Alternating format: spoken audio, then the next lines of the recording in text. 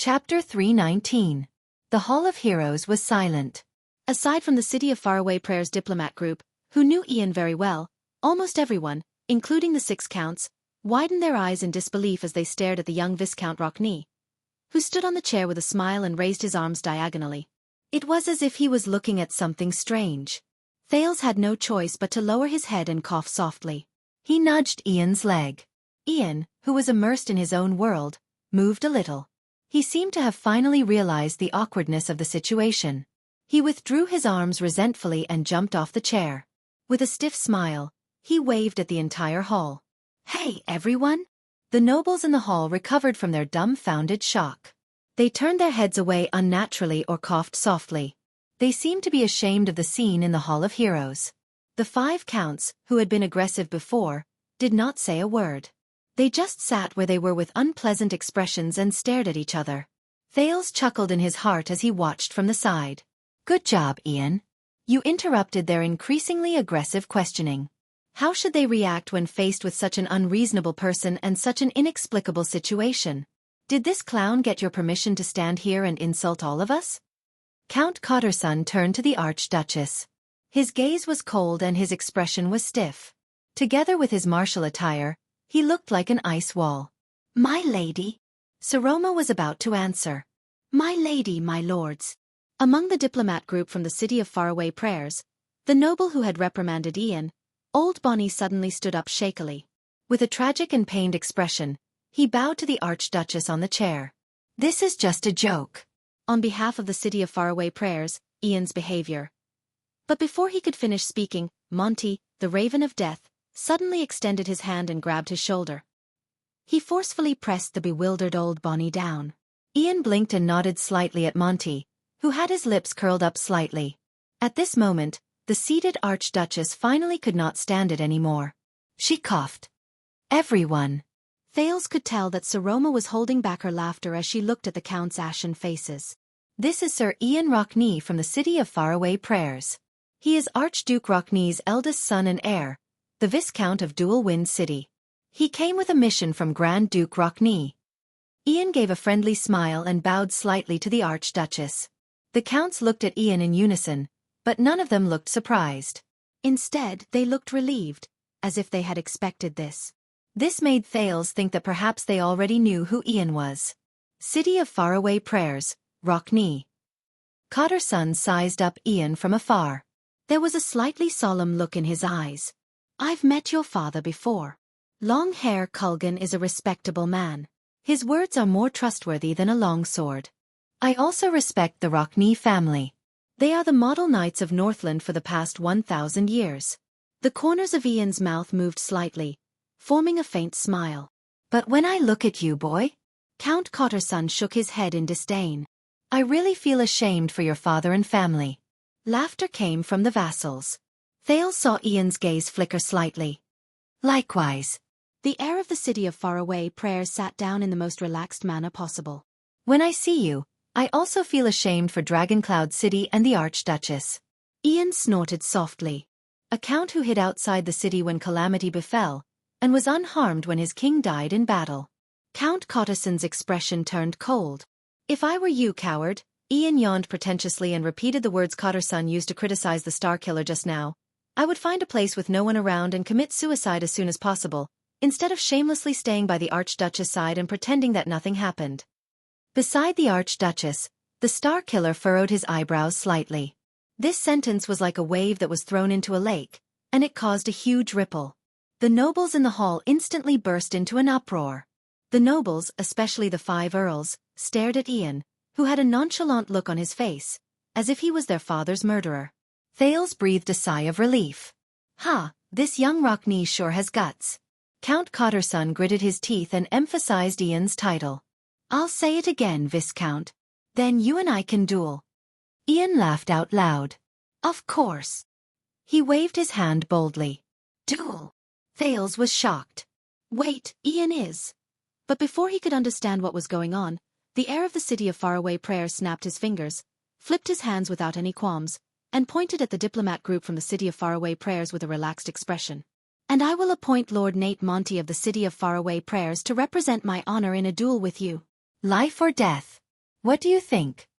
In the distance, Monty, who was scratching his neck, instantly froze. The Count's expression stiffened again as they looked at Ian. Ian maintained his smiling expression. Looking for a representative in a duel? Is this guy really a Northlander? Thales exhaled. Fortunately, Ian is still Ian. He won't suddenly become a heroic man who is unafraid of death. You're hiding behind the Raven of Death in the face of a duel? Count Cotterson looked at the resigned Monty, then at Ian. His voice was filled with unbearable anger. Coward, you're a disgrace to us Northlanders. The nobles in the hall snorted disdainfully, sneered, and even cursed. But Ian gladly endured these gazes, as if he did not feel anything.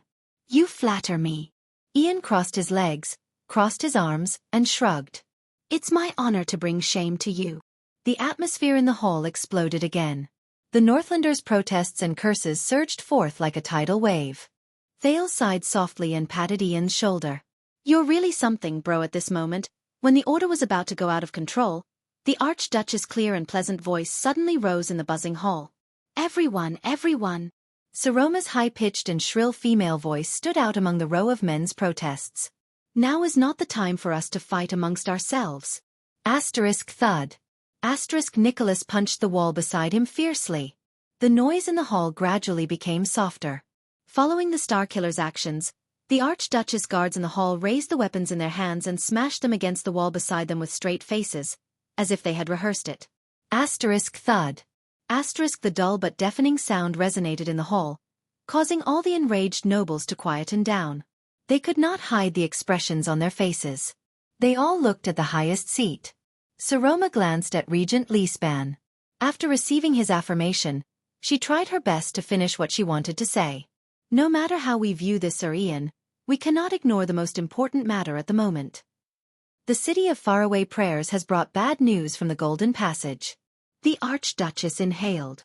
20 years ago, the Alliance of Freedom, which bowed to the late king's army, recently tore up the agreement they signed with my grandfather. Everyone, the dignity we took back for Extet with our own hands 20 years ago has been violated again. The Archduchess' voice faded away. Ian snapped his fingers. Under the disdainful gazes, he spread his hands and made a gesture that said, "That's how it is." No one spoke. Thales closed his eyes. It's here. The real drama. They seemed to be thinking. Then the old Count Nazir spoke slowly. The cowards in the West have finally become strong-willed for once. The Count of Rubble Mausoleum and Harting County sighed. However, history always repeats itself, and people still don't remember their lessons. Perhaps the state affairs of Extet seem to have attracted the Count's attention a little, or perhaps it was related to the war they once fought. In any case, the Counts no longer bothered about the disgrace of the city of faraway prayers. Even Count Cotterson only snorted coldly and turned his head around. It seems like. Thales observed everyone's expressions, and his heart sank. They all knew what was important and what was not. However, for the Counts, the truly important matter might not just be the Alliance of Freedom. The Alliance of Freedom. Those cowards would not dare to do this alone. Who is supporting them from behind? The one-armed Count Carcagel, who had been silent all this while, as if this matter had nothing to do with him, furrowed his brows. Those long ears again? No. Ian seemed to have regained his composure. This made the diplomat group from the city of faraway prayers feel much more relaxed. White Mountain is very peaceful. We have not received any abnormal information about the White Elves. I still remember 20 years ago. Count Liner's expression did not change. Those cowards in the Alliance only had mercenaries to fight for them. Tearing apart their battle formation was easier than tearing a piece of paper. Breaking through their city walls was as easy as climbing a ladder. The city of faraway prayers can completely solve this on their own. As long as they don't send clowns to fight, Count Cotterson added in disdain. Ian flashed a smile. The regent of Dragoncloud City, Count Leespan, clapped his hands and spoke with a solemn expression. His words were powerful and resonant. I believe that all of you are not fools. You know very well what the key to this game of chess is. You even know who the person behind the Alliance of Freedom is. The 5 counts narrowed their eyes and stared at Leespan. Ian coughed. Everyone, I believe that all of you know. King Chapman is oppressing and abusing the nobles in his domain. The Viscount from the City of Faraway Prayers sighed. The City of Faraway Prayers and our like-minded companions, such as Defense City and Elafure City, are working hard because of this misfortune. Ian raised his eyebrows. And now, we need Dragon Cloud City's support to tell the whole kingdom that the king cannot do whatever he wants. The incident with the Alliance of Freedom is an interlude, but it cannot be ignored. That is why I am here. The hall was silent for a moment, and everyone looked at the 6 earls at the front. But the answer that Ian received was not so positive. Count Liner said coldly, "Then go to the king. Perhaps if you give the king what he wants, the Alliance of Freedom will obediently lower its head." Ian frowned slightly. "Don't bother Dragon Cloud City." Cotterson snorted coldly. "This is not our war, at least not now." Thales frowned. Thales furrowed his eyebrows. "They can all see it. They are just—" Count Leespan spoke in a timely manner. "But this is our war. We cannot run away from it." The former prime minister, who had accumulated decades of prestige, made everyone look at him solemnly. Leespan said solemnly, 20 years ago, Dragon Cloud City responded to the Alliance of Freedom's rebellion with blood. This is the Dragon Spear family's glorious past, and proof of the late King Nuven's authority. We are the leaders of Extet, and we are duty-bound." Count Nazir stared at Leespan, who spoke sternly. He could not help but narrow his eyes. "Old friend. Besides, this concerns the Walton family's dignity and the born king's honor," Leespan said coldly. "When the West changes again, the Walton family cannot sit by and do nothing. Don't forget, we are Northlanders. And Northlanders of Dragon Cloud City. We never run away. Because we value honor more than lives and interests." The hall fell silent. Thales saw from the corner of his eye that Ian snorted disapprovingly. A smile finally appeared on the stressed Saroma's face. She looked at Leespan gratefully. "You're right, Seal. We need to dispatch troops to the west, just like we did 20 years ago, and restore Dragon Cloud City's illustrious reputation." The Archduchess seemed to heave a sigh of relief. As for King Chapman, at this moment, of course. Across from Count Leespan, Count Nazir, who was the first to the Archduchess' right, spoke. "Of course we are willing to fight for Extet's honor, and for your honor, madam." His old voice did not diminish his dignity. For a moment, it even reminded Thales of the former ascendant king. Nazir was like an experienced elder. He said patiently, "But as a vassal who has received the late king's kindness and is loyal to the Walton family, I have the responsibility and obligation to remind you to think one step further." Saroma's face tightened. Thales clenched his fists. An ominous premonition rose in his heart. "Following in your father's footsteps and dispatching troops to the west, perhaps you can indeed be praised by others, and even become a good story. But after we go to war, after we win and tear down the walls of the Alliance of Freedom, what will happen?" Nazir looked around the hall and said softly, "We, Dragon Cloud City, are nothing more than a chess piece that swings back and forth between the City of Faraway Prayers and Black Sand region, used by others." Ian raised his eyebrows. Saroma's face tightened. She was a little anxious. She was about to speak, but, "Yes, perhaps you protected Dragon Cloud City's dignity, and people praised you as not bad," Nazir interrupted his vassal calmly. "But what can Dragon Cloud City really get?" All the nobles in the hall listened to him quietly. Especially the other 5 counts. Lispan's expression was especially unpleasant. Nazir continued, "The authority to command Extet again? Or the spoils of war sent by the City of Faraway Prayers? Or a certificate of commendation from the king from Black Sand region?" His voice reverberated in the hall. Nazir stared at the Archduchess with an electrifying gaze. Saroma bit her lower lip and glanced at Thales for help.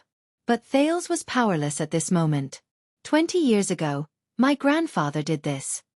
He reaped. The Archduchess was a little flustered. She was interrupted again.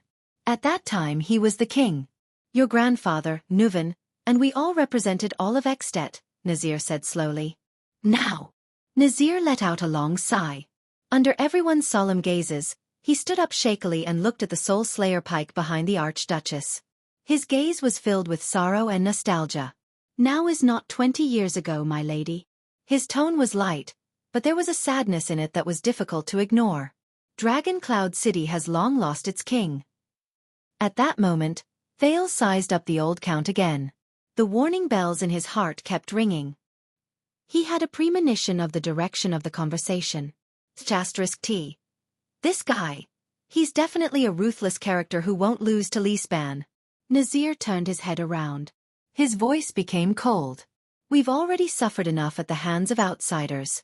Why should we be the vanguard of others and get involved in this mess?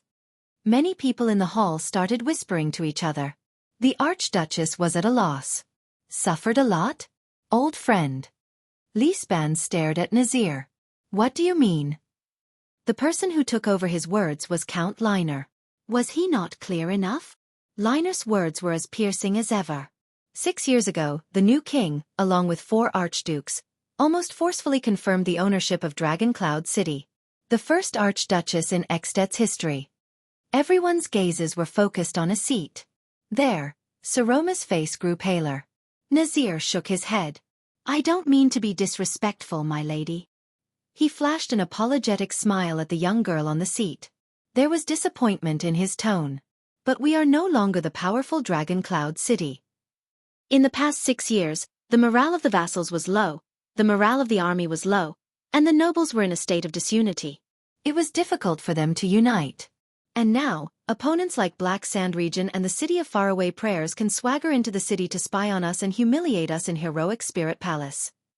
Ian was about to say something, but Thales grabbed his shoulder. No. The prince frowned. It's not time yet. Count Nazir clasped his fists tightly. His expression was solemn.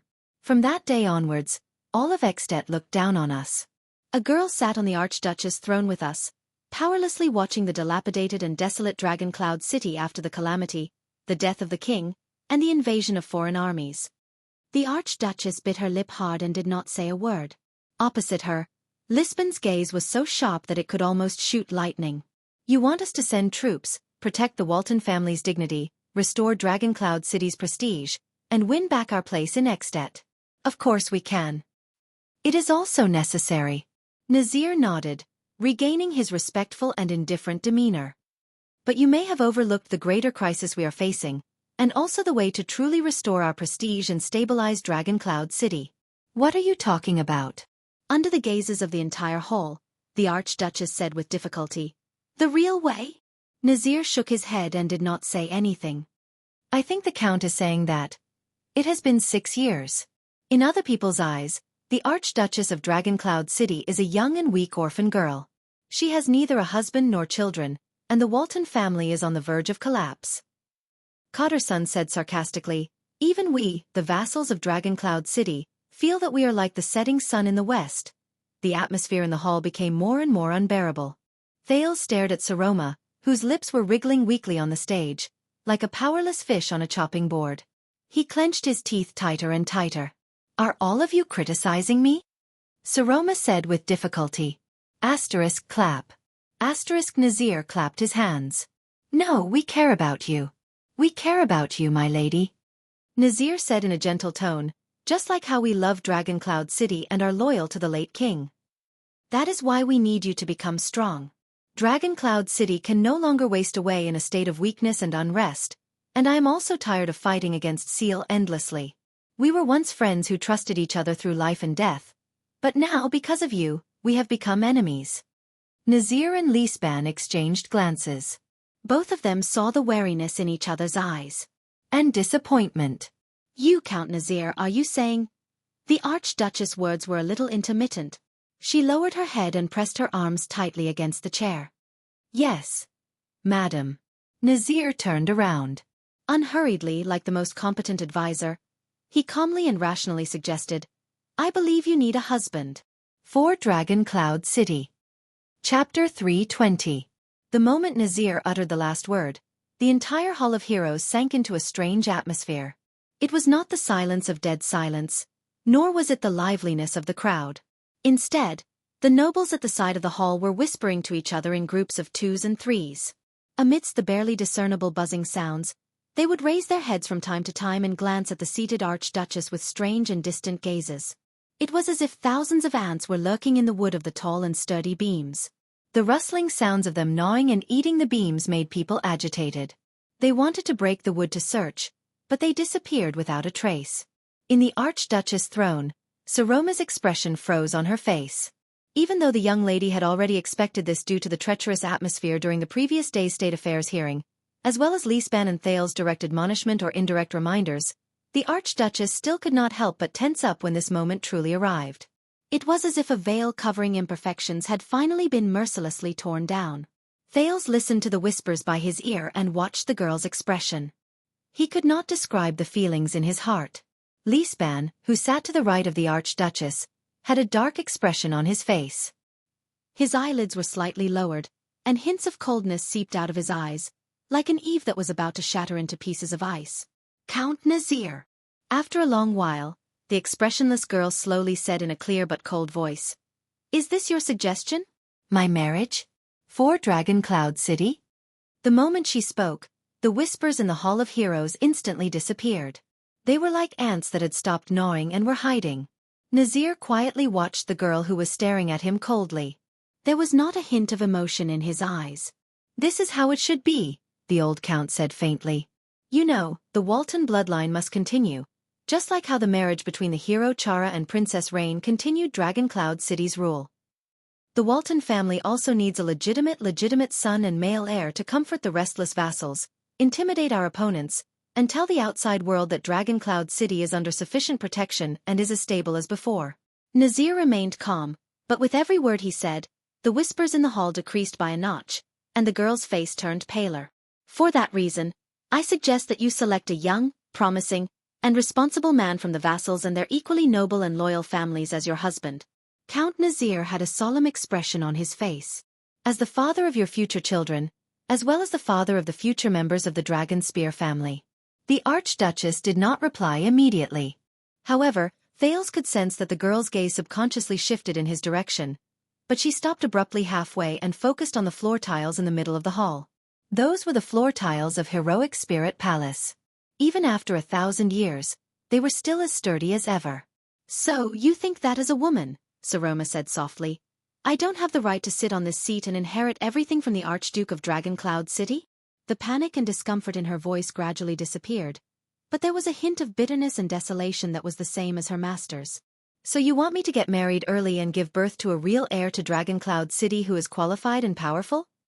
The hall became completely quiet. The vassals who had been loyal to the Walton family for generations no longer whispered to each other.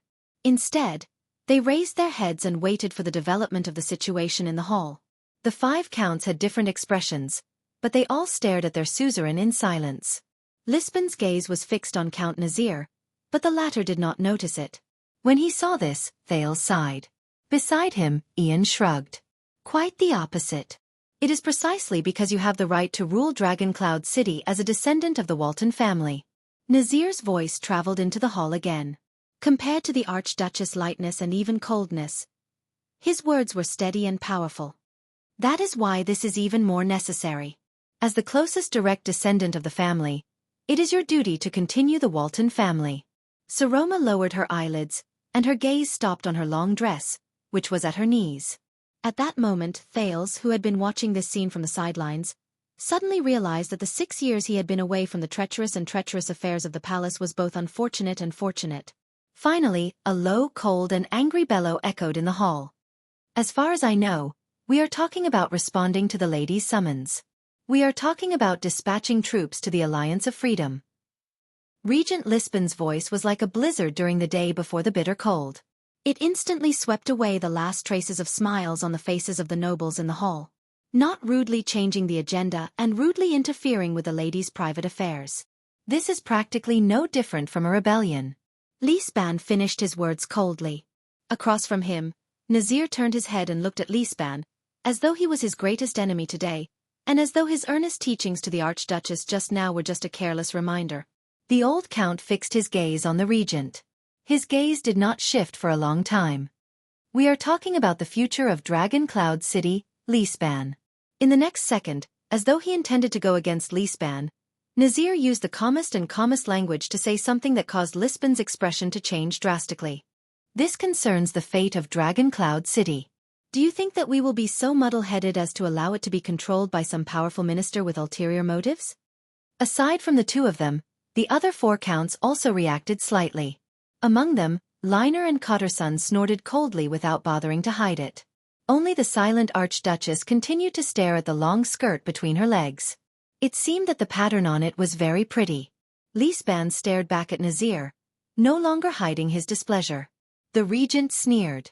So, you forced the Archduchess to marry the person you liked? Holding Dragoncloud City firmly in your hands is not called muddle-headed, right? The argument between the two lords echoed in the hall, but no one dared to interrupt them. Thales listened to their conversation coldly. Liesband and Nazir were two Northland families with equally long histories. When it came to achievements, they did not even lose to the 9 Knights of Raikaru. Since the era of the King of Dragon Knights, they had been the Walton family's left and right arms. Together, they supported the flag of the Cloud Dragon Spear in Dragoncloud City. And now, a second later, Nazir and Liesband averted their complicated gazes from each other. No one has ever been able to force an archduke to do anything, not even the king. Nazir lowered his voice slightly and changed the topic of the conversation. But the reason why the archdukes have the right to stand in this position and accept the vassal's loyalty is precisely because they know where their responsibilities lie. Nazir no longer looked at Liesband. On the contrary, he was staring at Saroma with a strange gaze. Her face was livid, and her gaze was unmoving.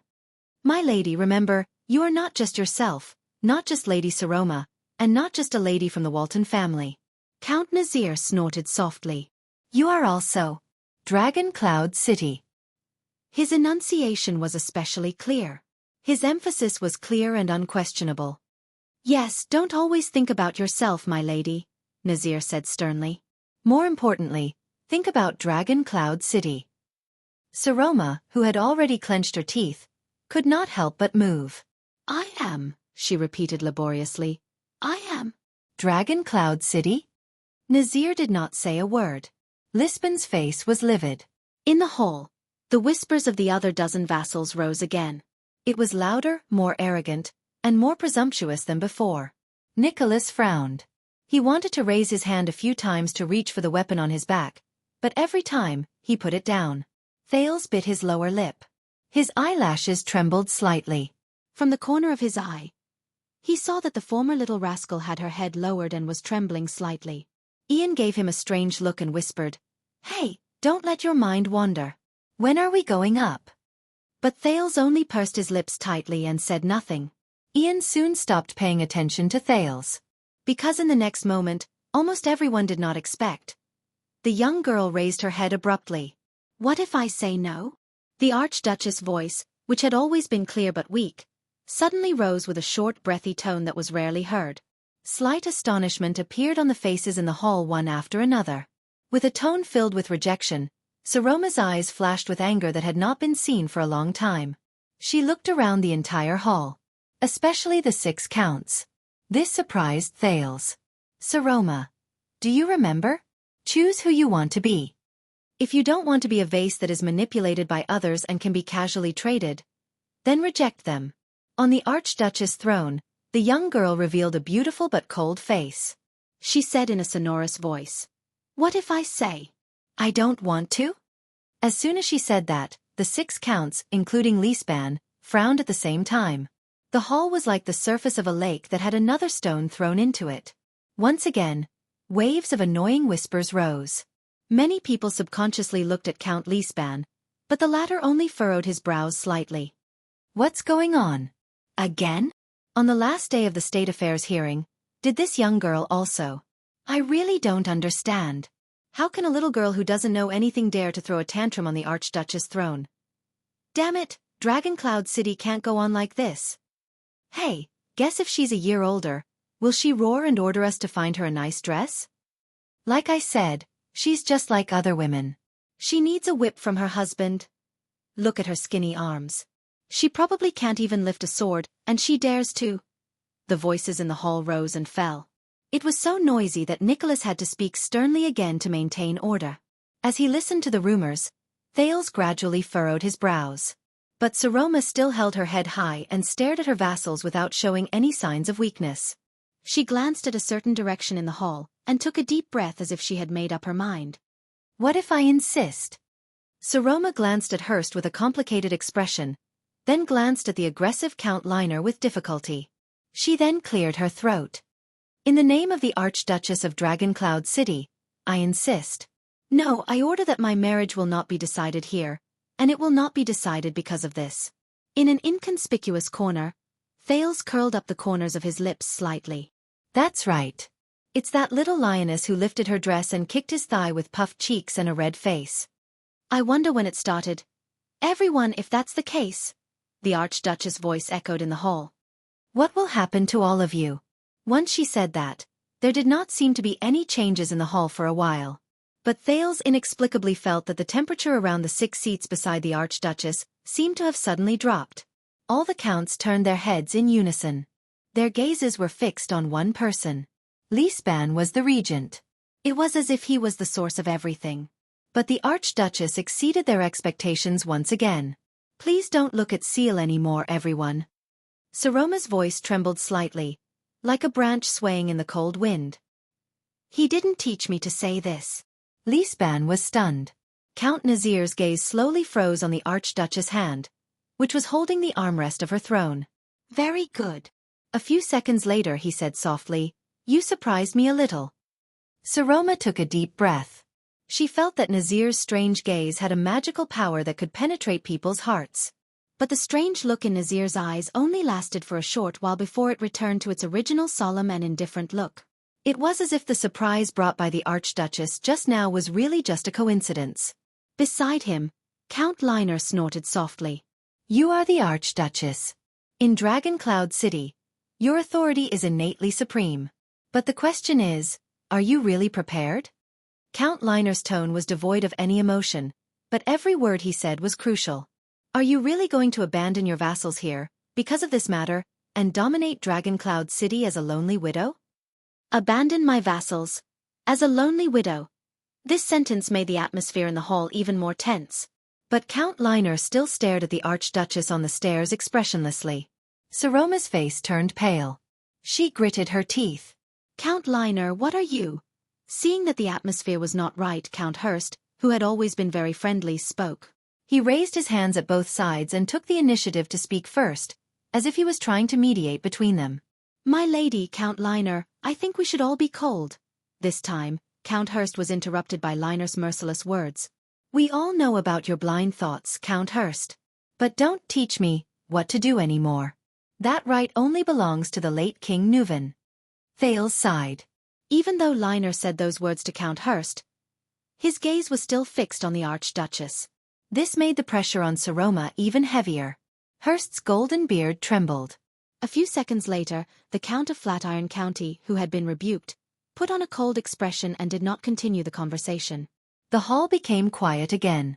Thales and Ian were the only ones who were paying attention to the development of the situation with completely different emotions. The Archduchess' expression was as calm as still water. The vassals' gazes were as sharp as swords. Soon, Count Nazir sighed and rejoined the conversation. That is truly regrettable, my lady.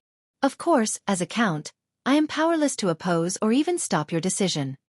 Like a slightly disappointed old man, Nazir shook his head and said softly, But I, of course, only I will still advise you, and even advise you with my actions.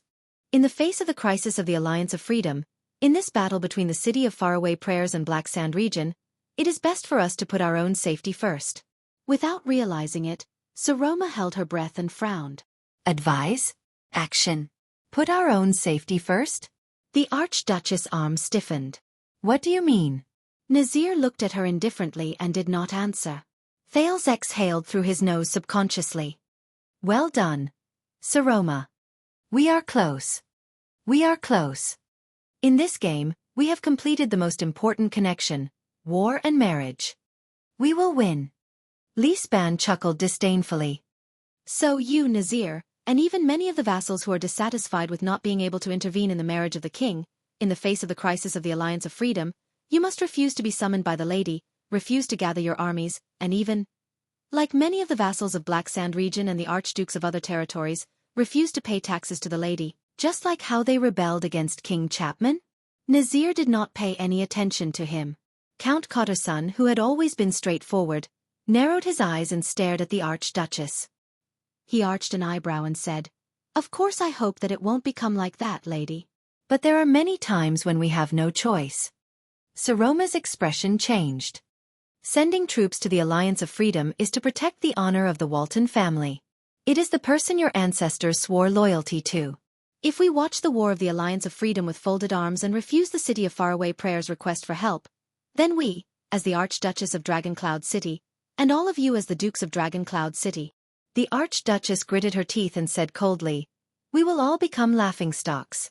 Whether it is a weak woman who is powerless to protect the name of her father and ancestor, or a Northlander who is cowardly and does not dare to face the enemy she defeated years ago.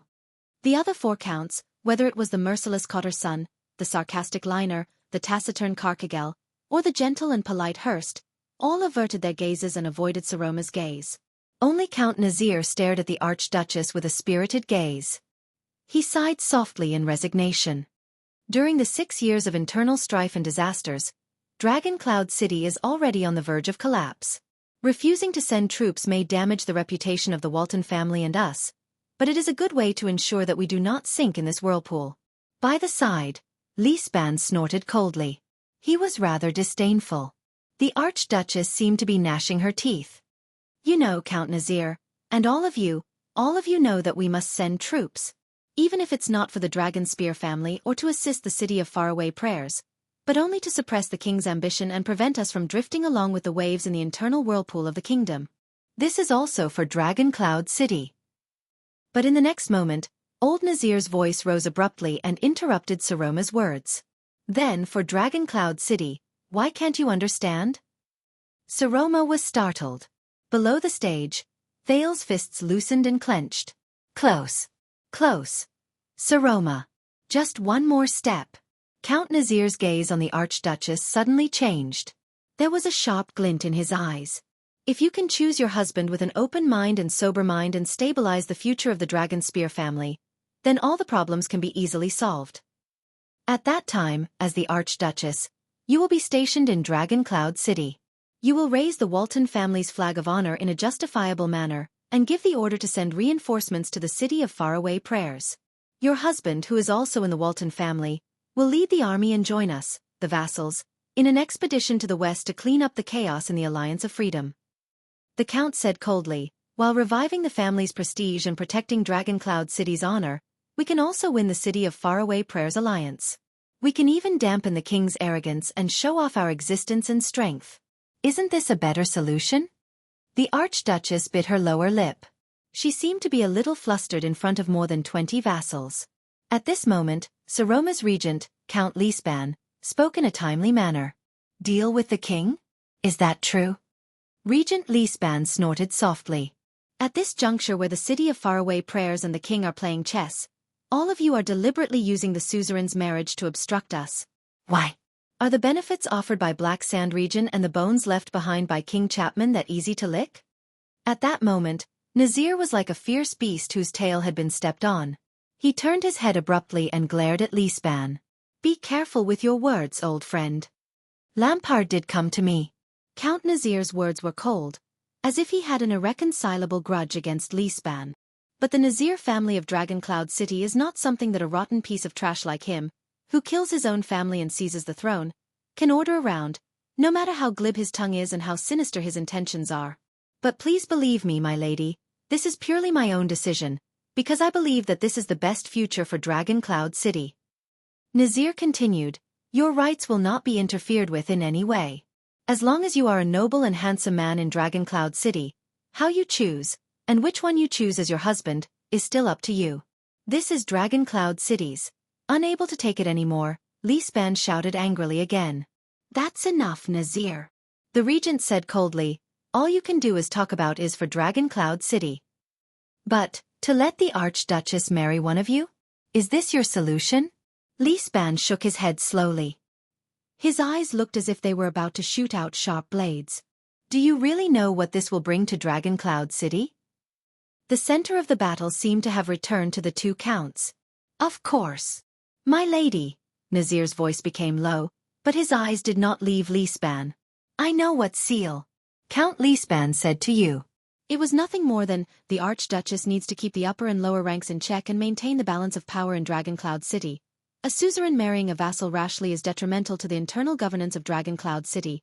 You cannot entrust your identity and power to Dragon Cloud City, and other such excuses as the reason why you refuse to marry him. Indeed, it is not without reason. I have worked with Seal for many years, and I know better than anyone else that he is not a fool. These worries do exist. Nazir stared at Lisban with a complicated gaze, but when he turned to the Archduchess, his gaze became even more peculiar. I originally did not want to say these words, my lady, Nazir said softly, but you made me suddenly realize that perhaps I should not treat you like a young child who knows nothing. You are, after all, the Archduchess. Saroma thought of something. Lisban furrowed his eyebrows. So, do you think that your marriage is really just like what some people said, to bind the Walton family's power to a certain family in Dragon Cloud City and seize it into our hands? No. Count Nazir spoke softly with slight exhaustion. This is for a higher and more important purpose. Everyone, the next chapter has been coded and edited. It is scheduled to be published at 12:30. I am going to eat. Chapter 321. Saroma put on a contemplative look. The old count leaned back gently and subconsciously looked at the stone carving of the cloud dragon spear above his head. Everyone! Nazir spoke loudly, attracting the attention of the vassals in the hall. He did not sound like an old man at all. It's been 6 years. When the born king's might was no longer there, due to all sorts of stupid reasons, the so-called balance of power, peace and tacit understanding in Dragon Cloud City were long broken. Nazir looked exhausted, as if he was talking to himself. The hall fell silent. His words made many people sink into contemplation. The 6 most powerful vassals broke off one after another over the vacant position of power left behind by King Nuvan. The other 4 counts moved in unison. Other than Count Carcagel, the other 3 subconsciously avoided Lisban's gaze. On one side, we, the counts, suspect that the powerful Lisban monopolized the political situation, isolated the Archduchess, and attempted to overrule the great legacy left behind by King Nuvan. On the other side, Lisban sat in the position of regent. He hated us for not listening to orders after the late king passed away, and for our selfishness and self-preservation. Saroma was stunned. Nazir stared coldly at Lisban, whose face was as cold as ice. There was disappointment and hatred in his eyes. The slightly smaller families ruled conservatively in their own territories. They trembled in fear in this kind of confrontation. They benefited from both sides, and were afraid of taking a wrong step. The buzzing noises from the vassals quieted down for a moment. And the arrival of the calamities and the Queen of the Sky, the sudden death of the born king, and King Chapman's strange coronation in this place.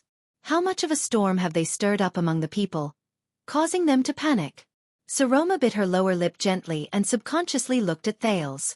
Nazir turned to the Archduchess. His tone was rather awkward. You are single and unmarried, and the Prince of Constellation, who has a sensitive status, often accompanies the palace. Who knows how many rumors have been stirred up, and how many people have been corrupted? Saroma stared at Thales without moving. But Thales only looked down at the tiles, even though Ian winked at him a few times to hint at it. Pain and anger flashed in Nazir's eyes, making it difficult to tell whether he was telling the truth or not.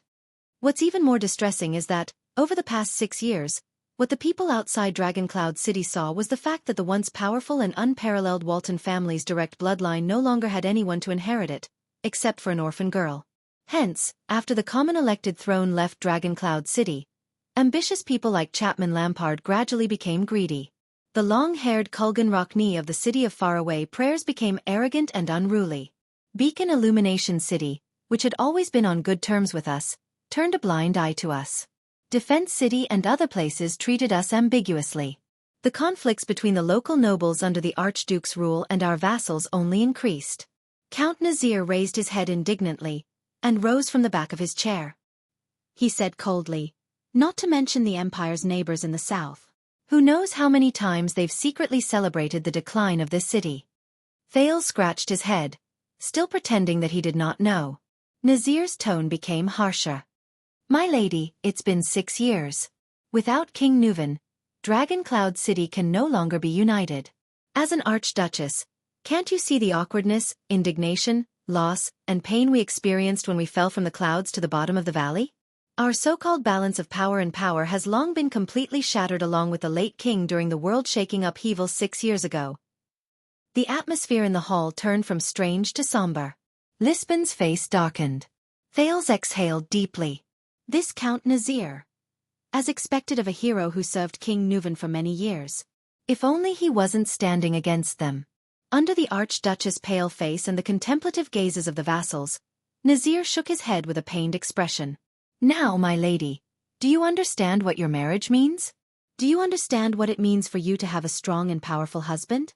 Do you understand what it means for you and your family to have a healthy and reliable heir? Nazir's expression was stern.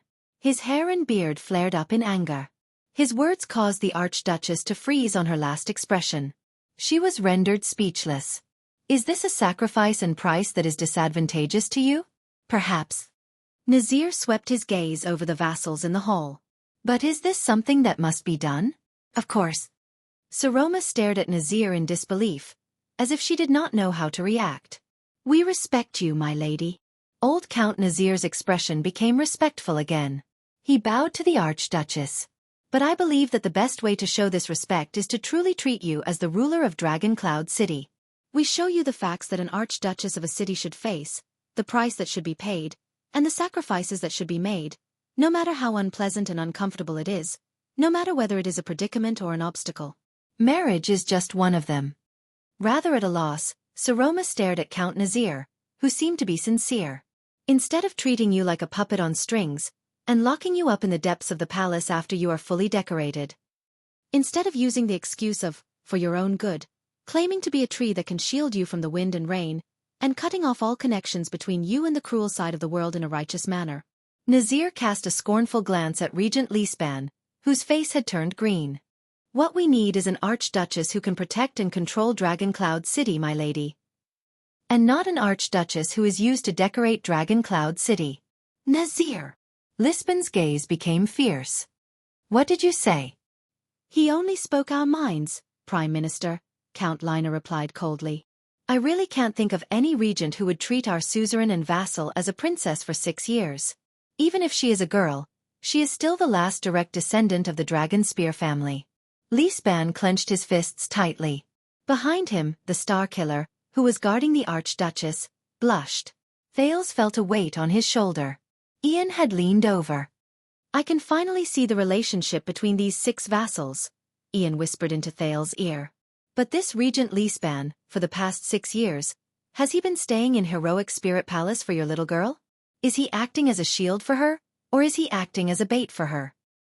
You've asked the most critical question, Your Grace. Thales took a deep breath and forcefully suppressed the conjecture in his heart. Now, it is time to break that vase, my lady. Count Nazir ignored Lisban.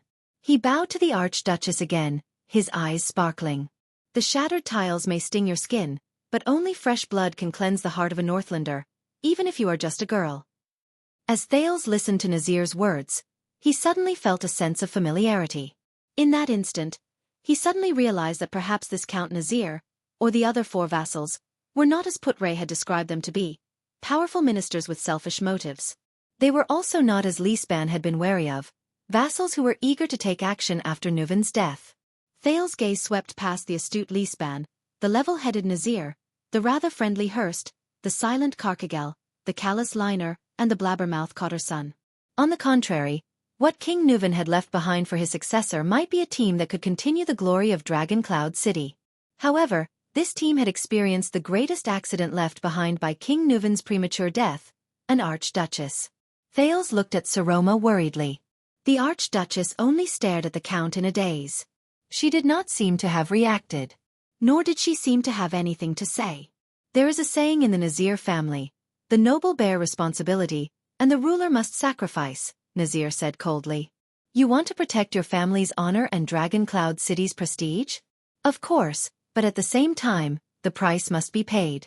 This is you and your fate. Lady Saroma. No one knew that at that moment, Prince Thales, who was fully focused, gently closed his eyes. He vaguely remembered that day many years ago.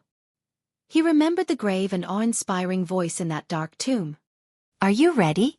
From the moment you are crowned with the name of Jade Star, to fight for Constellation, to die for Constellation, and, Thales opened his eyes abruptly. Just as everyone in the hall fell silent because of Count Nazir's words, a familiar cry of pain broke the silence again. Ouch, ouch, ouch, ouch! The gazes in the hall were conflicted and dissatisfied as they looked in the same direction again. The heir of the city of faraway prayers, Viscount Ian Rockney, was yelling in an exaggerated manner. He rubbed his calf and looked indignantly at Thales beside him. Thales quietly retracted his leg as if nothing had happened, as if he had never kicked Ian's leg. What now? Count Cotterson's anger was almost overflowing. Lord Clown? The Archduchess and the vassals also looked at him. Ian sighed and ignored the secret signals the City of Faraway Prayers diplomat group sent him. He shrugged helplessly and put on a relaxed smile. I'm sorry to interrupt. The young Rockney stood up and gestured for them to stop. He smiled apologetically, as if he was really embarrassed. All of you are having a heated discussion, but does anyone still remember the original topic? Remember the Alliance of Freedom, remember that we are the important parties involved? The 6 counts were slightly stunned. Yes. Ian was beaming with joy. He looked at the people in the hall and gestured with his hands and feet, as if he was teaching children words. City of Faraway Prayers. On the other side, the members of the diplomat group from the City of Faraway Prayers sighed and lowered their heads. They no longer held any hope. Thales shook his head. It's here. He raised his head and met Saroma's gaze on the stairs. He even gave her a reassuring smile. It's okay. Just like many years ago. No. Count Cotterson did not fall for Ian's self-proclaimed humor at all. I only know that a conceited clown insulted all of Dragon Cloud City yesterday, and today, he came to us with a grin on his face to ask for our help, asking us to send troops to save them. The vassals looked at Ian coldly as he stood in the middle of the square. Ask for help? Save them? Ian raised his eyebrows, as if he was a little surprised. But in the next second, he revealed a look of realization, as if he understood what was going on. Then he grinned. Ha ha ha ha ha. Laughing, Ian shook his head and waved his hand, as if he had heard the most unbelievable rumor. No. I think everyone, including the Archduchess, may have misunderstood what I meant. The Archduchess and the 6 counts revealed strange expressions. The other dozen vassals also frowned. In fact, from the beginning to the end, I never said anything about dispatching troops.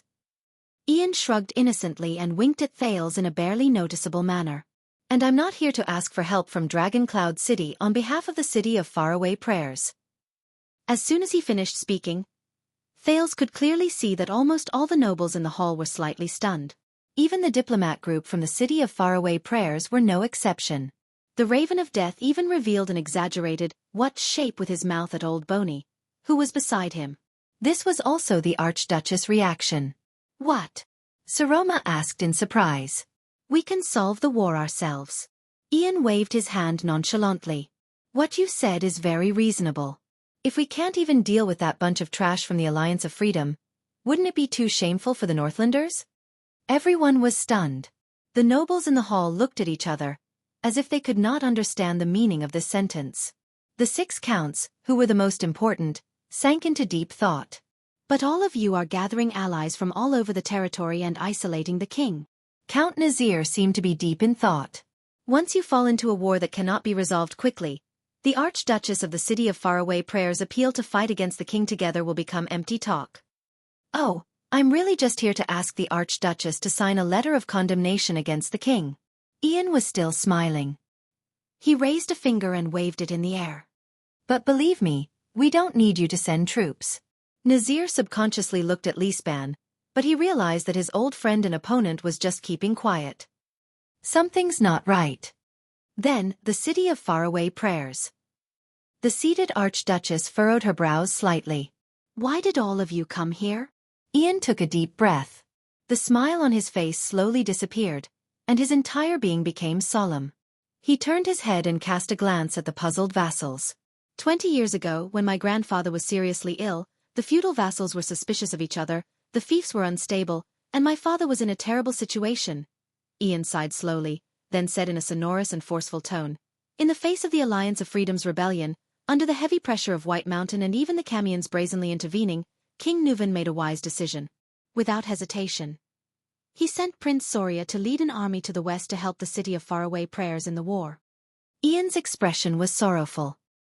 He bowed deeply to Saroma, who was seated. The Xueqi family will always remember this kindness. The vassals stared at the Viscount's unusual behavior, and endless puzzlement arose in their hearts. Saroma swept a glance at Thales. Ian straightened his body. His eyes were filled with reverence and excitement. And that war forged the Walton family's glory. Regardless of whether it was the Alliance of Freedom's army, the mercenaries secretly sent by Camus Union, or the elite troops of the White Elves, when they faced Dragoncloud City and Extet's powerful army, they were all defeated at the first touch. They were far from being able to withstand it. Thales was secretly amused when he heard that. You speak as if you personally witnessed what happened 20 years ago, 19-year-old Sir Ian. Ian smiled at the vassals. My lady, your father and grandfather, oh, and also the families who joined the expedition to the west with you, spread the mighty name of Dragoncloud City and the Dragon Spear family throughout the Golden Passage. You intimidated Camus Union, forced the White Elves to retreat, and your influence has continued to this day. That is your grandfather's historical achievements, your father's military achievements, and the glory and honor of your family. Nicholas the Star Killer grinned a little. Monty, the Raven of Death, shrugged in tacit agreement. Count Nazir furrowed his brows. Why did he say these things? Could it be? But I can also see that the great Dragoncloud City is in trouble. His expression was the same as Count Nazir's, who was grieving just now. The scene just now made me extremely worried. You wanted to follow in your father's footsteps and protect the family's glory, but you were forced by the situation in Dragoncloud City, and it was difficult for you to do so. The Walton family was helpless. Aside from Leesban, the expressions of the 5 counts became more and more unpleasant. Their gazes became more and more bewildered. But it doesn't matter. Ian clenched his fists and waved them forcefully. The Viscount of the City of Faraway Prayers took a step forward without hesitation. I, the heir of the Xueqi family, Ian Xueqi of the City of Faraway Prayers, will make up for your regret. The Archduchess stared at him, puzzled. She blinked. Ha! Thales lowered his head. Very well, everything is going according to plan. I hope nothing goes wrong. But it's clearly a step in the plan. But what's with this slight displeasure in my heart? Thales subconsciously clenched his fists. Ian's gaze was firm, and his words were sonorous. Saroma, please be at ease. On behalf of the City of Faraway Prayers, I will lead an army to tread on the path your father took on his expedition. I will carry the Dragon Spear family's flag, carry your family's glory, and fight against the Alliance of Freedom. His sudden change in how he addressed the Archduchess shocked many people. In the name of the Walton family and the Xueqi family, I will teach those useless Alliance of Freedom a lesson, and rewrite our history. I will plant the Cloud Dragon Spear flag and the Knight's Law flag on top of Fort Liberté once again, and let all bards recite the great victory that belongs to us and Extet. I will tell our enemies that Saroma Walton, King Nuvan's granddaughter, Prince Soria's daughter, has collected the debt that belongs to the Dragon Spear family. Ian acted like a fanatical recruit. In the face of his aggressive gaze, the Archduchess panicked a little. Realizing something, Count Nazir gritted his teeth and said, Enough, Sir Ian. But the Count could not interrupt Ian. Please do not worry.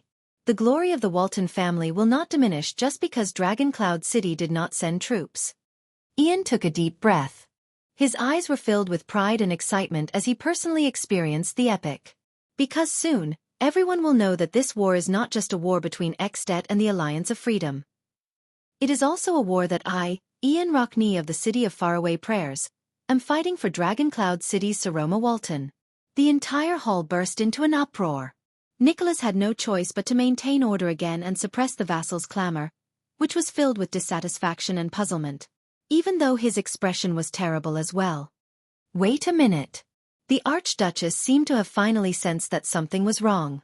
She stuttered and said, Sir Ian, you are? And after the glorious victory, I will return with the glory of recreating the achievements of your father and grandfather. Ian did not pay any attention to the stunned Saroma. He only immersed himself in his own world. He exhaled, and in an instant, he turned from a fanatical fighter to a gentle poet. Of course, when the time comes, please kindly agree to a request of mine, a request that makes me feel humble and unbearable. Peer request. Saroma's face turned pale. For the first time, she exchanged glances with the 6 counts who also had unpleasant expressions on their faces. It was as if they were only standing together at this moment. Ian extended his hands and gestured gently at the seated Archduchess. "This is the repayment of the city of faraway prayers, and also my sincerity, Sir Roma. I will use this great war to win the right to approach you." At this moment, when the vassals are at odds with each other and the territory is filled with internal strife, I am the only one who can protect your family's glory, and also the only one who can protect your prestige as an Archduchess. Sir Roma exchanged countless glances with the counts, who were also caught off guard. She raised her head with great difficulty and awkwardly said, "You mean?" Beside Ian, Prince Thale's expression was stiff. He clenched his fists tighter. "This is just a plan. Nothing. This is just a plan. Calm down. Calm down," he said to himself. Ian took another step forward and stared at Sir Roma from afar. A dreamy longing appeared on his face. It was as if that was his only pursuit. "Let me continue to protect you from now on with glory, good lady." The young Xueqi stated his intentions in a gentle and tactful manner. "Let the city of faraway prayers become your strongest and most powerful backing and trump card." At this moment, the hall truly sank into a dead silence. The counts' faces were ashen. Please let the Xueqi family and the Walton family truly stand together and restore their glory. With the most longing and gentle gaze, Ian's words trembled with excitement. "From now on, we will protect you and your family's glory together." The beautiful and noble Lady Sir Roma Walton. The young Ian tried his best to suppress his passion, but it was difficult for him to conceal it. He stroked his heart and said softly, "Marry me." At this moment, in the Great Hall of Heroes, from the Archduchess and the 6 counts to the rest of the vassals and even the guards, everyone was dumbfounded. They were inexplicably shocked, as if they had seen the most unbelievable scene in the world. Except for Thales. The Prince of Constellation stared at Ian's legs with a cold expression and clenched his fists. He almost clenched his palms. "Forget it, I'll just send it out." Clenched fist, "From today onwards, I will be a diligent person who writes." Chapter 322. Is this another one of your jokes? After a long while, amidst the shocked vassals, Count Cotterson was the first to speak. "Clown?" Ian turned around.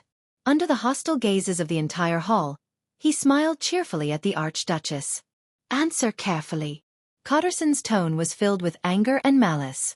Without waiting for the other party to reply, he said, "Because it might cost you your life." The silent Thales noticed that even though most of the vassals were surprised, there were still a few people who stood out.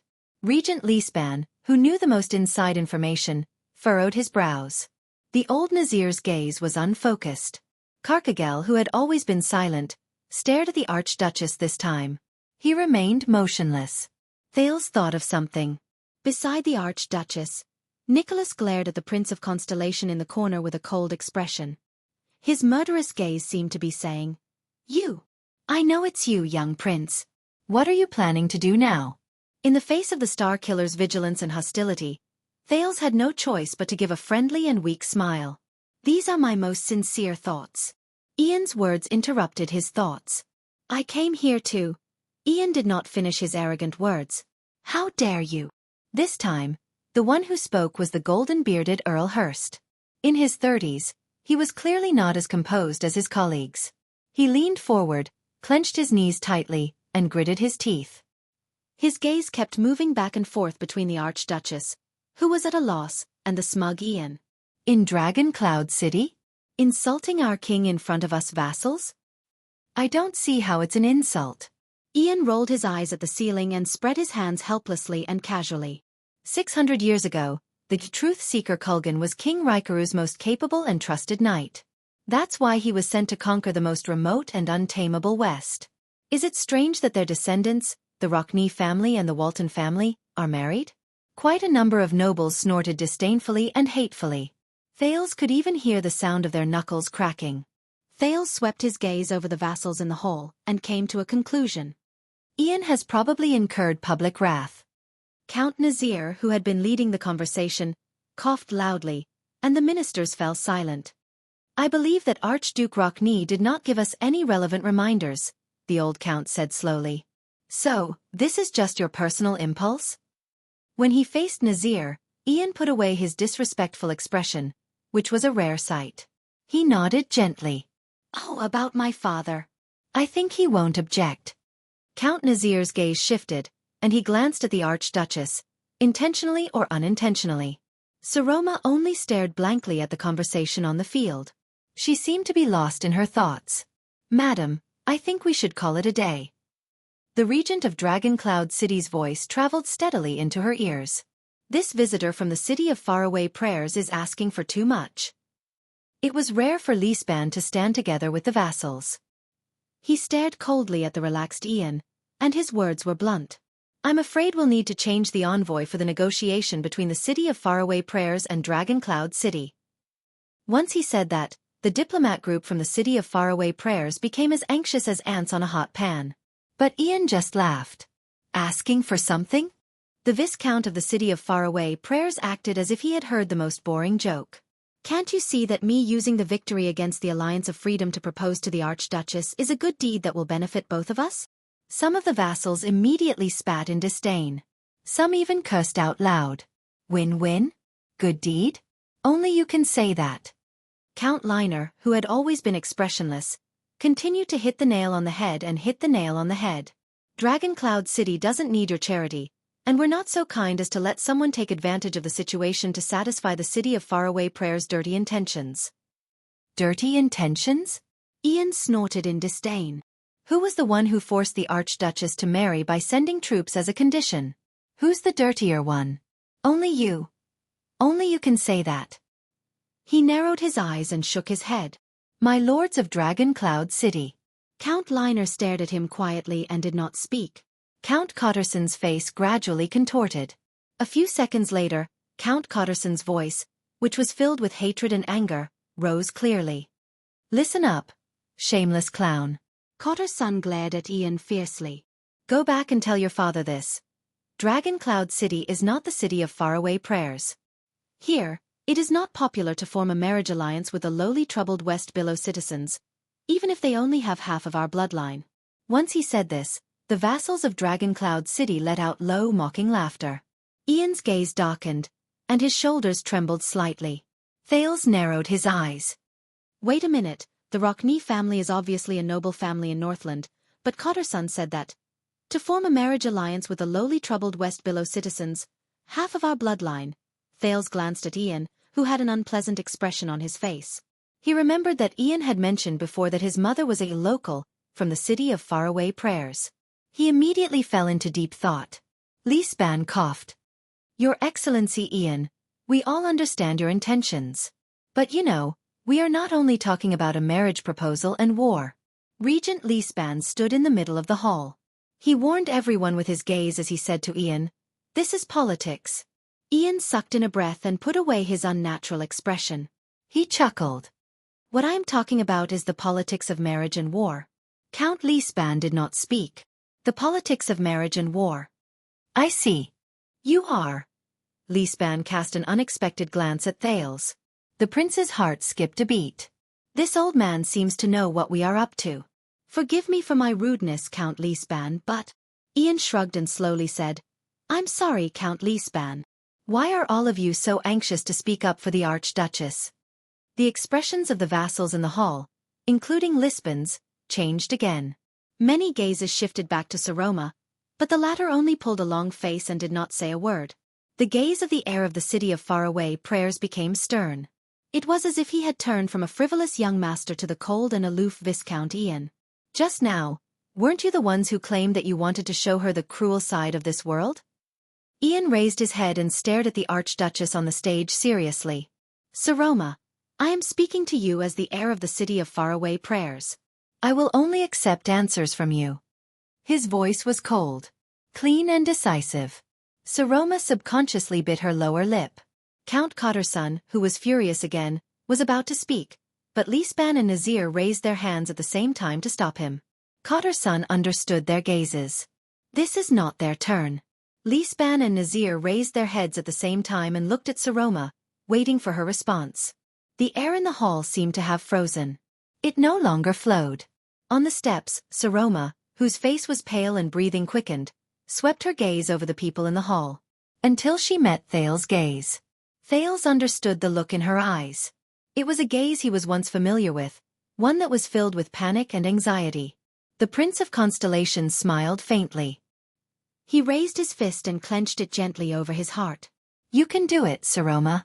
You can do it." The vassals still stared at her closely. Their gazes were filled with judgment and sizing up strangers. In the chaotic hall, Saroma and Thales' gazes met for a moment before they looked away. Thales lowered his head and sighed in his heart. "Of course, Saroma, if you can't." He looked at his right palm. There were 2 scars left by a dagger when he was young.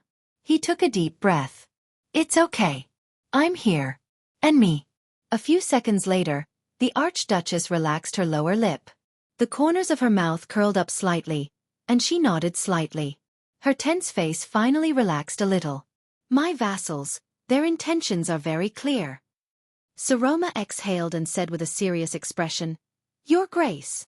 She slowly said, enunciating each word clearly, "The marriage between us is impossible." Ian's expression changed. As if someone had opened a window, the frozen air in the Hall of Heroes finally flowed again. Thales could feel that many of the vassals breathed a sigh of relief without batting an eyelid. Among them, the 6 counts were especially special. Nazir glanced at Lisban, who was opposite him, again, but the regent just avoided his gaze. This made Nazir sink into deep thought as well. Saroma lowered her head and took a deep breath. "I am very grateful for your appreciation and pursuit, but you are, after all, the heir of the city of faraway prayers, and I am the Archduchess of Dragoncloud City. Even someone as shallow as me knows that this has never happened before." Under the vassals' gazes, which were much friendlier than before, the Archduchess cleared her throat and brought out the spirit she used to answer questions in Hick's class. She slowly said, "Our abrupt marriage will bring about unexpected consequences. Extet may have an archduke in the future, and he will have the right to inherit 2 territories and titles at the same time. This will cause the entire kingdom to lose balance, and it will also bring us unnecessary trouble." But she was interrupted by Ian's chuckle. "And you are just going to let your vassals do whatever they want to you and make decisions for you? Saroma?" Thales saw Count Nazir and Count Lisban frown again. Ian clicked his tongue and shook his head. Then his voice rose. "Oh no, my dear Saroma." The Viscount raised his index finger and waved it. He sighed and said, "Don't think about your concerns and worries first. Think about the consequences you are about to face right now. If your current position is shaky, then worrying about the imbalance of the kingdom is meaningless." Saroma was stunned, and the vassals' expressions became even more unpleasant. Ian's gaze swept past the 6 counts. He chuckled and said, "Your Grace, you know very well what the predicament you are facing is. The expedition to the Alliance of Freedom is a mission that you must complete. If you are unable to send your troops, it will not only damage your reputation, but also your family's reputation." Ian's smile became a little terrifying. His words also became fierce. "Your situation has always been difficult, but today if you still let this matter pass, you can only stand by and watch helplessly in the face of your family's mission, and you can only let your vassals do as they please without doing anything. Then from now on, the whole of Dragoncloud City, even the whole kingdom, will know that you are just a ruler whose words carry no weight. Even your vassals look down on you, even though they do not think highly of you to begin with." The heir of the city of faraway prayers said loudly, "Saroma, in order to avoid becoming an archduchess who has no opinions of her own, is manipulated by others, and is surrounded by wolves. Isn't this the reason why you gathered the vassals to attend the council hearing today?" The Archduchess did not speak. Thales saw the expressions of the 6 counts change one after another. "Then, good girl," Ian said faintly, "think about my proposal. Then, think about my suggestion. Think about what you can gain. As long as we, the City of Faraway Prayers, fight for you in this war, then the indifference of the Archduchess of Dragoncloud City will turn into a romantic and bashful reserve. You will be freed from the weak accusation of humiliating your family, and the Walton family's reputation will not be damaged in the slightest." Ian smiled faintly. "And after I win, this will become a beautiful story in all of Extet. It will change from a heavy story of a ruler and her vassals falling out to a romantic story of going to war for love." The hall was silent for a moment. The Archduchess still stared at Ian with a complicated gaze, as if she was thinking about his proposal. Count Liner and Count Cotterson looked at each other. They both felt that something was wrong. After what felt like a century, Saroma slowly raised her head. Her tone was a little desolate. Yes, when that time comes, I might have no choice but to marry you, the most sincere suitor who defended my father's honor for me, am I right? At that moment, all the vassals in the hall held their breaths. My lady! The young and vigorous Count Hurst could no longer stand it. His golden beard trembled inch by inch. I swear, as long as the Hurst family is still around, no one can force you. Saroma forced a smile at him. Then, can you count on these people? Ian raised his head abruptly. If I can use marriage to redeem my family's reputation, then compared to them, why isn't the city of faraway prayers a better choice? The young Rockney, who looked like he had victory in his grasp, chuckled and shook his head. In the future, no matter who it is, if they want to look down on your authority in Dragoncloud City, they will have to think about the price they have to pay. As soon as he finished speaking, the atmosphere in the hall changed again. The whispers of the vassals on both sides became softer and shorter. On the other hand, Regent Lisban and Count Nazir were both silent. Thales took a deep breath, retracted his observant gaze, and chased unnecessary thoughts out of his mind. So far, everything is going well. As long as there are no accidents. No, I can't be too optimistic. He clenched his teeth. Think about the places where accidents might happen. For example, the relationship between Lisban and the vassals is worse than we can imagine. Or, the Northlanders' deep-rooted view of women far surpasses their loyalty to their mission, the importance they place on honor, and their obligation to Dragoncloud City and the Archdukes. Or what I'm most worried about. When Thales thought of this, he cast a sidelong glance at Ian. Like the Viscount of the City of Faraway Prayers changing his mind midway. Perhaps obtaining a marriage alliance with Dragoncloud City is more profitable than directly asking Dragoncloud City to send reinforcements? Thales desperately thought about every possibility. I hope it doesn't come to that. I hope there are no accidents. Otherwise, Thales turned around and glanced at the door. Ralph noticed his gaze and returned it with a questioning look. Now. Thales shook his head and gestured. No, it's fine. It's fine for now. Besides, Ian sighed and shook his head at Saroma in an extremely gentlemanly manner. I hope you understand that, at least compared to your vassals, I have no intention of forcing them. What we need is a symbol that Dragoncloud City is standing together with the City of Faraway Prayers, and a symbol that the Rockney family is fighting for the Waltons. He nodded in a friendly manner. If the marriage is too hasty, we can also skip this step first. With this step, I will first obtain your permission to bring the Walton Dragon Spear flag. I am not in a hurry. When I return victorious from the war, I will deliver that romantic request. When Saroma, who looked extremely solemn, heard this, she could not help but be slightly stunned. She hesitantly said, Your Grace, you are very confident. Ian laughed. Because I believe that no suitor is more qualified to stand by your side than a person who has personally defended your family's honor. He looked around the hall and laughed under the vigilant gazes of Dragoncloud City's vassals. And which suitor is more trustworthy than the person who, in times of crisis, stands in front of you without hesitation, withstands all harm for you, and fights endlessly for your safety and honor? Who is more trustworthy? In times of crisis, stands up, withstands harm, fights endlessly. Saroma's mind wandered for a moment. She subconsciously raised her head and looked in Ian's direction. Ian furrowed his brows. No, the Viscount narrowed his eyes and observed the Archduchess' gaze. She's not looking at me. She's looking at the person beside me. Ian was deep in thought. Thales lowered his head and uncomfortably avoided a certain someone's subconscious gaze. He opened his clenched fists and tried his best to get rid of all unnecessary thoughts and suppress the unnatural feeling. But the moment he lowered his head, he saw Ian's boots again. They were not quite the same style as the Northlanders' usual noble boots. But at that moment, Thales only felt that the boots were very ugly. Wearing such ugly boots, to propose? Damn it. I really want to step on them. That's an easy choice. Ian straightened his collar and said in a calm and unruffled manner. In the hall, the vassals saw the Archduchess staring at the guests from the City of Faraway Prayers with a complicated gaze. Their expressions changed. The disgust in Count Cotterson's eyes had escalated to hatred. Count Hurst gritted his teeth so hard that they made cracking sounds. He desperately suppressed his anger. No, my lady. Count Hurst's panting grew louder. Please consider carefully. But the Archduchess only extended her hand and shook her head to interrupt Hurst. Count, I'm sorry. She put away her contemplative expression, cleared her throat, and turned to Ian again. Saroma said, So, you will fight this battle in the name of proposing to me, protect my reputation and authority, and then we will be connected by marriage? Ian's eyes lit up and he nodded. Yes. With this reason, I will bring the Cloud Dragon spear flag to Fort Liberté. Not only will you not need a single soldier to spread your prestige in Extet and restore your family's reputation, Ian continued to speak slowly.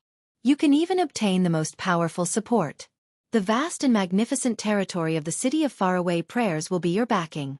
You do not need to be controlled by, if you know what I mean. He shrugged. At that moment, the entire hall was like eternal oil flowing in a world of ice and snow.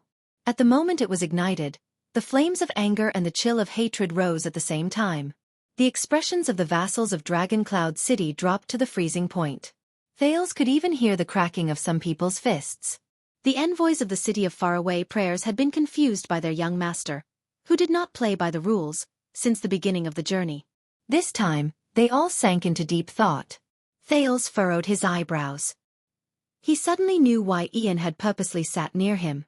To protect the Prince of Constellation, Lord Justin had arranged sufficient manpower in this corner to block off most of the vassals.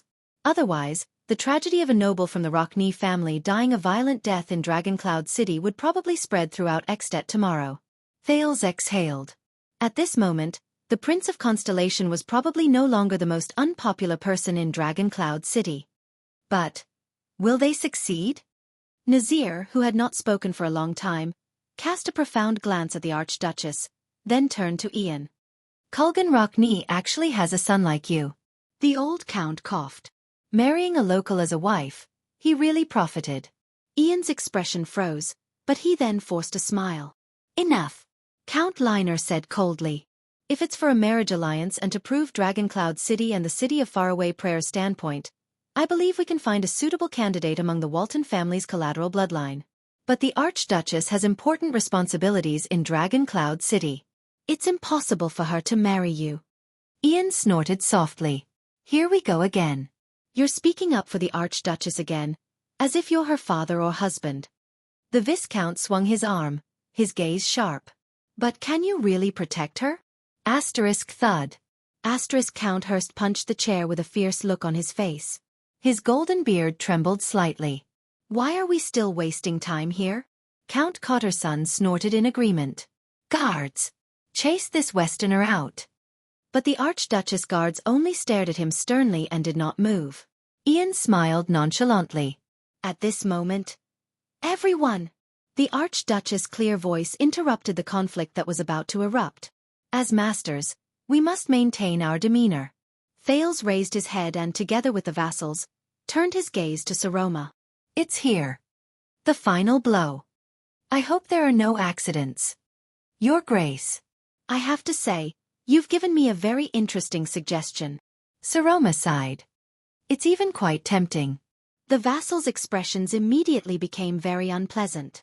Without sending a single soldier, I can solve the problem of the Alliance of Freedom, restore my prestige, my family's dignity, and even obtain the support of the City of Faraway Prayers. Saroma forced a smile with great difficulty. Her voice was filled with exhaustion. I only need to pay the price of a so-called romantic story. Ian bowed respectfully. That's right. Saroma looked at him quietly and nodded. The vassals could no longer sit still. Hurst could not help but exclaim in surprise. Lady! Count Liner narrowed his eyes and looked at the regent. Lisban, as the leader, as the regent, you have the duty to stop the lady's blind behavior. But Count Lisban was indifferent. He continued to look at Saroma. There was a hint of unfamiliarity in his eyes. Xueqi. Cotterson was furious. Lisban, we all know that the lady listens to you. Don't play dead. Say something. Nazir was also frowning, but his gaze was on Lisban. Only Carcagel, who had always been silent, did not say a word. He watched the situation in the hall quietly. The other vassals had different reactions.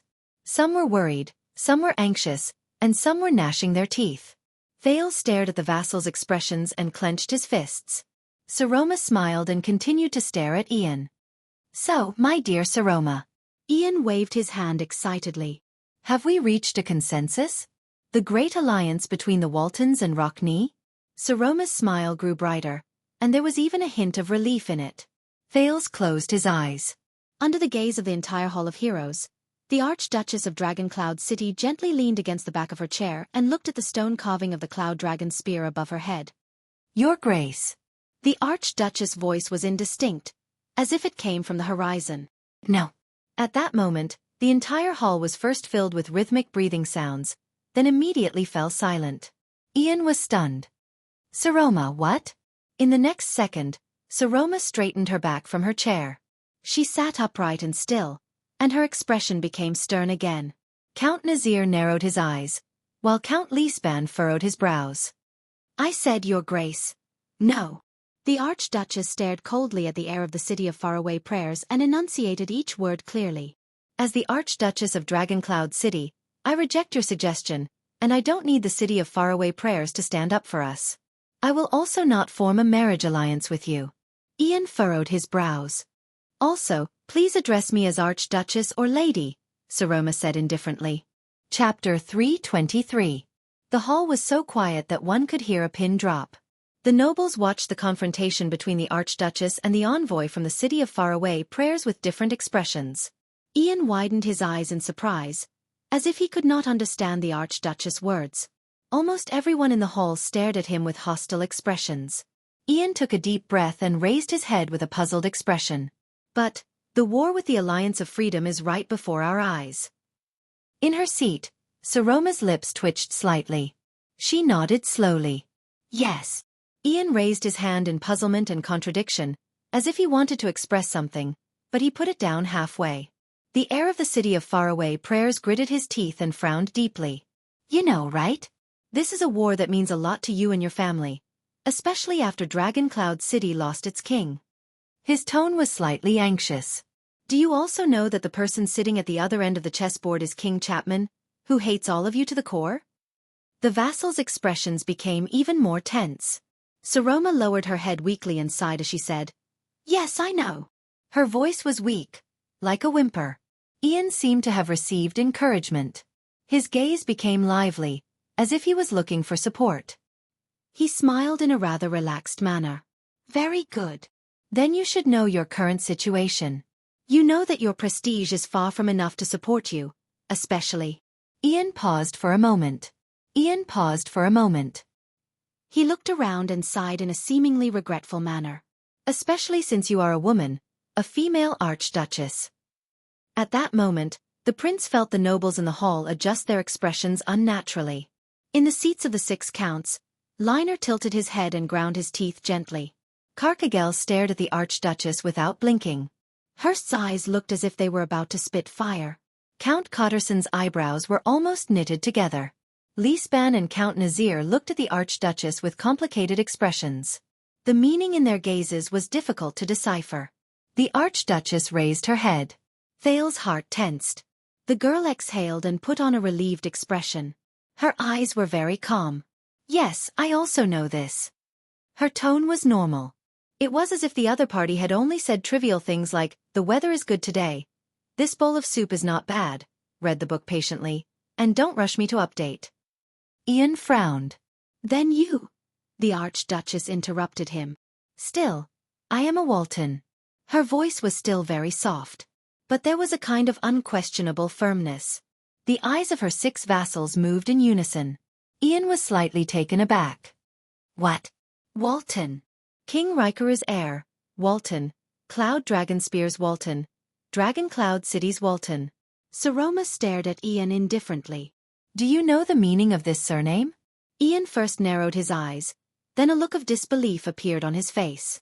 "Walton?" He exhaled impatiently. "Saroma, wake up. Think about the scene just now.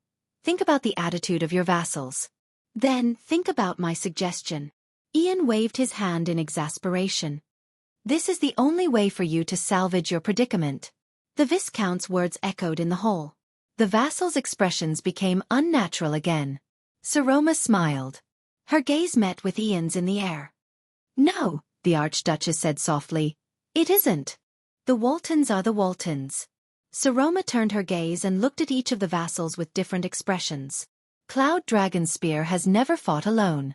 700 years ago, Raikaru stood in the sky with his spear, and the young Waltons followed closely behind him. And under the clouds parted by the dragon's wings, behind the 8 knights on the ground, Lisban, Nazir, Carcagel, Hurst, countless Northland knights, whether they are famous or nameless, charged forward without hesitation.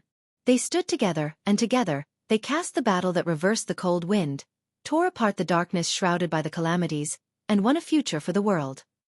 Under her seat, Count Hurst's expression changed. "My lady." The other vassals' expressions became increasingly solemn. 700 years ago. Thales sighed. He could not help but think of the portrait of Tormund in Mindy's hall. The sorrowful king of Renaissance also charged forward with his spear, and the 6 knights beside him, riddled with wounds, raised their reins and charged forward without regret. He also thought of the madness of Giza and Asda's duel. Thud. At this moment, Saroma slapped her seat and unexpectedly stood up. The entire hall was slightly startled. But nothing was more shocking than the Archduchess' next move. Everyone today at this time, and in this place, I, the Archduchess of Dragoncloud City, Saroma Walton, officially issue Dragoncloud City's wartime enlistment order.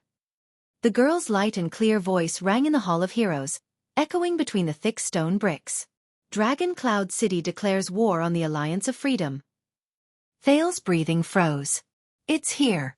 Before everyone could react to the stupefied and horrified scene, the Archduchess took a step forward with a determined expression. Her voice was cold and harsh, but it was filled with an unprecedented sense of power. "In a few days, the Walton family will take the initiative to send troops to the west to assist the City of Faraway Prayers and fight against the Alliance of Freedom. With the blood of those who repeatedly betray their faith, with the heads of those treacherous villains, we will once again prove Dragoncloud City's honor." The hall instantly fell silent. Ian stared at Saroma in a daze, his mouth wide open, as if he could not close it. The vassals were not much better. Their eyes were filled with shock as they stared at the Archduchess. The 6 counts were much more composed, but their body movements were enough to show that they were abnormal. Hurst almost broke his seat, Cotter's son clenched his fists tightly, and Carcagel's broken arm was firmly pressed against the armrest of the chair.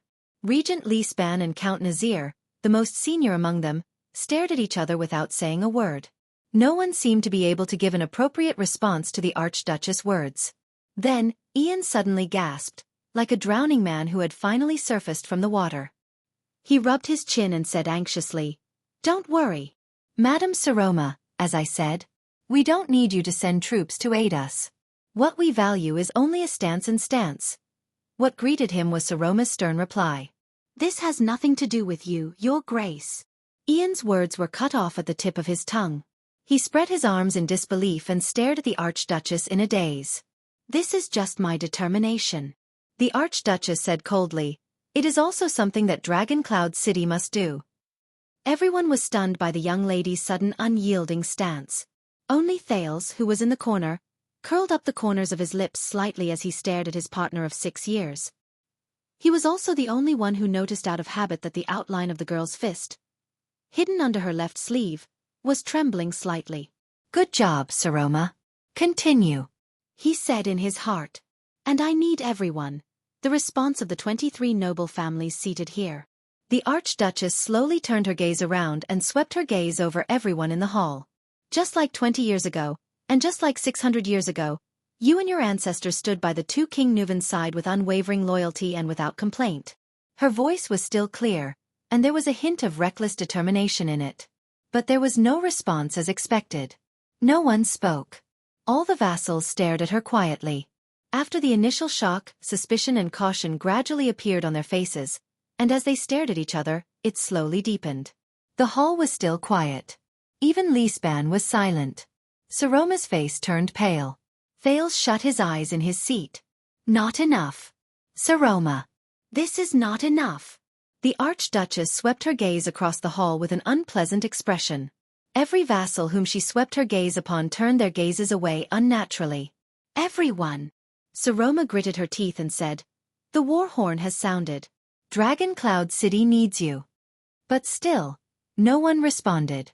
Thales extended the tip of his foot and poked Ian without anyone noticing. The Viscount of the city of faraway prayers moved a little. Ian turned around nervously. When he saw that no one in the hall spoke, he heaved a sigh of relief and put on a calm smile. Lady Saroma, I hate interrupting you. Ian clicked his tongue, turned around and shrugged. But your vassals have already made it very clear just now. You want their response? Then give up your right to marry. The Viscount nodded slightly, his eyes sparkling. You can't ask for a deal without something in return. Many of the vassals' expressions darkened. Some of them stared coldly at the Viscount. And since it's a deal, why don't you choose the most practical? Saroma gritted her teeth and raised her head indignantly. The young lady spoke again and interrupted Ian. Everyone! This is not a deal, nor a compromise, and it has nothing to do with my marriage. It's just my will. But in the large hall of heroes, on both sides of the oval stone hall, no one answered. It was as if someone had isolated the sound. The observant Ian furrowed his eyebrows. On the stairs, Saroma looked at the silent hall with difficulty, as if she was bearing 1,000 pounds of pressure. Pairs of confused, suspicious, scheming, and dissatisfied gazes were directed at her. But there was no response. It was as if this was just her one-woman show. Saroma immediately felt her legs tremble slightly. No! She clenched her teeth subconsciously, and her heart raced. No! Panic surged in her heart. What should I do? At this moment, Saroma suddenly noticed that among those gazes, only a pair of eyes remained unperturbed and as calm as ever. They only stared at her quietly from afar. Just like always. Just like the past 6 years. The owner of the gaze smiled at her, raised his left hand, and tapped his thumb. Saroma trembled slightly. She suddenly felt a weight on her thumb, which was tucked under her left sleeve, due to her nervousness and absent-mindedness. It was a ring. 6 years ago, that guy had personally put the ring on her finger. That pair of eyes blinked gently and immediately looked elsewhere.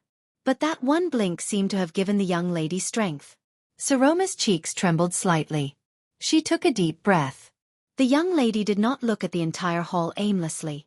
Instead, she turned to the most senior count at the lower seat. Honorable Count Nazir, thank you for your speech just now. Count Nazir had been staring at Lisban. When he heard this, he slowly shifted his gaze. My lady. Saroma's expression became solemn. With great difficulty, she said the following words. You allowed me to see what kind of predicament Dragon Cloud City is in right now. We can no longer wallow in the regrets and misfortunes of the past. But this also makes me even more certain that the future of Dragon Cloud City cannot be protected by the suspicions and schemes between the ruler and the vassals. At that moment, Count Nazir's gaze flickered. So, I will not use my own marriage in exchange for your compromise. Dragon Cloud City is not so divided and weak that we need to rely on internal marriages to free up our hands and unite against a foreign enemy. Nazir slowly leaned against the seat behind him. He was still silent. The honor and victory left behind by my grandfather and father can only be protected and won by us with our own hands. The 6 counts at the head of the table reacted differently, and their expressions varied. The Archduchess glanced at Ian before she looked at her group of vassals again. Only by doing so can we truly prevent external forces from interfering with Dragon Cloud City, no matter what method they use. Ian was a little embarrassed. This is a little too much, Saroma. But Saroma did not give him a chance to speak again. The young lady took a deep breath. So no matter what, the Walton family will go on an expedition to the west. With King Nuvan's remaining prestige, we will follow Prince Soria's footsteps and seize back what belongs to us with our own hands. Saroma stood in front of her seat, in front of the Soul Slayer pike. She looked around at the entire hall, clenched her fists, and her face was pale. Even if, the Archduchess gritted her teeth. Even if no family responds to me. The quiet hall was filled with the sound of people inhaling at different speeds. Even if we are the only ones to go to war. In the face of the Archduchess' fluctuating tone, many of the vassals' expressions became strange. Even the guards who had no right to speak, could not help but look at her frequently. Ian sighed. You know, Saroma, you don't have to do this. This will be very ugly. The Viscount's eyes began to become solemn and vigilant. Be it now or when we go to war. Forcefully ordering to send troops will only force everyone to the brink of falling out with you. It will further damage your already shaky prestige, and you will only receive greater humiliation. You will have no way out. This sentence seemed to have pierced a hole in the stagnant atmosphere. The changes in the vassal's expressions became more and more urgent, and they became more and more difficult to read. Yes. Saroma flashed a bitter smile. I know. The Archduchess then looked at her vassals, who had complicated expressions on their faces. Her gaze was unfocused. I know that I am far from being comparable to the former King Nuvan. Perhaps in this lifetime, I will never be able to compare to him. Everyone, perhaps you don't think highly of me or this little girl on the Archduchess seat. Perhaps you resent me. Perhaps you have your own plans. Count Cotterson tilted his mouth, as if he was deep in thought. The Archduchess sighed and said, "But I still hope that at this moment, all of you can bring your warriors and glory and stand with me in Dragon Cloud City." Count Hurst's beard trembled slightly.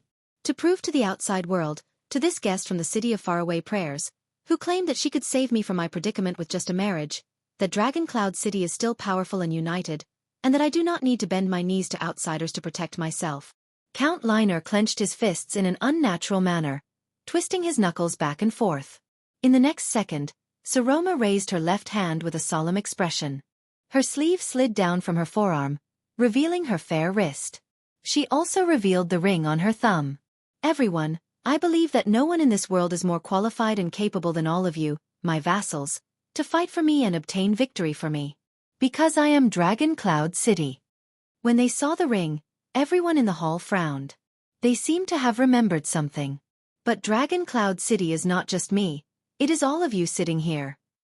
Before everyone's eyes, the Archduchess gently took off the large ring inlaid with a black stone and raised it high. Everyone, in the name of the Walton family, I am going to war. The Archduchess' gaze turned cold and she shouted, Are you coming? Thales trembled slightly. Are you coming? The girl's voice echoed in the hall again. But this time, the vassals stared at the black ring. They stared at the people and things it represented. Lisbon's expression was complicated. The one-armed count closed his eyes. Count Nazir's face tensed up, which was rare. The vassals looked around in bewilderment and whispered to each other. Saroma took a step forward and said coldly, Everyone, I also believe that as vassals, all of you will not allow a foreign guest to happily snatch away your responsibilities and obligations, and then flaunt his prowess in front of you. Ian was startled. The girl raised the ring on her hand and pointed it at the stone carving of the Cloud Dragon's spear at the top of the hall. The most loyal vassals of the Walton family, King Nuvan's brothers and sisters. The girl's voice rang again. Are you coming? As he listened to the Archduchess' words, Thales was a little dazed. He seemed to have returned to 6 years ago, to the days when he fled in despair. In the shelter of Bright Moon Temple. He was also like this, desperately shouting similar words at Nicholas, who was about to flee. But this is my decision. Northlanders? Are you coming? The noises of the vassals became louder. Thales' gaze met Nicholas, who was on the stairs. The prince saw similar surprise in the Star Killer's eyes. Saroma, you, little rascal. An indescribable emotion surged from his heart and he could not suppress it. He could only recall what happened 6 years ago, over and over again. That's right. We are going to commit suicide. Northlanders, are you coming? Are you coming? Dragon Cloud City. In the hall, Saroma's voice was raised to the limit. Her youthful high-pitched voice echoed in the ancient palace. Are you coming? The hall gradually quietened down. Many of the vassals had already ended their anxious conversations. Their gazes were all raised, and they looked at the most important people. They were waiting for their decision. The Archduchess gritted her teeth. The arm that held the ring trembled slightly, and the rims of her eyes were slightly red. Northlanders. She was practically roaring at everyone in the hall. Are you coming? Clang. A guard, who was suppressing his emotions, accidentally pressed down on the hilt of his sword. The blade collided with the wall and let out a sharp, piercing sound. This sharp sound made everyone even more tense, and the atmosphere became even more oppressive. But there was still no response from the hall. The Archduchess was the only one who gritted her teeth. Her gaze trembled as she raised the Ring of Triumph, which symbolized the Archduke of Dragon Cloud City. She stood alone in front of the Soul Slayer pike and faced the anxious men in the hall. Among the 6 counts, Cotterson, Hurst, and Liner's abnormalities could no longer be concealed. They exchanged anxious glances with each other, as if they could not reach an agreement for a long time. 1 second. The one-armed count still had his eyes closed and was silent. 2 seconds. Ian narrowed his eyes and exhaled rather gloomily. 3 seconds. The silent confrontation between Lisban and Nazir seemed to have come to an end, but they still did not say a word and waited quietly for the situation to unfold. Time passed. The atmosphere in the hall became increasingly unbearable. Until a suppressed laughter rose from the crowd. It was low and piercing to the ears, and it spread to the entire hall. Chapter 324. He he he he. That laughter sounded like a person covering his mouth and trying his best to hold back his laughter in the crowd. The embarrassed Archduchess was instantly stunned. Who is it? The Northlanders, who were already feeling restless amidst the indescribable conflict, turned their heads to look for the source of the laughter. They soon found their target. Not far from Viscount Ian, a teenager sat on a chair with his arms on his knees and his chin propped up. He looked at the people and things in the hall with interest and chuckled softly. Many people saw his face clearly. Many people's expressions changed when they saw the emblem on his robe. Northlander? The teenager with the 9-pointed star emblem chuckled softly. From time to time he imitated the Archduchess' tone and said, "Are you guys coming? Are you guys coming?" Ha ha ha ha. With a mocking gaze, he looked at the Northland men in the hall from afar. He looked back with an indifferent expression. "Are you guys coming?" Ha ha. The teenager's delighted laughter continued to spread. It made many people's faces turn extremely livid, and he also attracted many hostile gazes. Even the Archduchess guards beside him looked at him indignantly. F***CK. Damn it. Some of the vassals cursed in low voices from the corners of the hall. Ian widened his eyes and stared at the teenager with the 9-pointed star emblem. He watched as he rocked back and forth with laughter, and saw the undisguised contempt on his face. It was as if he could not react to it. The Archduchess also stared blankly at the teenager who was laughing at her. She subconsciously retracted her arm that was holding the ring, and subconsciously pressed it against her chest. Her expression was blank, as if she was a helpless and lost person.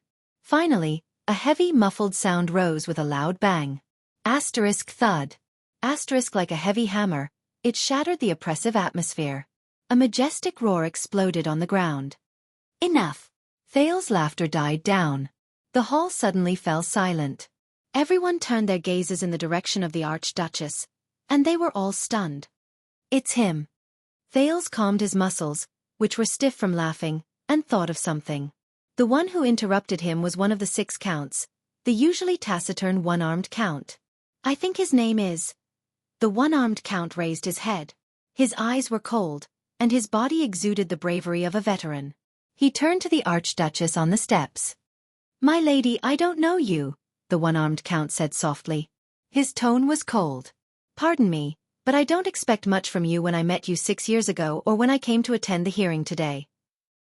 His words echoed on both sides of the hall, containing a kind of majesty that made people involuntarily turn to look at him.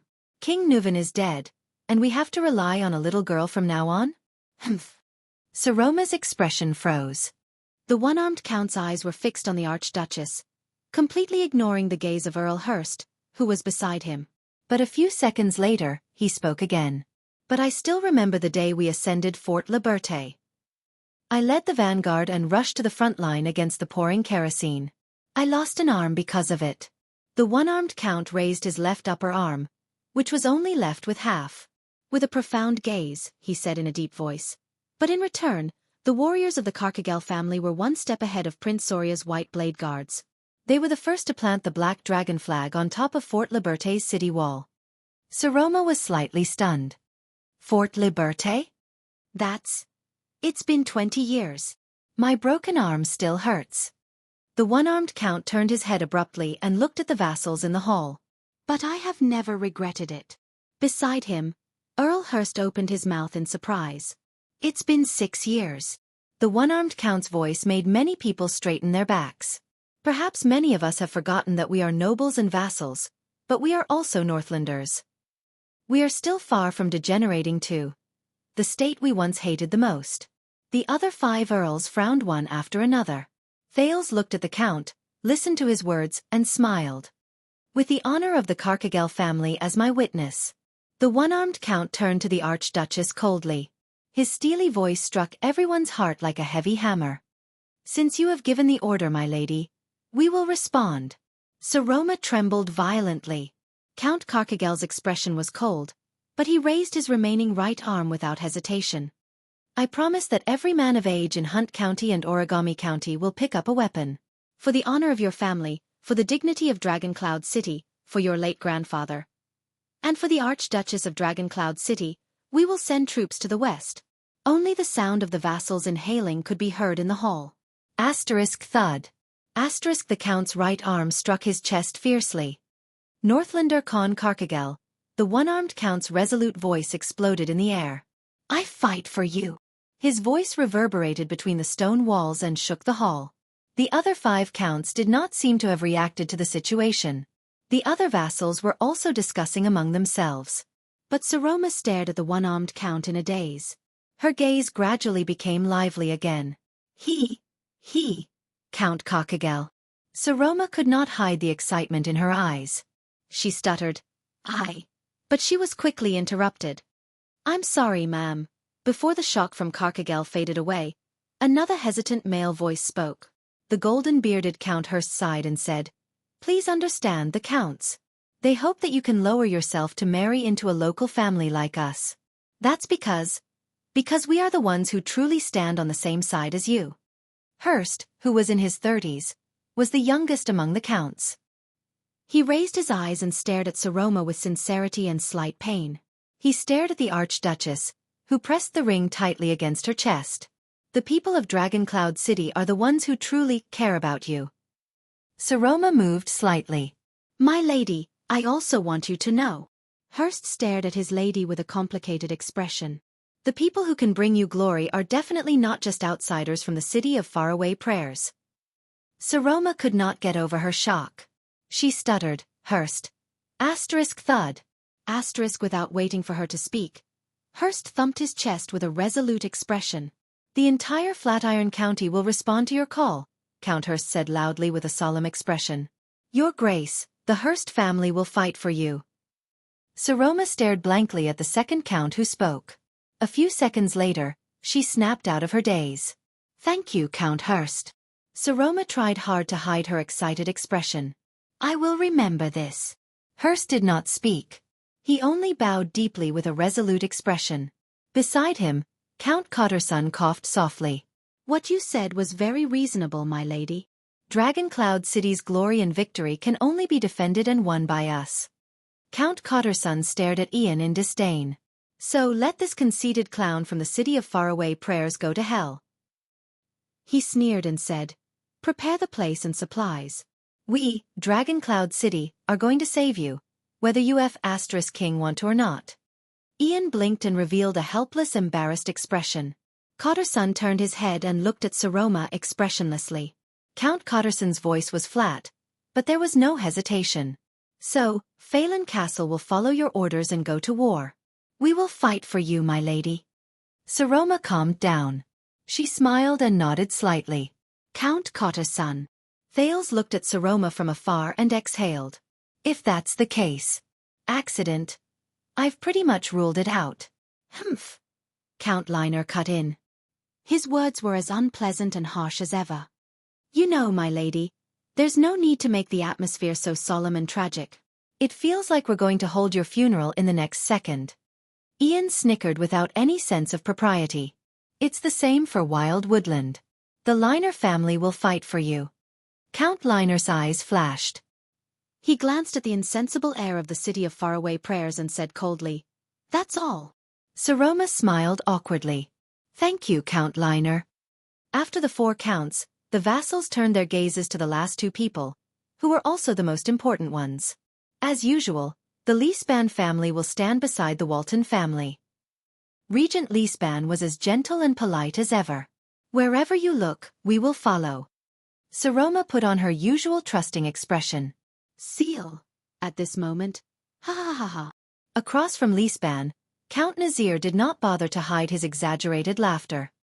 He slammed his chair so hard that it creaked. I see. The Archduchess and the Count stared at him, puzzled and nervous. But Nazir's laughter soon died down. The old Count stared at Saroma quietly. For the first time, recognition appeared in his eyes. Well done, my lady. Nazir nodded slowly and looked at Ian with a profound gaze. Not a bad move, young Lord Rockney from the city of faraway prayers. I just realized it now. Saroma was slightly stunned. Ha! Ian sat back on his chair indifferently. His expression was still that hateful disdain. The observant Thales sighed. This old man. He probably saw through it a long time ago. Nazir sighed. I showed you the cruel side of the world, my lady, and you immediately returned the favor. Saroma was a little surprised. She anxiously replied, Count Nazir, I didn't. Nazir raised his hand and cut her off. That's enough, my lady. You have indeed exceeded my expectations. The old Count sighed and looked at his old colleague. Isn't that right, Seal? I guess you didn't expect it either? Lisban only cast a cold glance at his old acquaintance. Humph, old man full of nonsense. The regent displayed a rare indifference. Just shut up and send your troops. Nazir opened his mouth and laughed loudly again. Ha ha ha. The old Count spread his hands and looked at the Archduchess with a rather sentimental expression. Then the Nazir family of Rubble Hill and Harding County will also respond to your summons and follow your flag to the west. Halt, Nazir, he said with a smile. Fight for you. As he said this, the Archduchess suppressed the last bit of nervousness in her heart. Thank you, Count Nazir. Be careful. Saroma. Nazir put away his smile and sighed. The road ahead of you is full of traps, and we, Dragon Cloud City, are your best weapon and final reliance. Saroma stared at the old Count in a daze. She pursed her lips, as if she had understood something.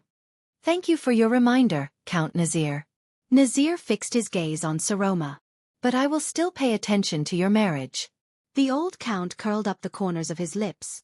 Don't think of me as a good person so quickly, my lady. Saroma snickered. But what made Thales shudder was that when no one was paying attention, Count Nazir actually glanced at him, intentionally or otherwise. It made the prince anxious.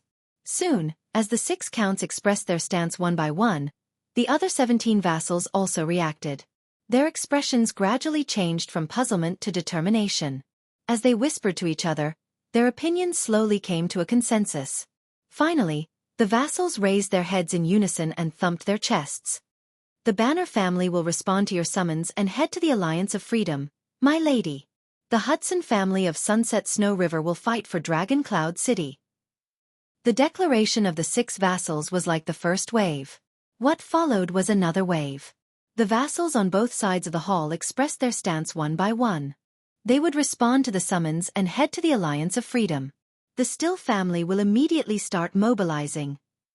1,000 soldiers of the Dillion family will be on standby. The Hudson family of Spear City will be loyal to you. Saroma sat back in her seat. After her nervousness and excitement, her small face was flushed red. Thales looked at her quietly. He let go of the stone in his heart and smiled. Very good. Saroma. You succeeded. We succeeded. The voices rose and fell in the hall. Thales and Ian looked at each other and sighed in relief. All right, Dragon Cloud City will send troops to the city of faraway prayers, Thales said in a low voice. With this powerful reinforcement, you can end the war against the Alliance of Freedom in a short time. And at least before the war ends and we decide who is stronger in our fight against the king, your little girlfriend won't have to worry about being forced into marriage or being kicked off the throne halfway. Ian patted his chest. He looked like he had just seen a ghost after a big battle. How about it? My plan is not bad, right? A part of it is due to the Northlanders' sense of honor. Thales released his palm, which had fingernail marks on it. But a bigger part of it is probably due to their disgust towards you, suitor from outside. Of course, there was also a part of it. It stemmed from the fear that Dragon Cloud City might be controlled by an outsider, and the power in their hands might be interfered with by outsiders. Thank you for the compliment. Ian smiled smugly. Yes. It's actually not that complicated. Thales sighed. It was just like the so-called self-defeating lesson they had in the Old Crow a few weeks ago. At the beginning of the kingdom's establishment, Constellation's northern invasion brought the divided and warring Extet together, which facilitated the unification of the strongest country in the Western Peninsula. During the Bloody Year, Extet's large-scale invasion to the south caused the tottering Constellation to fight desperately. Amid suspicion and blood, they re-established their royal family and continued the kingdom. Thales looked at the vassals in the hall and said quietly, "One of the ways to bring divided groups and forces of power together is to stimulate them strongly from the outside. For example." When he thought of this, Thales glanced at Ian Rockney, the heir of the city of faraway prayers. "Anyway, I'm here to be a bad guy. I don't expect to get a wife."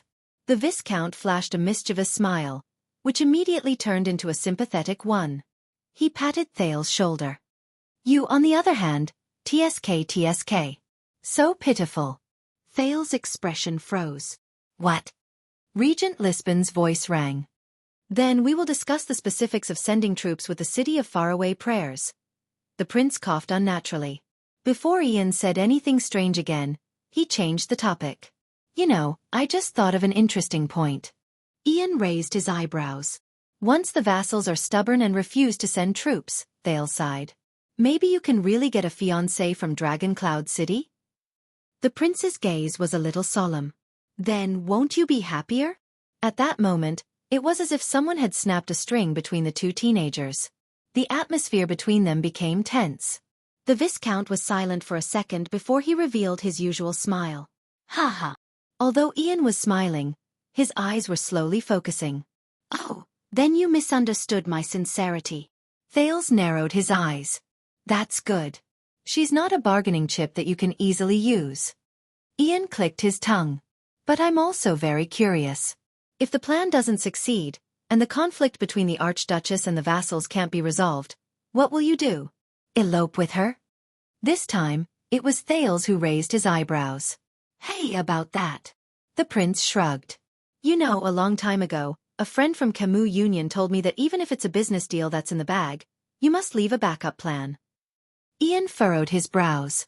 Thales exhaled. Extet, or rather, Dragon Cloud City's politics are really straightforward. At least, Northlanders are Northlanders, after all. Thales glanced at the seats of the 6 counts.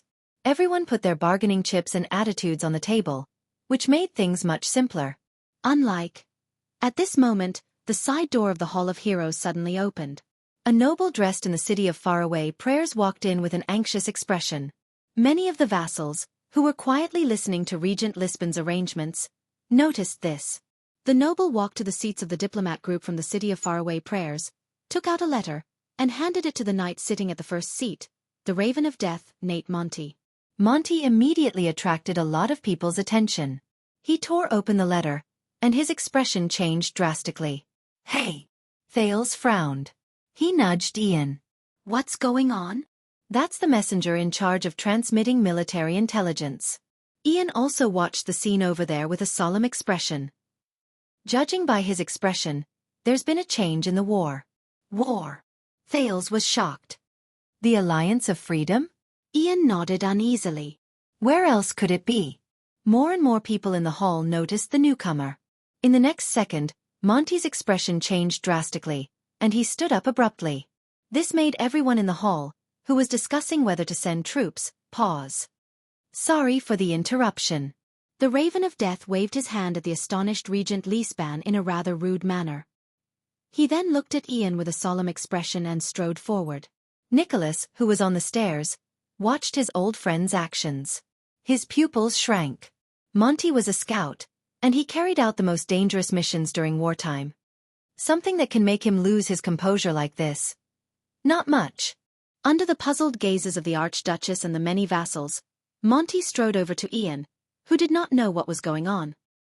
He handed over the letter and said coldly and loudly, "You need to read this immediately and explain to Dragon Cloud City." When he said this, Monty's cold gaze swept over Thales. Thales shuddered. The feeling of being watched rose in his heart again.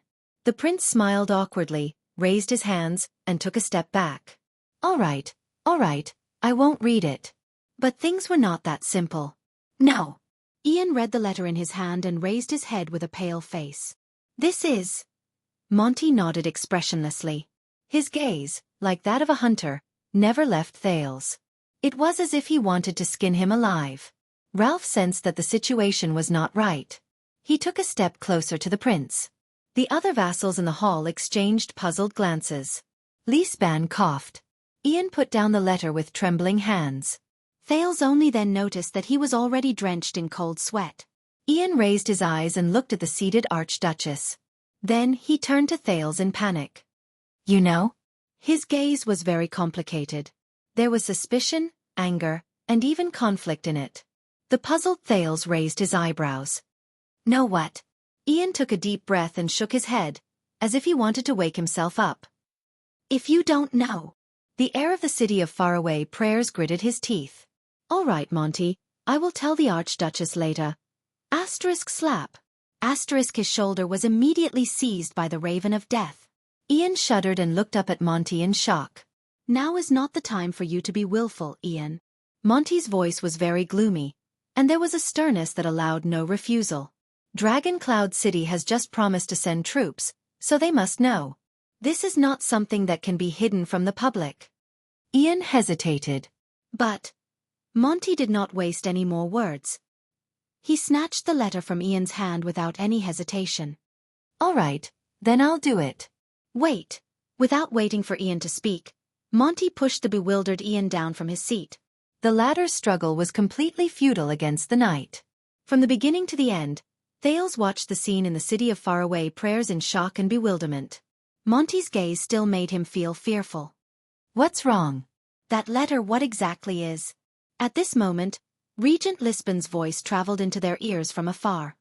Lord Monty, we have heard of your reputation for a long time. However, this is Heroic Spirit Palace's Hall of Heroes. The regent attracted everyone's attention. He asked faintly, Is there anything we need to know? Monty glanced at Thales again, then turned around abruptly to face the hall. Yes. The brunette knight raised the letter in his hand and said coldly, An urgent military intelligence just came from the city of faraway prayers. Count Nazir's gaze froze. Military intelligence? Monty nodded and strode forward. Thales noticed that Ian was clenching his fists tightly. His gaze moved back and forth between him and the Archduchess. A few days ago, we detected a third army in the desert to the south of the city of faraway prayers. The Raven of Death's expression was horrified, as if he saw the day before the bitter cold winter coming. 4,000 to 5,000 light cavaliers, maybe more. We are certain that they are our enemies, and they are here for the Alliance of Freedom. The hall instantly fell silent. Thales also frowned. For the Alliance of Freedom? Wait, 20 years ago, Camus Union and White Mountain supported the Alliance of Freedom, which means... But the suzerains who were familiar with military affairs immediately grasped the main point. Cavaliers in the desert? 5,000? Count Carcagel was shocked. He slammed his remaining right arm on the chair. How is this possible? Monty snorted coldly. Not only that, they are all elites. They are skilled in galloping, and they come and go like the wind. They are eyeing us covetously between the city of faraway prayers and Fort Liberté. Almost all the vassals furrowed their brows. The Archduchess looked at her regent with a bewildered expression. It is impossible for the desert bandits, Baron Bone tribe, and orcs to have cavaliers of this scale. The direction from Camus Union is not right. The Golden Passage does not have such a force. Lisban, who was familiar with the geography, looked at Monty with a solemn expression. Where did these cavaliers come from? The Raven of Death exhaled and clenched his teeth. His expression was ferocious. This is what I want to say. Monty raised the letter and said through gritted teeth. They should have come from the southeast and crossed a part of the desert. The vassals were all shocked. Thales frowned and quickly recalled the geography of the continent. To the west of the city of faraway prayers is the Alliance of Freedom, and to the south is the Great Desert. If the cavaliers who appeared in the desert came from the southeast... Wait, southeast? Crossed a part of the desert? Isn't that? But before he could straighten out his thoughts, Monty snorted angrily with a fierce expression. The flags of those cavaliers are blue with white edges. Silver-crossed double stars. At that moment, Thales clearly felt his heart tremble. Thud. The hall fell silent for a moment. In the next second, Regent Lisban, who had always been steady, could no longer maintain his image. He shuddered and cried out to Monty. What? In a split second, the gazes of the Archduchess and the vassals in the hall, the gazes of the City of Faraway Prayer's diplomat group and the guards of Heroic Spirit Palace instinctively turned to Monty. They turned to the only guest who did not fit in with the hall. Monty's next words sounded faintly in Thale's ears, as if they came from the horizon. That's right. Things are already very clear. The powerful support behind the Alliance of Freedom, including the mastermind behind their rebellion against Extet, the Raven of Death said faintly, Constellation. At that moment, he faced countless shocked, puzzled and hostile gazes. The dumbfounded, absent-minded, and stiff Prince of Constellation could only hear his own heart beating. Chapter 325. After a brief silence, the Hall of Heroes burst into an uproar. What? That means. But that boy clearly. But no one's emotions could compare to what Thale's Jadestar felt at that moment. At that moment, the prince almost lost control of his body. Then, the sin of Hell's river surged into his body uninvited. To him, the whole world seemed to have stopped at that moment. Only his thoughts spun quickly. Constellation. The Alliance of Freedom supporter? With the help of the mysterious power of eradication, Thales, who was drenched in cold sweat, tried his best to control his breathing to make sure that he did not lose his composure. Countless questions rose in his mind. What's going on? What's going on? In other words, at the head of the hall, the golden-bearded Count Hurst furrowed his eyebrows and looked angrily at Monty, who brought the news. The cowards of the Alliance of Freedom. The reason why they have the confidence to tear up the agreement is because they have the support of the Empire? The Raven of Death shrugged and said in a gloomy tone, It's obvious. The indignant discussions in the hall rose to another level. What's going on? F***CK the Empire. Are they crazy? Their only heir is still. Is it an all-out war? Then what's our next step? Are we still going to the City of Faraway Prayers? Thales took a deep breath with a dazed expression. Constellation, the Alliance of Freedom, Extet. Regardless of whether it was the information he obtained under Heroic Spirit Palace's strict surveillance, the news put Ray, whom he had not seen for years, or the news he obtained from Dragoncloud City, there was not a single clue that pointed to this answer. He did not receive any hints. Just like the dragon's blood 6 years ago. To him, this was truly an accident. How interesting. Count Liner, who had always been expressionless, did not hide his terrible emotions this time. His face was contorted as he stared at Thales. On the surface, you sent your son to Dragoncloud City, but behind the scenes, you are still tirelessly making moves? Liner sneered maliciously and said, As expected of the heir of the Empire. As for us, we thought that we had the safest bargaining chip. We thought that the Constellations would behave themselves, but in the end, we were played like fools. Just like the previous war. Isn't that so, little prince? The atmosphere in the hall became more and more solemn. With a stiff expression, Thales raised his head with great difficulty and responded to the various surprised or angry expressions in the hall. Lisbon's doubts, Nicholas' gritted teeth, Nazir's contemplative look, and even Monty's unsettling hunter's gaze seemed to be much gentler compared to them. And the Archduchess' disbelieving and helpless gaze. No. Thelma. Hey you Jadestar. Count Cotterson stood up abruptly and glared angrily at the stiffened prince in the corner. What the F***CK do you know about the Alliance of Freedom and your crazy father's army? Did you guys plan this? Thales clenched his fists. The beads of sweat on his forehead became denser and denser. No. I don't know anything. Everything. But before the words left his mouth, the prince clenched his teeth. No. Now was not the time to panic, nor was it the time to cry injustice. Just as I thought, the accident happened. What I needed to do was to deal with it and minimize the damage. Calm down. Thales. Calm down. Hey. Cotterson said angrily. Are you mute? His voice represented the rage in the Northlanders' hearts at that moment, and it echoed in the hall. The prince raised his head abruptly, but he saw a panicked and helpless gaze in Saroma's eyes. The Archduchess subconsciously looked at Thales, then at the equally solemn Lisban. She looked helpless. Seeing how fearless he is, perhaps Dragoncloud City is too kind to him. Count Liner clenched his fists, and terrifying cracking sounds came from his knuckles. He said softly, Perhaps we should return to the Northlanders' tradition. Do something a little more forceful? Thales did not answer. The Northlanders' gazes on the Prince of Constellation became fiercer and fiercer, including the Archduchess guards who protected him. In this atmosphere, even the equally shocked Ralph subconsciously pressed down on his arm. Under everyone's gazes, the second prince could only try his best to remain calm and maintain the most basic of thoughts.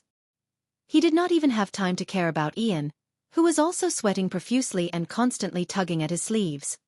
If that's the case, something is wrong. Very wrong. The Alliance of Freedom's rebellion, the City of Faraway Prayer's war problem, Dragon Cloud City's power storm, Black Sand Region's respite. All of them actually originate from these different targets, different motives, different actions, but they all converged in the same place. Where is the connection? Where is the truth that the clues point to?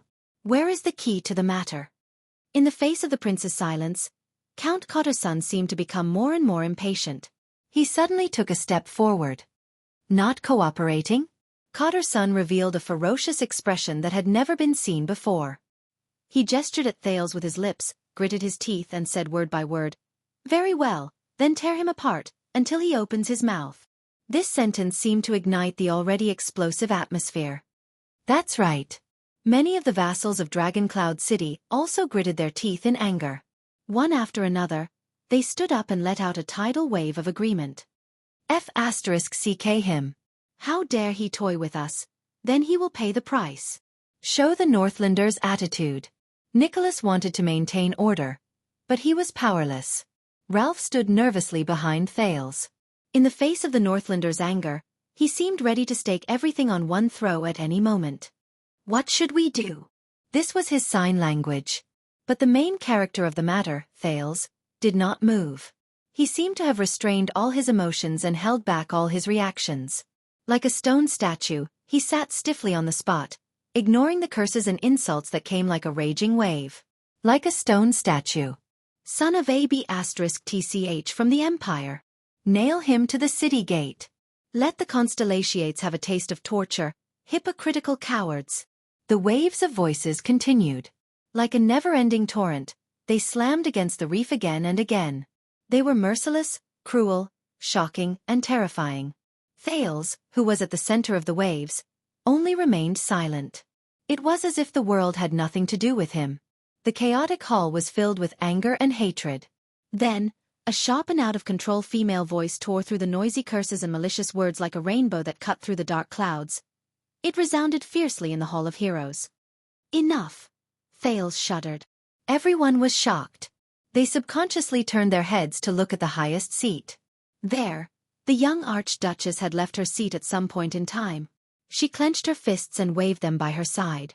She gritted her teeth, and her face was contorted. At that moment, Saroma Walton was like a desperate lioness guarding a pride of lions. She roared rather hysterically. This is the Hall of Heroes. All of you, shut the F***ck up. Shut up. The Archduchess' voice echoed among the pillars. The vassals' curses instantly subsided. The hall returned to silence. Only the young lady's rapid and trembling breathing could be heard in front of the highest seat. Everyone stared blankly at the Archduchess, who had lost control of her emotions. They watched as she clenched her fists tightly, her eyes red, and her gaze swept across the hall angrily. It was as if they had gotten to know their suzerain again. Tisk, TSK, TSK. Monty, the Raven of Death, stared at Saroma, whose mouth opened and closed, unable to calm down for a long time. He sighed with emotion in a soft voice. Even if she's a lady, she's still a Walton. Thales, on the other hand, had his mouth slightly agape. He stared at the agitated young lady from afar. His emotions were complicated. Saroma. No. At this moment you should be. What the F***ck is this? Ian whispered in exasperation behind Thales. About the Alliance of Freedom, you said.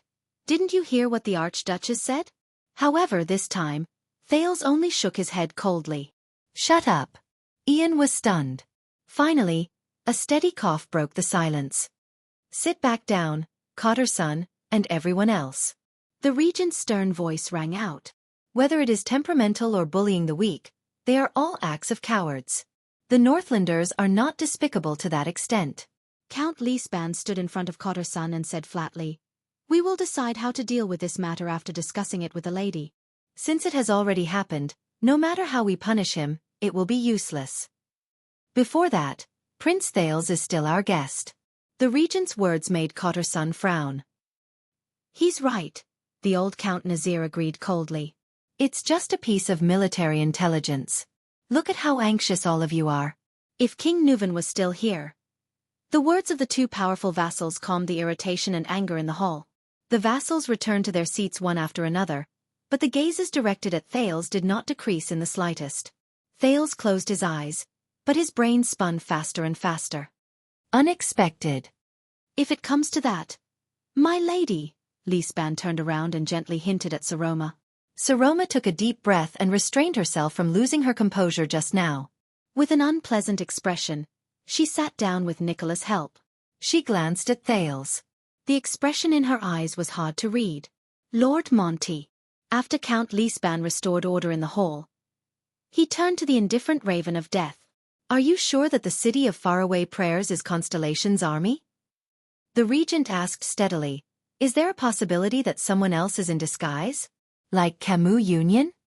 You know what I used to do, right? Monty scratched the back of his head and gestured at Nicholas, who was on the stairs. What do you think is the possibility that we got the wrong target? The vassals frowned together. 5,000 light cavaliers. It's impossible for them to be local nobles. It can only be. Count Liner looked at Monty with scrutiny and suspicion. Did you fight? Monty shook his head. Over the past few days, that group of Constellations did not even get close to Fort Liberté. They only watched from afar and continuously sent out roaming cavaliers to investigate. The Raven of Death looked at the letter in his hand and clicked his tongue. The distance between Blade Fang's camp and Fort Liberté. God knows how they replenished their supplies in the desert. When they heard this, many of the nobles were slightly stunned. Roaming, patrolling, avoiding battle, and stabbing the enemy in the back at the critical moment. The one who spoke was Count Nazir. The old man rubbed his chin and his gaze moved slightly. Doesn't this tactic sound familiar? For example, 18 years ago? The hall was silent again. Many people lowered their heads. Count Cotterson closed his eyes and sighed. F***CK. Thales thought of something. Are Sonia Cecere and her guards still in Broken Dragon Fortress? Where did they get 5,000 cavaliers, even if they're all light cavaliers, to stuff them into the desert? The youngest Count Hurst furrowed his brows and subconsciously turned his head to look for that figure. It's impossible for there to be no news of such a large-scale mobilization of soldiers. What about the secret room? Madame Calchon, Hurst realized that he had said the wrong thing, and he stopped himself in time. A few seconds later, Monty snorted softly. Whether it's the fortress or the secret room, you should ask the king. Black Sand region knows best. The vassals in the hall fell silent again. That's right. The throne is no longer in Heroic Spirit Palace and Dragon Cloud City. The secret room, which only serves Extet, is naturally the same. Everyone felt dejected. This is Dragon Cloud City after King Nuvan passed away. When he heard this, Count Liespan heaved a long sigh. This is no longer important. What's important is that if Constellation is involved. The regent stared at the bleak Archduchess with a solemn expression. Then our next expedition to the west. The vassals' discussions rose in the hall again. Count Liner sneered. Think about it. When we are attacking the city, there are 5,000 people in the desert in the south watching us calmly, waiting to attack us at any time. And behind them, there might be the entire constellation. Count Liner sneered. 20 years ago, even if we had 3 archdukes working together, because of the intervention of the White Elves and Camus Union, the war still dragged on for nearly a year. He narrowed his eyes, as if he was remembering that year. Guess how long Constellation can drag on for? 2 years. 3 years. The king must be very happy to see this. The diplomat group from the city of faraway prayers looked at each other. Their expressions were unpleasant. The atmosphere in the hall became more and more oppressive. Thales ignored the hostile gazes that swept at him from time to time, and quickly rearranged the information he knew. Things will not be that simple, nor will they be that complicated. It's just that the chessboard needs to be elevated a little. I originally thought that this was a storm between Extet and the Alliance of Freedom, or even within Extet. The Alliance of Freedom fought for independence, Black Sand region fought for survival, the city of faraway prayers fought for their own interests, Dragon Cloud City fought for the balance of power, and the other archdukes longed to watch the king weaken and Dragon Cloud City split. And now, Constellation has to be added to the mix. Then in this storm, where is Constellation's greatest interest? This is just an optimistic situation. Count Cotterson counted with his fingers, as if he was talking to himself as he calculated the numbers. If the other side is really Constellation, which has turned out in full force after the Bloody Year. Worse still, if we include the White Elves, who suffered losses in the previous war, and the 4 northern cities of Camus Union, who made bets based on the situation. And we only have Dragon Cloud City and the City of Faraway Prayers. Count Nazir watched him calculate the chips and let out a long sigh. He said the words that made many Northlanders feel indignant. When was the last time Extet lost a war? No one spoke. Thud. The one-armed Count Cockagel punched the arm of his chair, causing a dull thud. His ghastly pale face told of his current mood. The vassals clenched their fists. The situation has become complicated. Count Lisbon's expression did not change as he said flatly. Nazir nodded. It was rare for 2 old friends and old rivals to agree on the same thing. Thales was still thinking quickly. One after another, guesses surfaced in his mind. If the plan to dispatch troops remains unchanged, we will need to readjust the deployment of our military forces, including the quality of the soldiers we recruit. The old count's tone was solemn. Our enemies are the Alliance of Freedom and Constellation. The difference between these two is not insignificant. You mean retreat? Lisbon's words traveled into his ears steadily. I did not say that. After all, the lady has already made a promise, and this concerns the honor of Dragon Cloud City and the Walton family, Count Nazir said solemnly. But if we still want to dispatch troops to fight, we cannot deal with it carelessly like we did before. After all, the opponent we are facing is our old enemy of nearly 700 years. The Shield of the Western Peninsula, the descendant of the Empire. No one spoke again. Only the Raven of Death shook his head and exhaled. The heir of the City of Faraway Prayers, Ian Rockney, widened his eyes in disbelief. He looked at Thales, then at Saroma on the stairs. How can this be? On the Archduchess' seat, Saroma looked stunned. At this moment. No. Count Liner raised his head and attracted the attention of the entire hall. The problem is actually very simple. The Count, whose expression was cold and whose words were as sharp as knives, looked at Thales again and said profoundly, "We do not need to send more troops, nor do we need to hesitate." Thales' scalp tensed. It's here. This is what I'm most worried about after everything happened. Many people moved slightly. Constellation has an army that is here to stir up trouble. And we have their heir. Count Liner said coldly, Prince Thales Jadestar, right? A name that has never appeared in the Jadestar family tree. At that moment, Thales felt the gazes on him become even colder. Count Hurst was stunned. You mean? Count Liner sighed. Chop off one of his hands and send it to Eternal Star City. Tell his crazy father to retreat immediately. Problem solved. At that moment, the Archduchess turned her head abruptly and stared at Thales in disbelief. But Thales was still unmoved. So the Archduchess anxiously looked at her regent, but Count Lisban only shook his head slightly, signaling for her to calm down. The Northlanders quietened down and looked at Thales with increasingly strange gazes. Among them, Monty, the Raven of Death, flashed him a strange smile. He still looked like a hunter looking at his prey. Thales sighed. Hey, enough is enough. Finally, Count Hurst could not help but say, this is not in line with the Northlanders' way of doing things. The ignorant era where the Iron Blood King dug out his heart and drank wine has passed for more than 3,000 years. Count Liner shook his head. This is his use. Thank the gods, after wasting 6 years of food, this precious hostage is finally put to use. Thales clenched his fists. Wait a minute, that's the Iron Hand King who executed 300 nobles in one night. It is said that the lunatic watched the entire execution without blinking. Count Cotterson snorted coldly and disrespectfully. If he really has a heart of stone like the rumors, and refuses to retreat even after this. Count Liner laughed. Enough, all of you. Count Hurst snorted impatiently. Release him in exchange for a retreat, or just kill him to show our attitude. We are dissatisfied with the Constellations, so we torture a child to vent our anger? What is this all about? Count Liner sneered. This is not venting our anger. Besides, we are releasing him. There was a cold glare in his eyes. It's just that we are releasing him in installments. Count Hurst furrowed his brows. Installments? If one letter is not convincing enough, then 2, 3, 4. Anyway, aside from his palms, he also has arms, legs, feet, eyes, nose, ears. Count Liner's cold words echoed in Thales's ears. Every time he writes a letter, we will release a part of the prince in installments. Until King Kessel retreats. Or he dies. Chapter 326. The hall fell into silence once again. Thales closed his eyes, as if he was tormented by his own fate.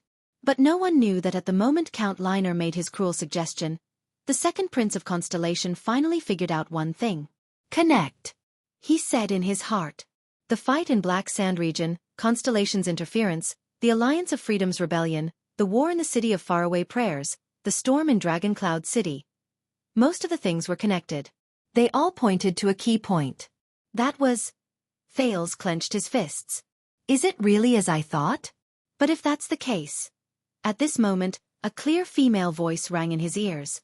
No! This made the nervous Thales open his eyes and snap out of his daze. He raised his head in shock and looked at the Archduchess throne at the highest point. Many other vassals did the same. No! A clear and decisive voice echoed in the hall. It was Saroma. At this moment, she gritted her teeth and looked conflicted. Her gaze kept moving between the vassals. Count Liner, who had threatened to release Thales in installments, was slightly stunned. My lady? Saroma stared at Thales in a daze. But after a few breaths, she seemed to have made up her mind. She turned her head and took a deep breath. Everyone, 6 years ago, before the king and the 4 archdukes, I made a promise in the name of the Archduchess. The Archduchess seemed to be a little stuttering and nervous, a stark contrast to her previous unyielding attitude. But she still tried hard to suppress her trembling and said anxiously, I promised, Thales. Thales will be Dragon Cloud City's guest. I will be responsible for his safety. In Dragon Cloud City, before my eyes. The young girl's face was taut, and she shouted with all her might. He won't, and he shouldn't be hurt. Once she said this, the vassals had different reactions. Among them, the 6 counts had the most complicated expressions. Promise? The Archduchess. Thales stared at Saroma, who was forcing herself to remain calm. He felt anxious and fearful. Saroma, you be responsible for his safety? Count Liner seemed to be very dissatisfied with this sentence. His eyebrows were almost raised. Forgive me for being blunt, my lady, but what about our safety? What about the safety of those warriors who risked their lives to fight for your honor? The vassals seemed to resonate with Count Liner's words. They all nodded and grunted in response. Count Nazir looked at the Archduchess with a strange expression. He seemed to be hesitating about something. Count Liner said in an overbearing manner, That's right. And where do you put these? Saroma's face turned pale. Don't tell me that in your heart, this Prince of Constellation is more. Leesban saw that the situation was not right and decisively reprimanded. Liner! Liner snorted angrily. He turned his head around and looked at Thales with hostility again. The atmosphere in the hall suddenly became very awkward. No one wanted to speak. Beside Thales, Ian looked at the situation in the hall and exhaled heavily. The Viscount knocked on the seat of his chair in dissatisfaction, venting his dissatisfaction with the unexpected situation. Damn it! This was probably the only time he looked like a Northlander. Thales only lowered his head and listened quietly. He did not pay attention to the argument in the hall. After a few seconds, the embarrassed Archduchess seemed to have adjusted her emotions. I will negotiate with Constellation, she said softly. But before that, my guests will not be harmed in any way. But before that, my guests will not be harmed in any way. The Archduchess raised her head and gritted her teeth. This is our bottom line. The vassals frowned. Thales sighed. This is bad. Saroma, no. If you insist on this, negotiate. This time, the person who spoke was Monty from the City of Faraway Prayers. It will take about a month to travel from Dragon Cloud City to Eternal Star City. Monty crossed his arms and stood in the middle of the hall. He ignored the strange expressions of the nobles on both sides and said coldly, And the military situation is urgent. And the military situation is urgent. You can wait, but my subordinates and comrades can't. Moreover, we cannot turn this war that we must win into a permanent burden and let the real enemy succeed. He did not clearly state who the real enemy was. Saroma was instantly speechless. The vassals began to discuss among themselves again. Ian frowned and wanted to say something, but under Monty's fierce gaze, he did not speak in the end. The pressure was back on Thales. The mean Count Cotterson snorted softly and sneered. Very reasonable. So. He shrugged and turned to Liner. The simplest way is to send our attitude along with the letter.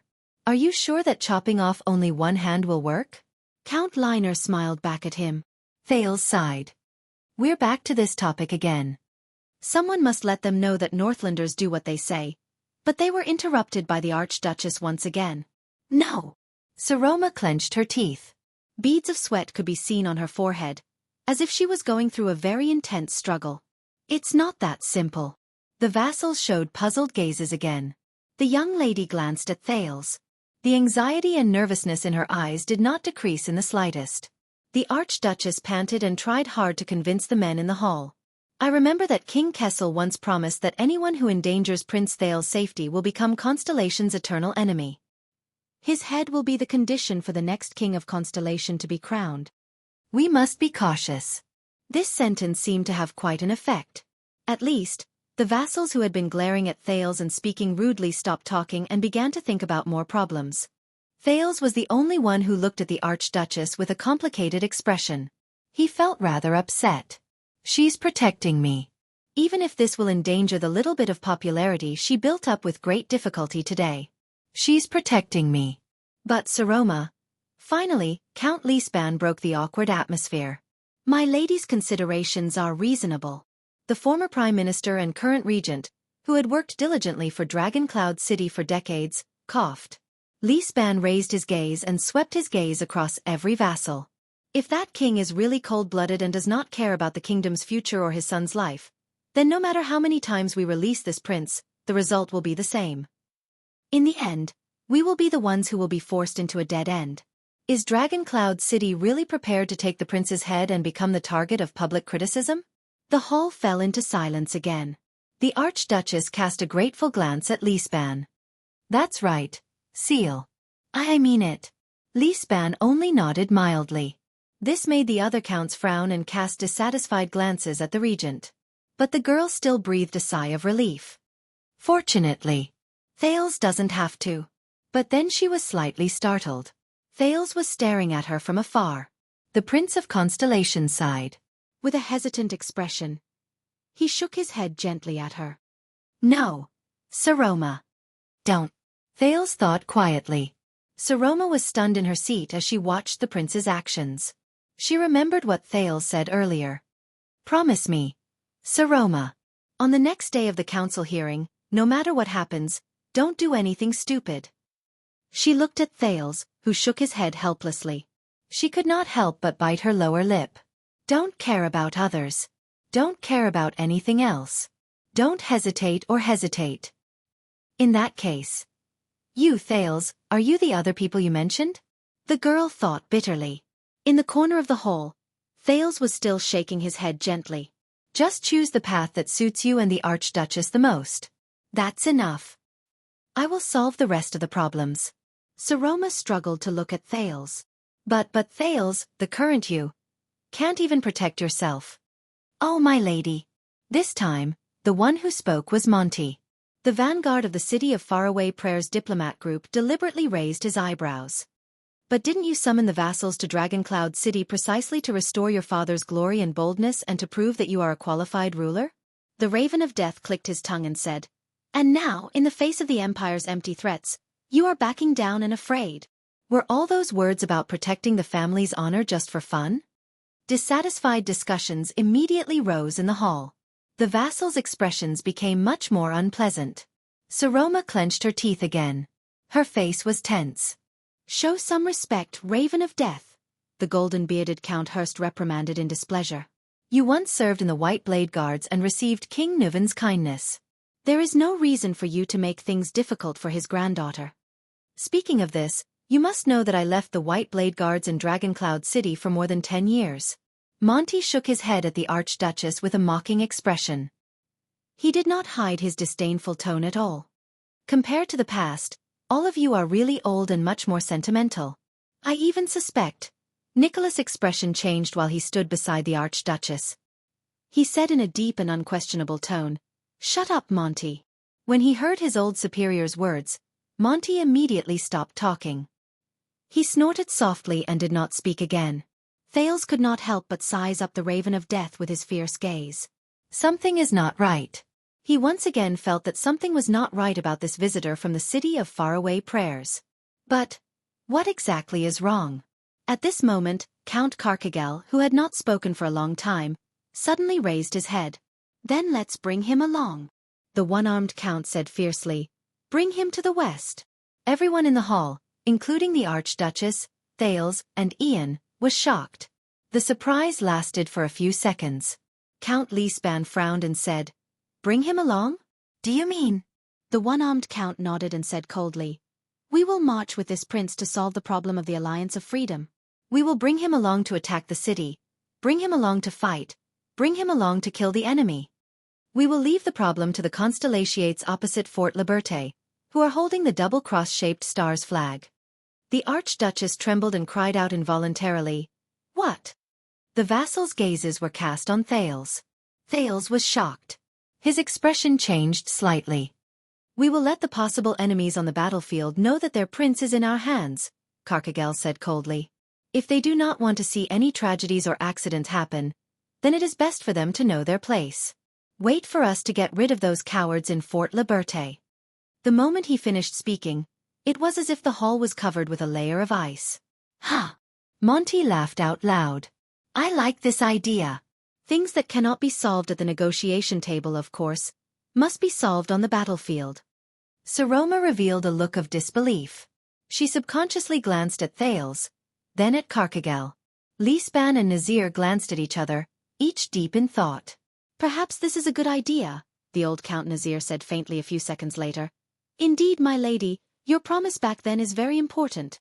It is also best for Prince Thales' safety not to be destroyed in our hands. Compared to an awkward negotiation that involves all parties and the outcome is unknown, bringing the prince to the front line as a bargaining chip is more effective." Count Liespan, who was listening by the side, sighed. On the other side, Count Liner's expression was still calm, but his words were sharp. He looked at Saroma's panicked expression and chuckled. "Very reasonable. If Prince Thales were to meet with an accident because of his battle with the Constellations, what would happen to him? The responsibility will not be on our side." Thales closed his eyes again and exhaled. When the vassals agreed to send troops, there was a moment when he thought that they had already won. However, accidents always come suddenly. The Archduchess widened her eyes and subconsciously shook her head.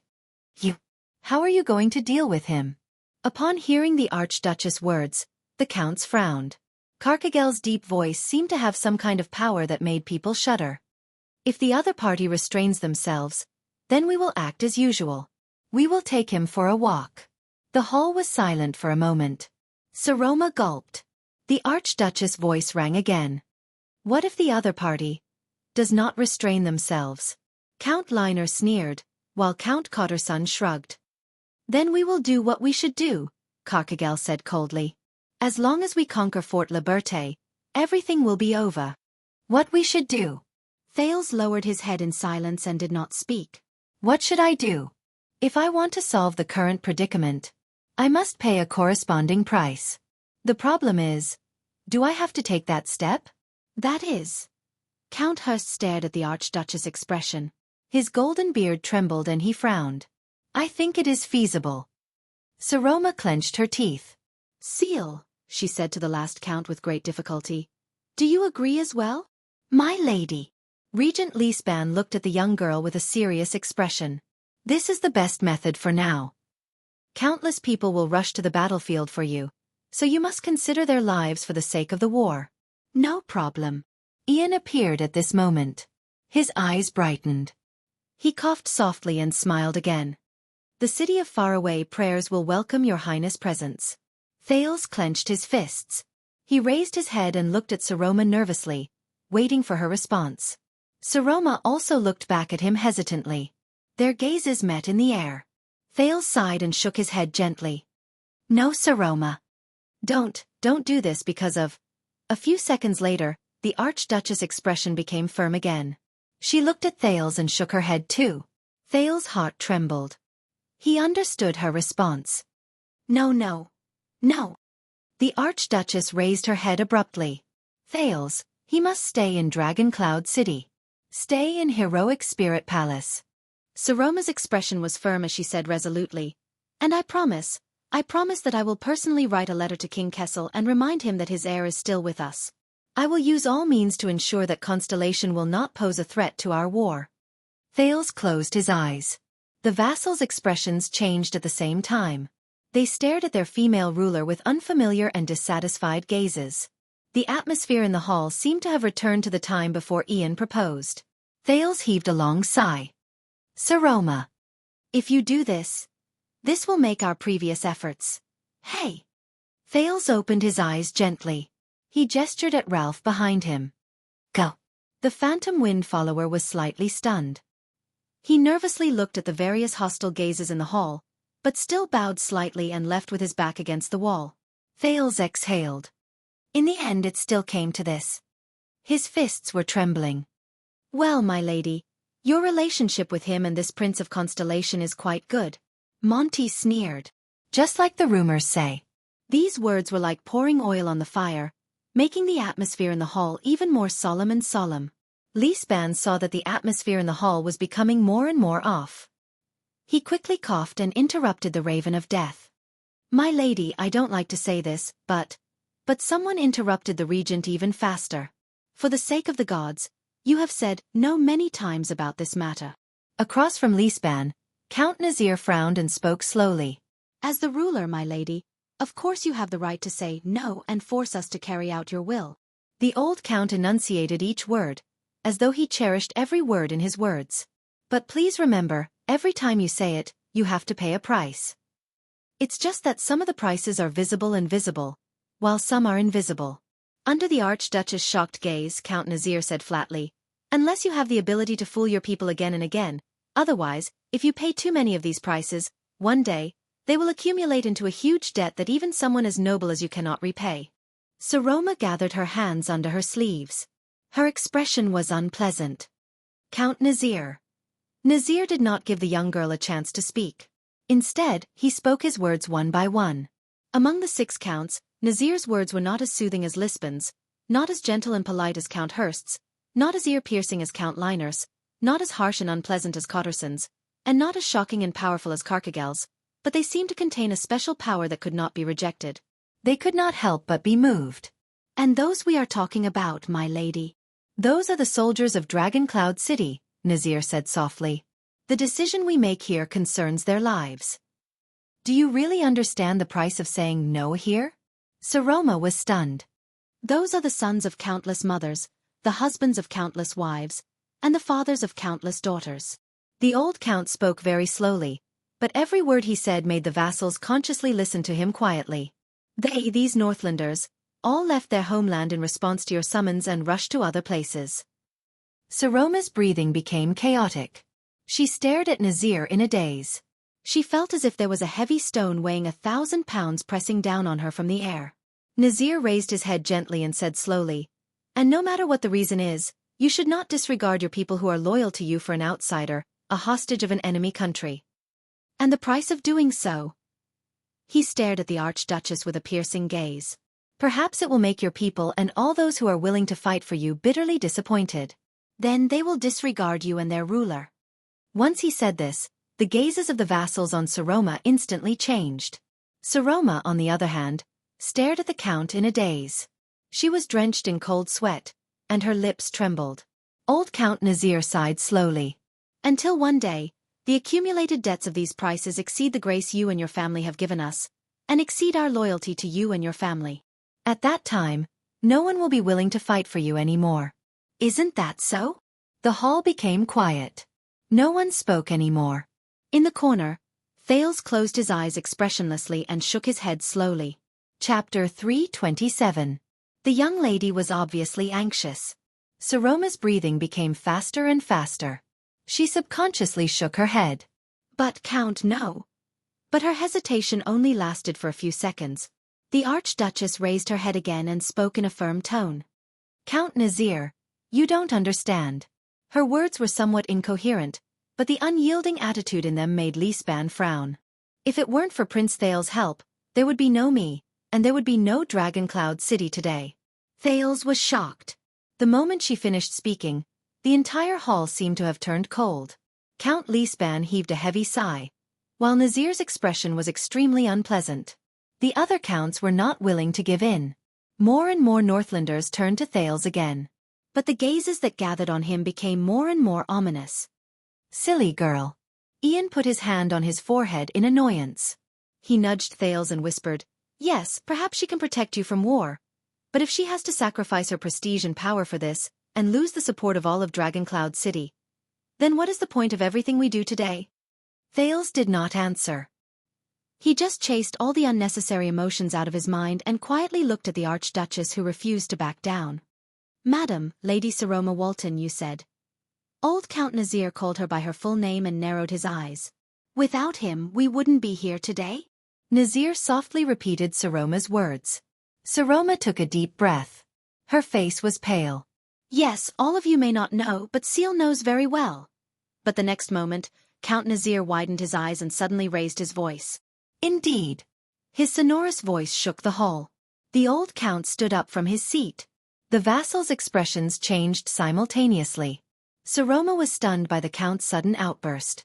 Nazir's expression was tense. His tone was stern, causing people to forget his age. "Do you think we don't know?" 6 years ago, from Archduke Poffert's conspiracy, to the calamities entering the city, to King Nuvan's death and King Chapman's coronation. Yes, I know what role those despicable constellations played in that tragedy. Discussions rose in the Hall of Heroes again. Saroma stared at him in a daze. "Count Nazir." Count Nazir stared coldly at Saroma, then at Thales. Madame Kalshan explained it very clearly. What came with the Prince of Constellation was the disaster that caused Dragoncloud City to collapse and the earth to shatter. It is us who are in such dire straits today. Lisban was about to say something to soothe his cheeks, but when he heard this, he could not help but be stunned. "Kalshan." The regent sighed. "It seems like you are not as contemptuous of Black Sand Region's hand as you said." "Old friend." Nazir snorted coldly. The old count cast a sharp gaze that did not match his age, sending a chill through the hearts of those who came into contact with it. It's been 6 years, and the disasters brought about by this ominous prince have never stopped. Nazir paced around slowly and said to the slightly panicked Archduchess, "It's been 6 years. As a so-called hostage, he can't be easily touched, used or harmed, but he's still in Heroic Spirit Palace, living and eating with you."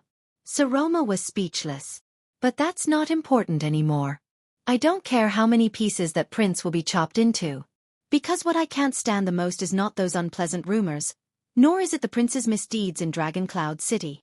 Nazir stared at the Archduchess sharply, then at Thales. His expression was extremely solemn. "It's what I saw today. You, the dignified Archduchess of Dragoncloud City, actually allowed him to so easily influence your decision, and allowed him to be so deeply involved in Dragoncloud City's internal affairs?" In the hall, the sounds of discussions among the vassals rose again. Quite a number of people cast their gazes on Thales again. And the prince only lowered his head gently, ignoring Ian's quiet grumbles beside him. "This makes me very uncomfortable. Even Lisban's autocracy did not make me so angry." Lisban stared at his old friend with a steely expression. "I hate saying this, but..." Nazir gritted his teeth, and there was a hint of resentment in his words that was not there before. "Dragoncloud City has had enough. Whether it's the disaster that year, or the current predicament. Whether it's Black Sand Region or Constellations. Whether it's by your side, or far away on the battlefield of the Alliance of Freedom." Saroma stared at him blankly, not knowing how to answer. Sounds of praise rose in the hall. Pairs of gazes were directed at Thales, and they were filled with hostility. Cotterson and Count Liner looked at each other. Hurst and Count Carcagel lowered their heads without saying a word, while Regent Lisban furrowed his brows. After a long silence, Nazir coughed loudly a few times. "I'm sorry, I overstepped my authority. Nazir's voice became softer, as though he had returned to the appearance of an old and clumsy count. But if you are still so naive. He shook his head with a sorrowful look in his eyes. Especially when Constellation is involved. Please forgive me for reconsidering my decision to send troops. Perhaps Dragon Cloud City should also stay away from these matters, even if it will damage your reputation. Please understand that we did not respond to the enlistment to satisfy the willfulness of a child who wants to protect his childhood playmate. These merciless words instantly plunged the entire hall into a cold winter. Count Liesban clenched his fists tightly and stared at the Archduchess hesitantly. Count Hurst wanted to say something, but in the end, he did not say anything. Count Liner and Cotterson exchanged glances. Their meaning was unclear. The breathing of the vassals slowly became disordered. Please make a decision, the decision a wise archduke should make, Nazir said faintly and sat down again. No one spoke. Everyone was waiting for the girl who sat at the highest point in the Hall of Heroes, perhaps the highest point in Dragon Cloud City. Saroma trembled slightly and stared at Nazir in disbelief. No! She struggled internally, and her eyes slowly turned red. Naive? Willful? She muttered. Protecting my childhood playmate? She raised her arms as though she wanted to grab onto something, but in the end, she could only place them weakly on the chair. The girl stared at Thales with a sorrowful gaze. But Thales did not respond to her. A few seconds later, she turned her gaze back to Nazir and stared at the Count's pained and unhappy expression. The decision a wise archduke should make? Her expression slowly turned into one of anger. It's easy for you to say, Count Nazir. The girl's breathing gradually quickened. You weren't there, Nazir. A puzzled look appeared on Count Nazir's face. Saroma took a deep breath. 6 years ago, when the disaster happened. You weren't there, she said with great difficulty. Count Nazir listened to the Archduchess' words and frowned. Beside the prince, the Viscount of the city of faraway prayers tugged at his sleeves angrily. Did you see her expression? I don't think it's good. Thales nodded expressionlessly. He suddenly had a premonition of what Saroma was going to say. An inexplicable emotion broke through the seal of the Sin of Hell's river and surged into his heart. My lady, Count Nazir sighed. You are now King Nuvan. Saroma raised her head and interrupted him loudly. When King Nuvan unfortunately passed away. This name made many of the vassals' hearts clench. Many of them thought of His Majesty and lowered their heads. That blood calamity. When Shield District was destroyed. When the Queen of the Sky descended. During those times, all of you weren't there. With a mournful expression, Saroma slowly curled up the corners of her lips. More than that. Also when King Nuvan took Alex away from him. When he put that ring on my hand. When I was captured by that monster.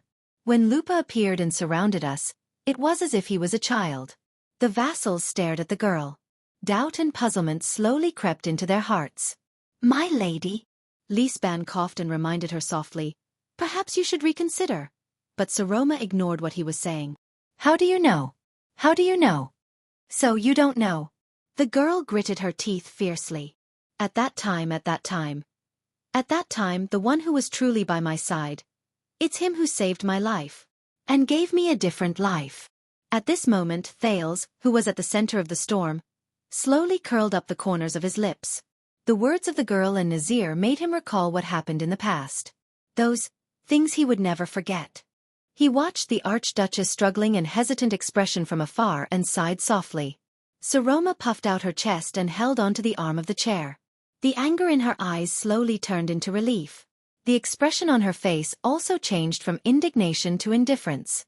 Nazir, she said flatly, do you think that Dragon Cloud City lacks a true Archduchess? Nazir's gaze became solemn. He subconsciously felt that something was wrong. Do you think that with an Archduchess as your leader, it is inappropriate for us to send troops? Lisbon's breathing became faster and faster. He stared at the Archduchess in surprise. Saroma exhaled and said coldly, All right, I can do as you say. Choose a husband from the vassal families and give birth to an heir. Even if you get married tomorrow, it will not be a problem. If this can be exchanged for your expedition and your cooperation, then I will do it. The Archduchess flashed a forlorn smile. She heaved a sigh of relief, as if she had just let go of a burden. The Count's expressions changed one after another. Count Lisbon's expression changed drastically. What? As if someone had poured boiling water into the hall, the vassals immediately cried out in surprise. What's going on? Ian did not seem to be able to react. He pulled Thales in a daze. She. However, in the midst of the surprise and shock, Thales' expression remained calm. He only stared at the girl in silence. That little rascal. It was as if nothing had happened. But Thales, he is a friend who has gone through trials and tribulations with me. Saroma's cold and arrogant voice was like a beacon in the night. It ignored all distractions and spread out clearly in the midst of the clamor. As long as he is in Dragon Cloud City, he will not be harmed. And I will not treat him as a sacrificial chess piece and send him to the front lines just because I am wary of Constellation. She cast a warning glance at Kotter-san and Count Liner. The two counts turned their faces away with unnatural expressions. Monty, the Raven of Death, who was watching from the side, had a solemn expression. However, there was something else in his gaze as he stared at the Archduchess. This is my promise, and it is also a favor I owe him. Saroma glanced at Thales. There was an indescribable emotion hidden in her eyes. A favor that is worth repaying with a lifetime. The voices of the vassals became louder and louder. The Count's expressions turned ashen at the same time. Count Hurst even turned his head away with an angry snort. Thales stared back at her quietly. A second later, the prince flashed a faint smile. It was the same smile he had all those years ago. He completely ignored Nicholas' angry glare from beside the Archduchess. As if she had received encouragement, Saroma's expression became lively.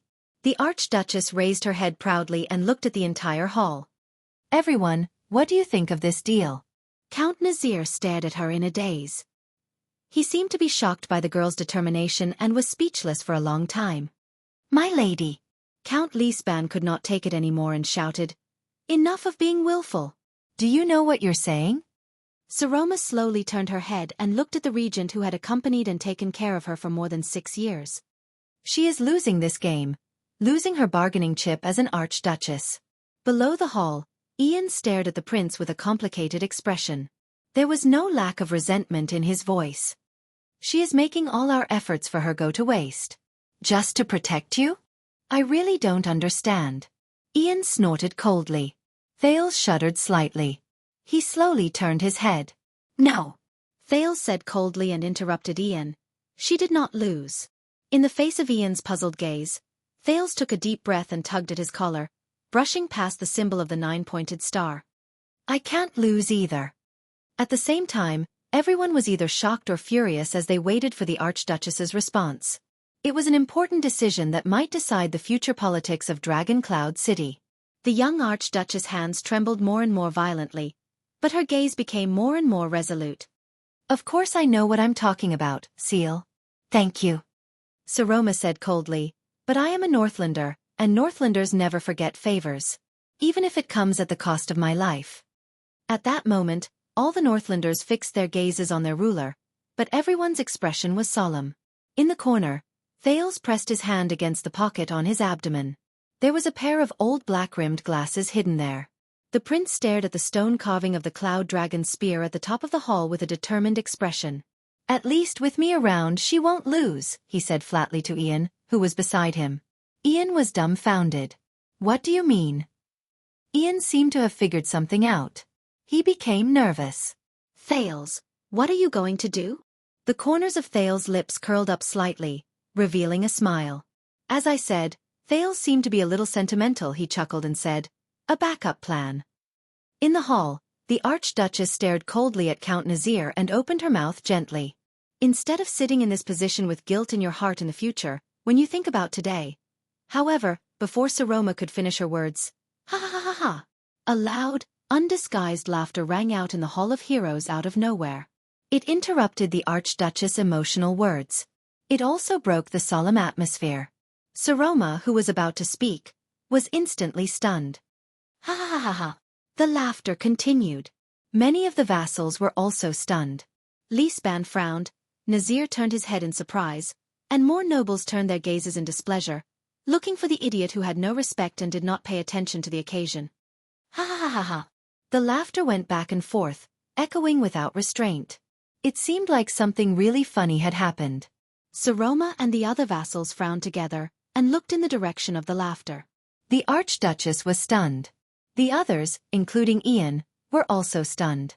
They stared in disbelief at the person who continued to laugh. The people of Dragoncloud City did not react. They let the laughter continue for a while. But the laughter continued. Ha ha ha ha ha.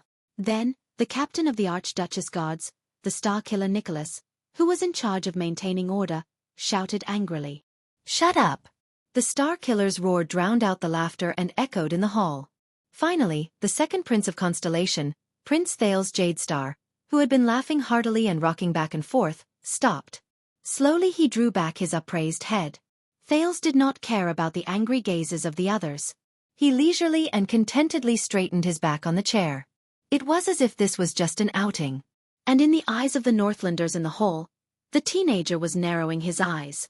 With the most disdainful expression, he glared coldly at everyone who stared at him. "Young Prince," the Star Killer said angrily, "shut up or I'll have someone invite you out now." "Save it, Star Killer.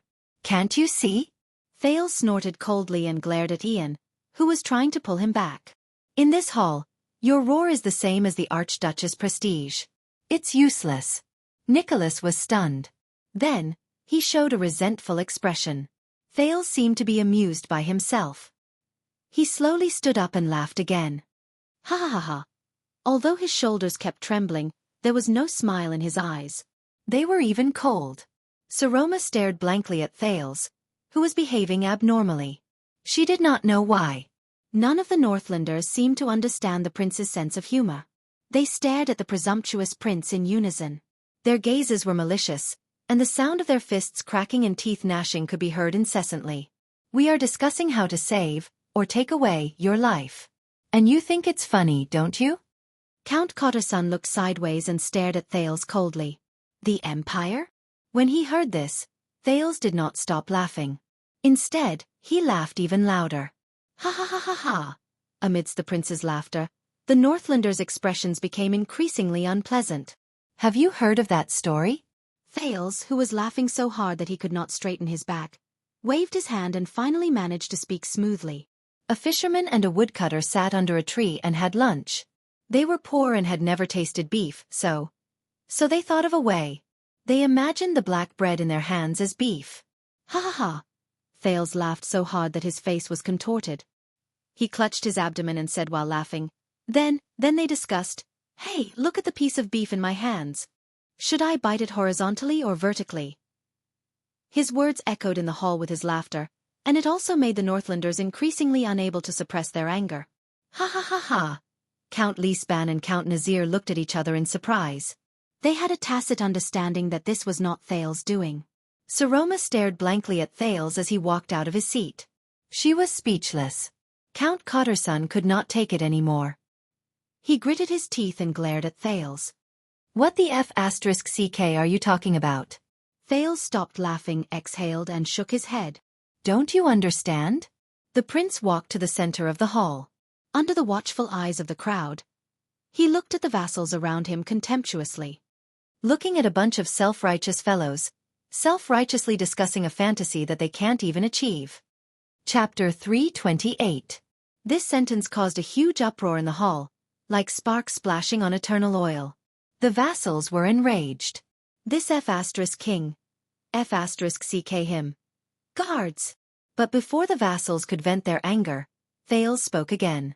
His voice rang through the hall. "You know, sometimes I miss Nuven very much." The prince sighed, but his words were devoid of respect. "I want to say to him, look, great Dragoncloud City, this is what's left of you. Your pitiful inheritance. Nuven." Thales turned around and looked up at the stone carvings above his head. He spread his arms at the nobles on both sides and shook his head in a seemingly dispirited manner. "Just a bunch of old fogies with rigid thinking, guarding a useless and cowardly little girl. For the sake of that little bone in Dragoncloud City, they tear each other to pieces." "I've listened for so long I've had enough." His expression changed and he said disdainfully, "As Nuven's vassals, all of you are truly pitiful." Asterisk bang. Asterisk blasphemy against the late king? Count Cockagel smashed his chair coldly. You'll regret what you said. I swear. Thales shook his head in disdain. He did not respond at all. Wow! Ian gaped at Thales from his seat. I thought I was already going overboard. If this is your plan, madam, then it's best to stop him before anything happens. Nicholas' already pale face was now filled with anger beyond the situation. He whispered beside the Archduchess. This is too much. If this goes on, no one will be able to save him in front of the angry Northlanders. Even if he has his father and Constellation's protection. But Saroma only stared at the prince in a daze and did not reply. Thales. You? Thales took 2 more steps and brushed past Monty's shoulder. The Raven of Death gave him a faint, cold smile. His gaze was malicious. Enough. Prince Thales, Count Hurst shouted angrily. Madam tried to save your life, but you— Oh, speaking of this. Thales raised his voice, as if he had suddenly realized something. He calmly turned to the golden-bearded Count. Saved my life? Huh. He shook his head with a ridiculous and disdainful expression, clicking his tongue at the seated Archduchess. I knew it. It's not safe to bet on the so-called Archduchess. He shook his head and sighed, seemingly annoyed. I advise you not to do that either. It's just as I thought. She's too weak and too stupid. Thales shrugged. She can't even be a good puppet, much less protect me. The prince snorted. Stupid little woman. Count Liespan looked at the prince in disbelief. He felt that he had never been so unfamiliar before. It was as if he was no longer the prince who had always been content with his duties. Saroma's expression changed. She stared at Thales in bewilderment, but she could not help but recall what the teenager had said before. Don't care about others, don't care about anything else. Don't hesitate or hesitate. I'll take care of the rest. This is your way of solving problems? How dare you insult Our Lady? Count Hurst clenched his fists. His face was contorted, and he enunciated each word to express his anger. Not bad, Prince Thales. Your Highness, as a constellatiate, you really have guts. Then, let us see how long you can be stubborn. Thales blinked. The Northlanders have said this to me more than once. The second prince exhaled, seeming very helpless. In the end, 6 years have passed, and my head is still on my neck. Count Hurst roared furiously like a beast whose territory had been invaded.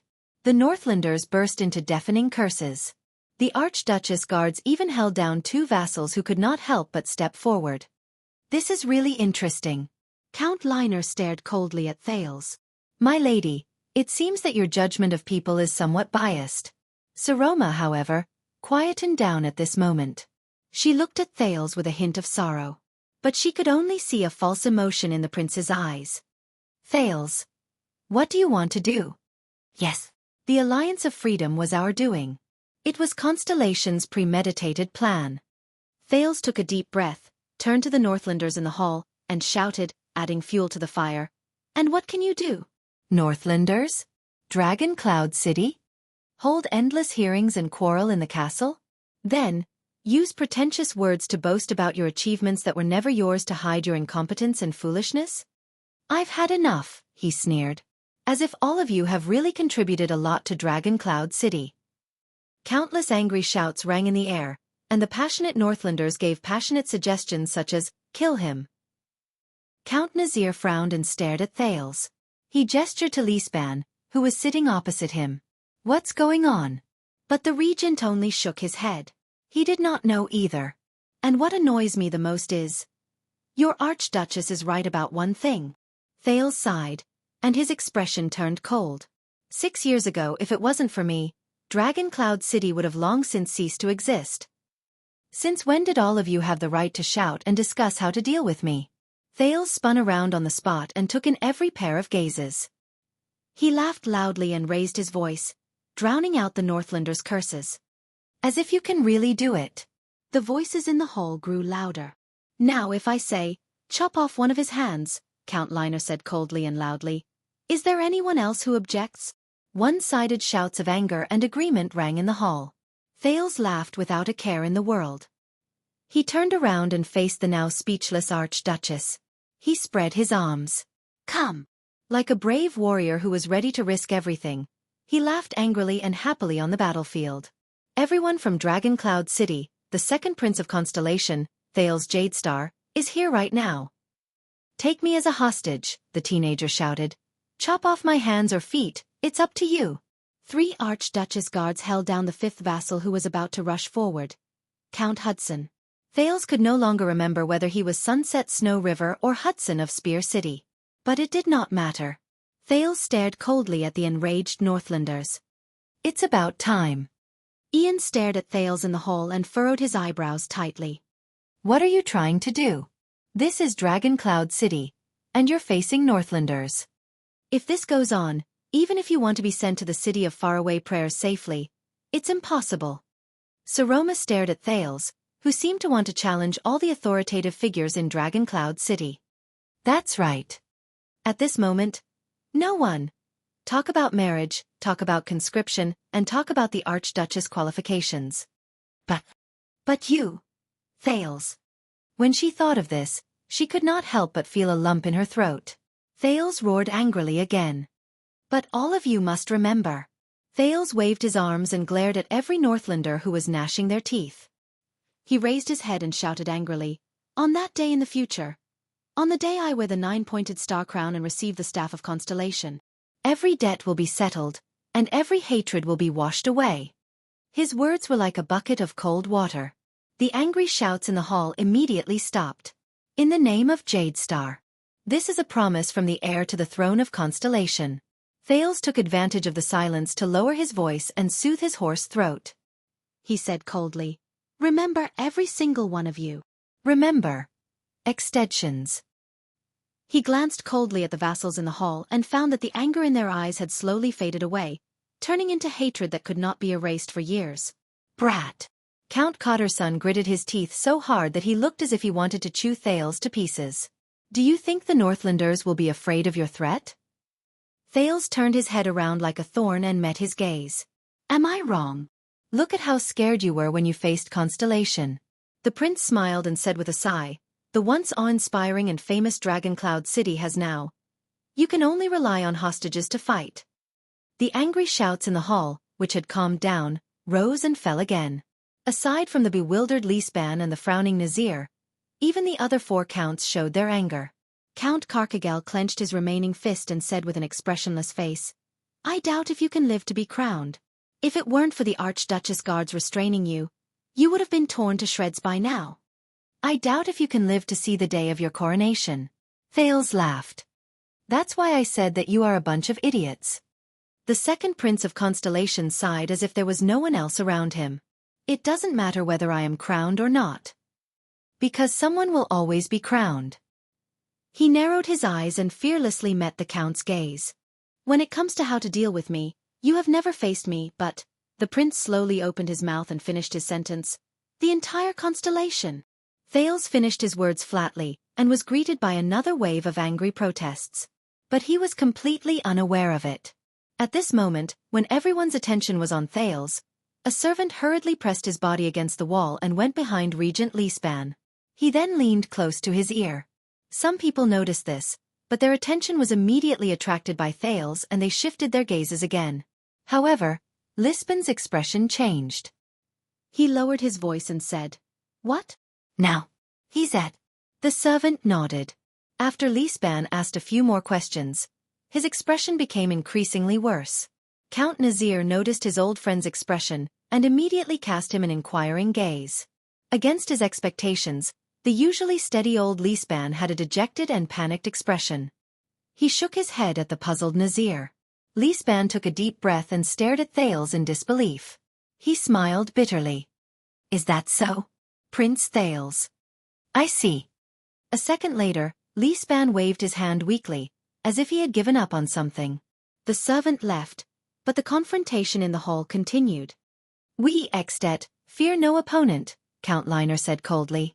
Earl Liner coldly said, because of your foolish actions, kid, your fate today has already been decided. And it will be the same in the future. Do you think that you will be able to rest easy after you return to Constellation's tall city walls in the future? Perhaps you have forgotten, 18 years ago Thales cut him off mercilessly. Oh, you have no right to represent Extet. Don't talk about Extet, and we all the time. Thales chuckled. Don't think too highly of yourself either. Not everyone has the right to represent such a big country. Count Liner's gaze became more and more vicious. I will remember what you said. I will put the debt of provoking the alliance of freedom and constellation on your head. But Thales was not afraid, as if this was just a stroll in the backyard. Forget it. In front of me, it is not up to someone of your rank to speak so harshly. He shook his head in disdain. Count Liner, your rank is still too low to threaten the next supreme king of constellation.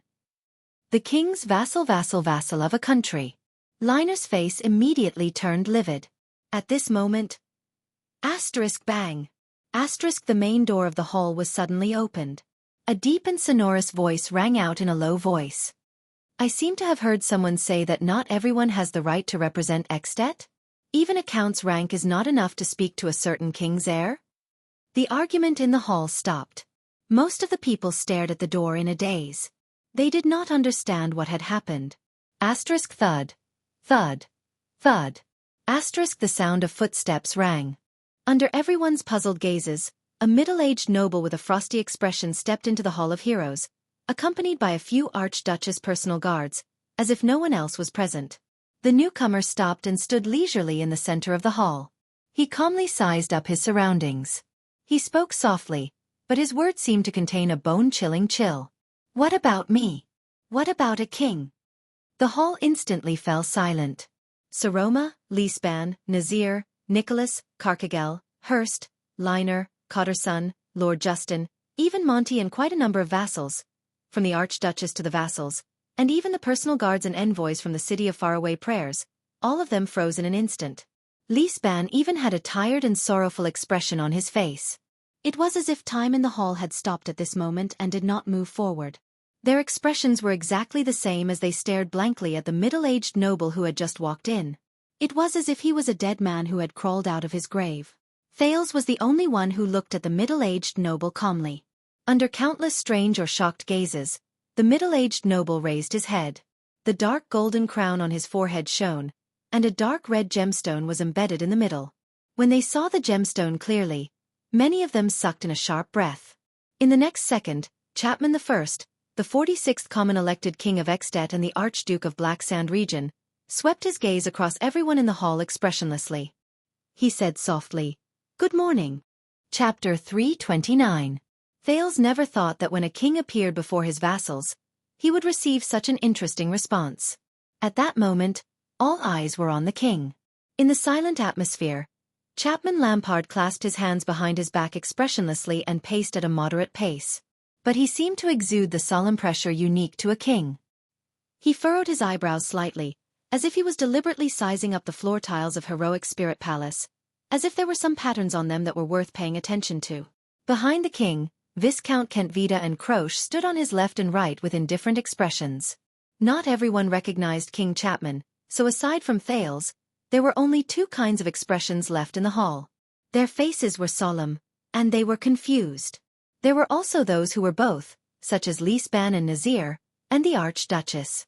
Extet. Viscount Kentvita stepped forward solemnly. With a sonorous voice and the short, powerful and gruff tone unique to Northlanders, he announced to the entire hall, "Salute your king." Kentvita's voice echoed in the hall. In the next second, as if a storm had suddenly descended, the originally puzzled nobles instantly erupted into an uncontrollable uproar. What's going on? The Kinslayer is actually in Dragon Cloud City? How did he get in? Could it have been arranged beforehand? No, look carefully at that prince. There were those who were doubtful, those who were shocked, those who were solemn, those who were terrified, and those who were gnashing their teeth in anger. But the Archduchess and the 6 counts sank into a strange silence. Saroma's face was pale. Liespan closed his eyes and said nothing. Nazir could not hide the strange look on his face as he looked at the king, then frowned and looked at the indifferent Thales. Carcagel's eyes burned, and his breathing quickened. Hurst seemed to be seeing King Chapman for the first time. His solemn and scrutinizing gaze was fixed on the king. Count Liner and Count Cotterson were so shocked that they did not even have the time to exchange glances. Ian from the city of faraway prayers was dumbfounded. He blinked rapidly and sized up the common elected king in the center of the hall in disbelief. From time to time, he cast a puzzled glance at Thales. Is that the ambitious and terrifying Archduke of Black Sand region that my father mentioned? The culprit of the disaster in Dragon Cloud City 6 years ago? How? Thales? Doesn't that mean? Ian's expression became more and more unsightly. At the center of the storm, King Chapman's expression was still calm, and his movements were casual. His left hand lightly rested on the sword at his waist, not caring about the atmosphere around him. The nobles' discussions grew louder and louder. At this moment, the king suddenly raised his head. The nobles, who were discussing among themselves, could not help but stop and hold their breaths. King Chapman's gaze was filled with coldness and deathly stillness. Wherever he looked, those who were swept by his gaze would shudder in fear.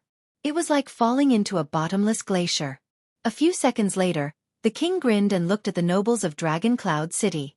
He chuckled in a mocking manner. Humph.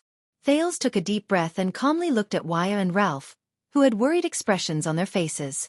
Behind Kent Vida and Croche, the two attendants of the Prince of Constellation lowered their heads. They stuck close to the wall and moved to the prince's side in a low-key manner. In the end it still came to this. The prince thought gloomily. The worst of it. He nodded at the two who had returned. At that moment, Thales suddenly felt a chill run down his spine. Malicious gazes shot towards him. It was the Star Killer. Nicholas was glaring at Lampard as if he was staring at an unforgettable enemy. The pain and hatred in his eyes were practically about to turn into flames and spew out. He then looked at Thales, his gaze filled with anger and dissatisfaction. Perhaps the Star Killer himself could not tell whether he hated King Chapman or Thales more at that moment. Thales sighed softly. He turned his head away as if he did not see the Star Killer's terrifying expression. Dragon Cloud City, are all of you deaf? In the hall, Viscount Kent Vida was very dissatisfied with the noble's behavior. He waved his arm and shouted angrily, in the name of the joint ruling pledge, to the common ruler of the Northlanders of the Western Peninsula, the 46th common elected king of Extet and Glacial Queeker, King Chapman Lampard. Salute! He swept his furious gaze across the hall. The hall quietened down again. The vassals frowned. Many of them cast their gazes at the Archduchess. Saroma took a deep breath. With great difficulty, she turned her head to look at King Chapman. Coincidentally, the king also turned his head around. His sharp gaze was directed at Saroma. The girl's face turned pale. Memories of the past surfaced in her mind. Count Leespan stared at the Archduchess with a solemn expression, then at King Chapman.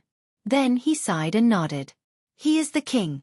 This is the obligation of the joint ruling pledge, the regent whispered to the girl. After receiving Lispan's hint, Saroma gulped hard.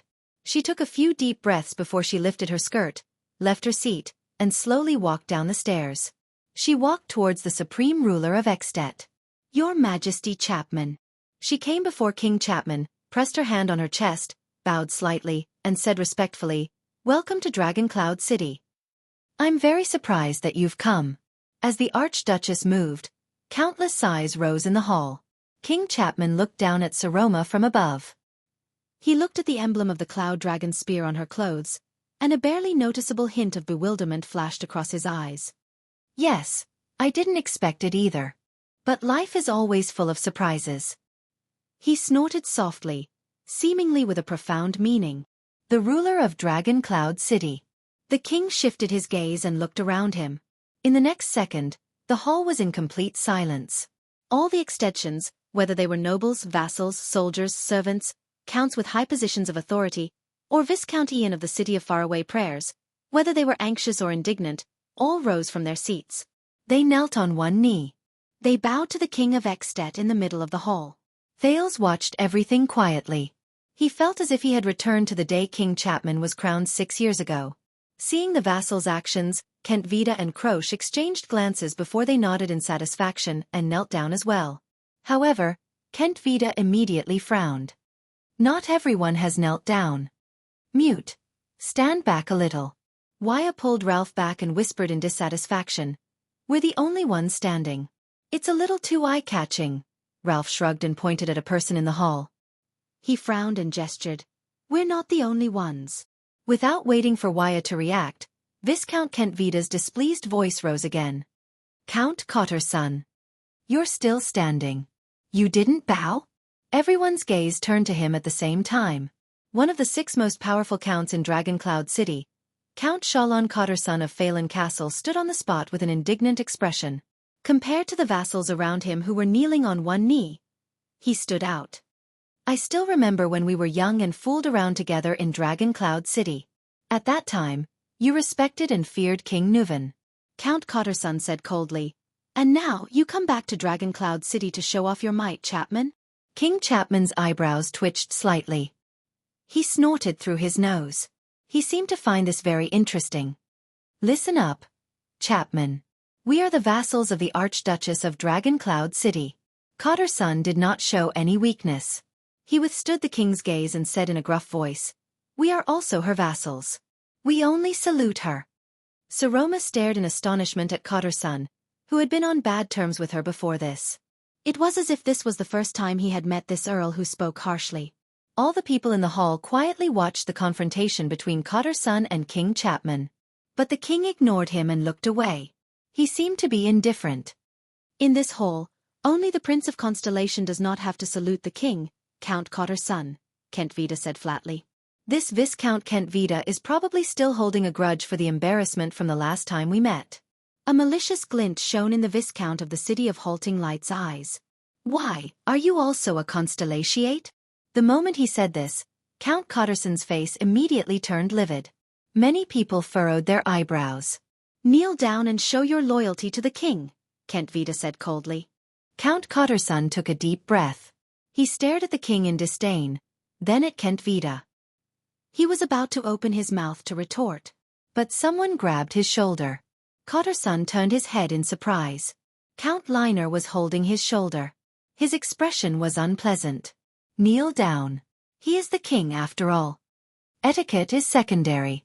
But if you do not want to be labeled as a disloyal, because you violated the joint ruling pledge the next day, and if you do not want to become the enemy between Dragoncloud City and the king, there was a hint of warning in Count Liner's tone.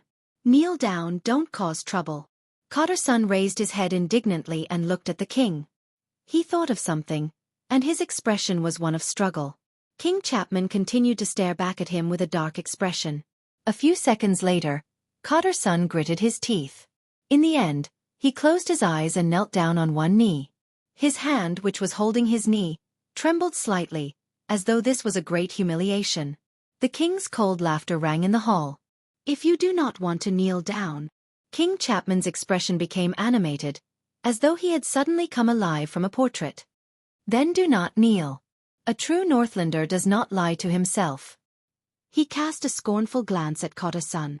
What do you say, Cotterson, my old acquaintance?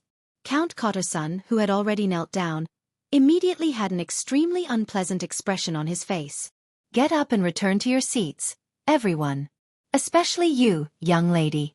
King Chapman cast a cold glance at Saroma. The latter could not help but clench her teeth. She then looked around. Do not let me ruin the atmosphere. The vassals in the hall slowly stood up. What followed was the sound of many people clenching their fists. Below the Archduke's seat, Count Nazir said in a low and solemn tone, When did he arrive in Dragoncloud City? You did not know about it beforehand?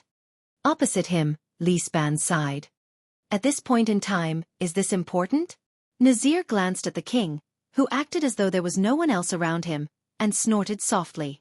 I thought you would stop him, be it outside the city or outside the palace, and not allow him to enter as though there is no one around, your grace. I was thinking about it, Regent Liesband replied bluntly. Perhaps we could even add a sideshow like, Dragoncloud City kills the assassin who broke into the palace. But Liesband's gaze then tensed up. If the news of the common-elected king's arrival at Heroic Spirit Palace had not spread throughout Dragoncloud City at the same time as his arrival, Nazir's gaze froze. Spread throughout Dragoncloud City? Everyone knows that he is here. Liesband nodded cautiously and solemnly. In another morning, I reckon that all of Ekstedt will know. Nazir furrowed his brows and retracted his gaze from the king's head. So, it is already impossible for us to seize the opportunity to attack him? Liesband nodded. They came prepared, so they have nothing to fear. The former prime minister's expression was stiff. We can only face them head-on. Nazir snorted softly and cast his gaze on the special teenager. It seems that we, all of Dragoncloud City, have been played a ruthless trick. Lisban did not speak. But like his old colleague, he also locked his gaze on Thales. Thales just stood quietly on the spot and did not move an inch. He did not seem to care about King Chapman, who was not far away. Beside him, Ian from the City of Faraway Prayers looked at Thales hesitantly, then at King Chapman, who had suddenly appeared. He subconsciously shook his head. In the hall, Saroma, who had returned to her seat, took a deep breath and cast a worried glance at Thales, who was as expressionless as the king. She then asked anxiously, "May I ask why you are here, Your Majesty?" After all, this is the day of Dragoncloud City's State Affairs hearing. "If you don't mind, we can." But the king interrupted her. Of course. King Chapman did not hesitate. He strode forward and began to size up the 6 counts with different expressions. At the same time, he went straight to the point. "I'm here to help." The king's powerful voice echoed in the hall. The vassals frowned. "Help," Saroma repeated, puzzled. "Yes." As Kent Vida whispered in his ear, King Chapman turned around and sighed. But before that, following the king's gaze, the vassals' gazes turned in puzzlement. In the end, they landed accurately on the air of the City of Faraway Prayers. "Ah, someone from the City of Faraway Prayers?" King Chapman enunciated each word clearly. He stared at Ian like a wild beast that had been lurking for a long time. What a surprise! Ian was shocked. His entire body stiffened, and an inexplicable anxiety rose in his heart. He never thought that he would have to face his worst opponent so early, so soon, and in such an embarrassing manner during his trip to Dragoncloud City.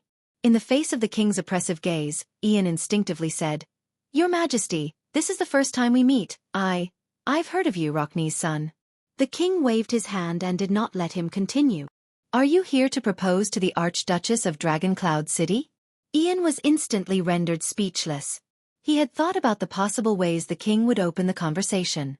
Greetings, accusations, condemnation, probing. But, it's actually this? This is a bad idea. King Chapman snorted coldly. Your status is unworthy. It's more appropriate for your father to propose himself. Doesn't he love doing this kind of thing the most? Ian's face instantly turned pale. Behind the king, Croce chuckled softly, as if she had sensed something. Beside her, Viscount Kent Vida smiled. "His Majesty has avenged you," Kent Vida whispered to the female warrior with a mischievous smile. "Truth be told, when Rockne proposed to you in Heroic Spirit Palace 6 years ago, without waiting for him to finish, Croce rudely replied with 2 words. Shut up." Kent Vida shrugged and did not say another word. After 2 seconds, Ian, who had lost his composure, composed himself. He pretended to be calm and replied in his usual relaxed tone, "It's not very appropriate to say that. After all, I'm also considered the heir of the Rockne family and the City of Faraway Prayers." Ian deliberately enunciated his words and said, "Before you inherited the title of Archduke, didn't you have the same status as me?" The vassals of Dragoncloud City frowned. "Is that so, heir? The same status as me?" As he listened to Ian's sarcastic words, King Chapman snorted softly and said nonchalantly, "Then why didn't you kill your sister?" At that moment, the entire place fell silent. This time, Ian choked on his words. Thales looked at Ian and sighed. Yes, he knows this feeling. Everyone who crossed swords with Chapman Lampard would experience that kind of heavy pressure. The feeling of suffocation caused by his cold gaze and cold words corroding each other. And Lampard's attacks have always been about not moving. The king's voice rang again. "If your sister is not dead yet." The king began to pace slowly and said flatly, "Then what kind of heir are you?" In that second, Thales felt as if he could hear a heavy hammer pounding into Ian's heart along with King Chapman's words. On the other hand, it was as if a block of ice had cracked inch by inch in Ian's heart. The Viscount of Dual Wind City did not speak for a long time. The hall was silent as everyone listened to the king's words. Ian's previous actions had made him a lot of enemies in Dragoncloud City, so no one wanted to help him. "No, there are. Your Majesty," Saroma said indignantly, "perhaps you should return to the main topic." King Chapman raised his eyebrows. "Oh, of course.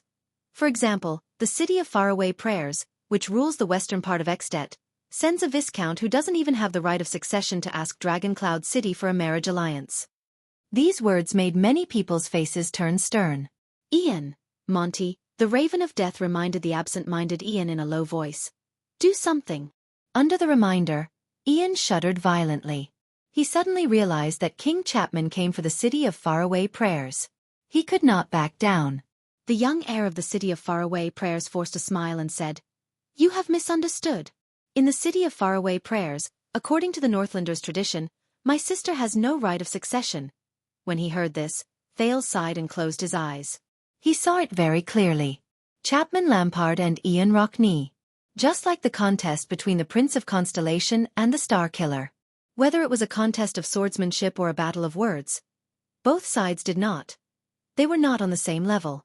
The king snorted coldly. At the same time, he cast a warning glance at Saroma, who had just interrupted him. No right of succession? Why? Could it be that you are hinting at the Archduchess of Dragoncloud City, Saroma Walton, whom all the archdukes, including me and your father, acknowledge as a female, the Archduchess of Dragoncloud City, Saroma Walton? King Chapman spoke slowly in a normal tone, but his words caused the expressions of all the vassals of Dragoncloud City to change drastically. No right of succession?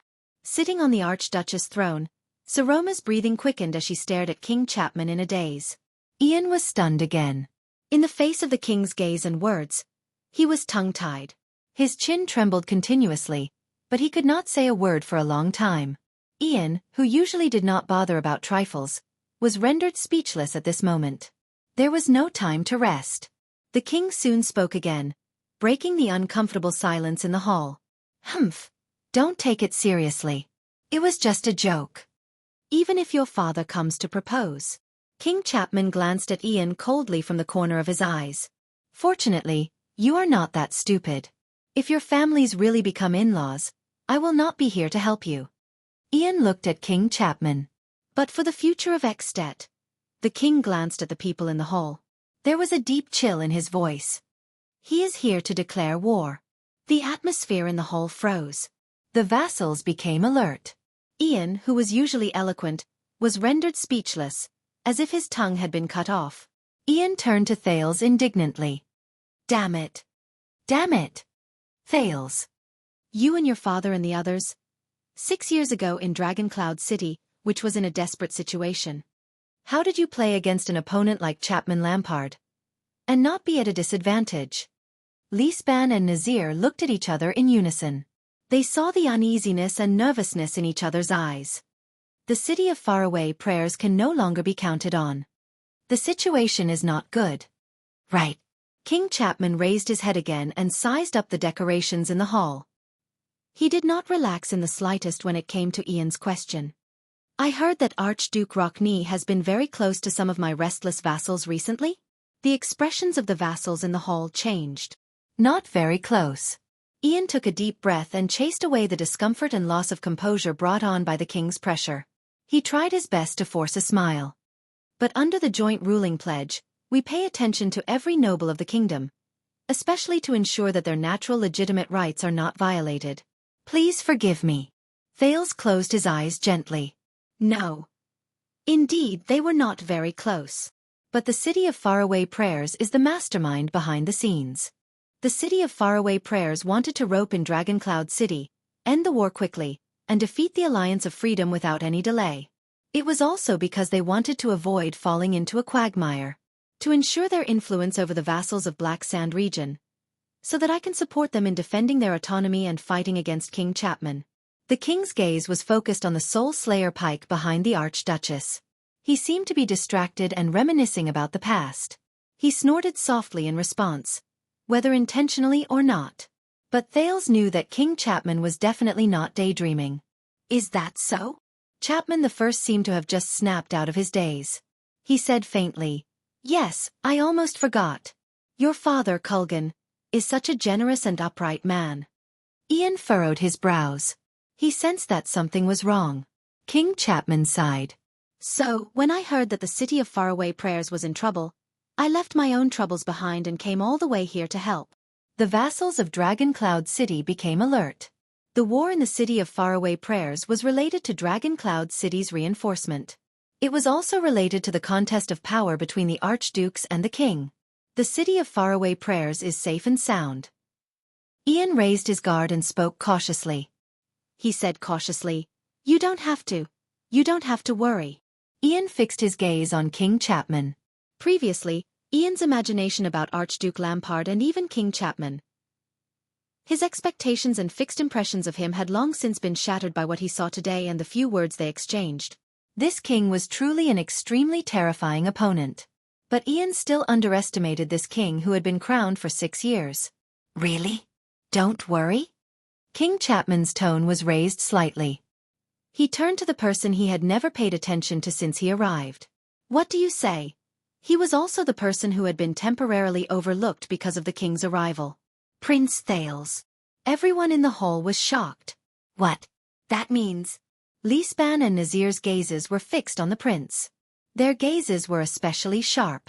Under many people's gazes, Thales took a deep breath and opened his eyes. It's his turn.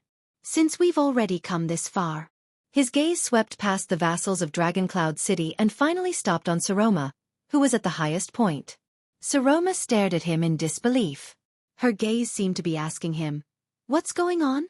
Thales smiled. Remember what I said, Saroma. No matter what happens. She had to choose the path that was most suitable for the Archduchess.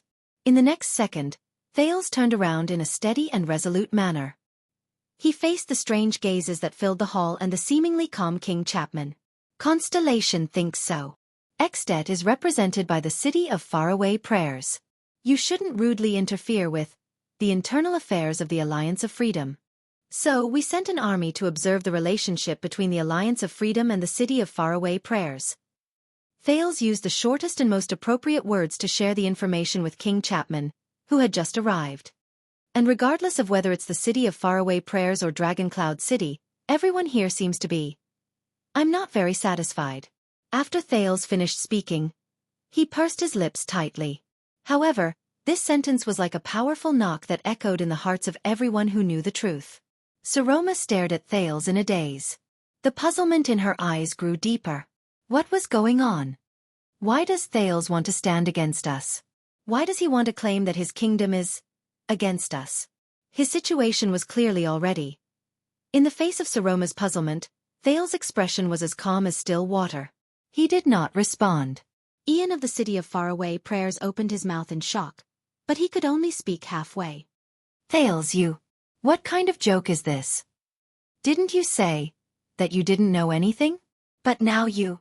In the face of Ian's questioning, Thales' expression was calm, as if he did not hear anything. On the other side, the star killer Nicholas stared at Thales with an increasingly dark gaze. There was even hatred in his eyes. Young prince, are you in cahoots with him? In the face of the star killer's angry gaze, Thales' gaze froze. He did not move an inch. Regent Lisban stared at Thales in shock.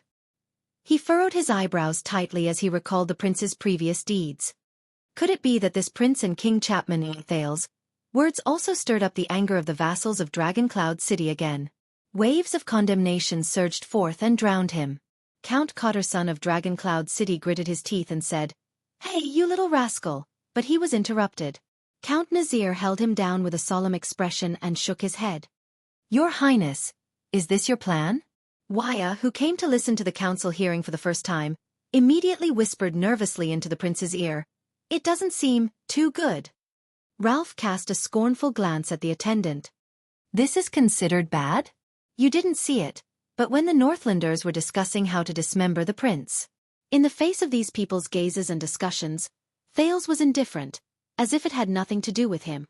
He only waited quietly for King Chapman's response. King Chapman frowned slightly and paused for a few seconds. He seemed to be digesting the news. A few seconds later, he relaxed his brows again. His sonorous voice rang in the hall, cutting off the vassal's condemnation. The king turned around calmly and faced the entire hall of heroes. "This is what I meant by trouble for the city of faraway prayers." In the face of the king's pressure, the hall instantly fell silent. King Chapman sighed, as if he felt that it was a pity. If Constellation really interferes, it will not be so easy for the city of faraway prayers to get rid of the Alliance of Freedom. He pondered and said, "This is indeed a problem. Under the gazes of the people in the hall, King Chapman curled up the corners of his lips and revealed a rare smile. "Prince Thales," he said in a sonorous voice, "why don't you come to Black Sand City as a guest?" The vassals and envoys were all stunned. Thales frowned fiercely. It was just as he had expected. Saroma was the first to react. She cried out involuntarily, "Your Majesty, what did you say?" The expressions of Lisban, Nazir, and the others changed. In the face of countless shocked and confused gazes, King Chapman smiled coldly. "I said, for the sake of the City of Faraway Prayer's interests in the Alliance of Freedom." He glanced at Ian, who had yet to react, and curled the corners of his lips in disdain. "I will reluctantly entertain Prince Thales and negotiate with King Kessel while I'm at it. After all, I am the closest to Constellation." Ian was stunned. "The prince is going to Black Sand region?" he murmured. But soon Ian, who had figured out what was going on, was shocked. "No." He stood up in a panic, his face pale. "No. Prince Thales cannot go to Black Sand." Behind the king, Viscount Kentvida snickered. "You are welcome, Sir Ian. After all, as His Majesty said, we are here to help." King Chapman put on a strange expression, like a cat who had caught a mouse. "Yes." Chapman Lampard stared at Ian, who had lost his composure. His eyes shone with a frightening cold glare, and he enunciated each word clearly through gritted teeth. "Kulgan Rockney is so enthusiastic that he doesn't forget to care about the vassals of Black Sand region, even though he is far away at the borders." Chapter 330. "No, Your Majesty, you can't take him away." Ian lost his composure and took a step forward. He had even forgotten how terrifying Chapman Lampard was.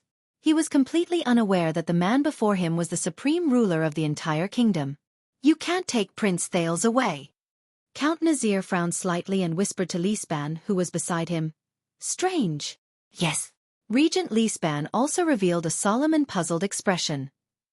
"Once the hostage prince falls into the king's hands, the situation will be reversed, but Lampard is shrewd and ruthless. Why does he think that Dragon Cloud City will obediently bow to the king's might and obediently hand over the hostage? Unless..." Count Nazir narrowed his eyes. "He has something that he can use against us, forcing us to compromise?" No one noticed that Lisban's breathing froze for a moment. Or, Nazir was still thinking and did not notice his old opponent's loss of composure. "He thinks that Prince Thales' whereabouts are of no importance to the overall situation, and that's why he said it casually." This time, Lisban did not respond to him. In the hall, King Chapman cast a sideways glance at the anxious Ian, as though he was looking at a clown. "Humph. Prince Thales is related to the future of the two great kingdoms in the Western Peninsula." King Chapman's eyes were like frozen snow that would not melt. "If we want to use him as a bargaining chip to negotiate with Renaissance Palace directly, the king of the kingdom should step forward." The king turned around and faced the entire hall. His voice was loud and clear. "Don't you think so?" Ian took a deep breath and adjusted himself. No one made a sound. Everyone stared at King Chapman with solemn expressions. Thales' thoughts raced as he sorted out the clues in his mind.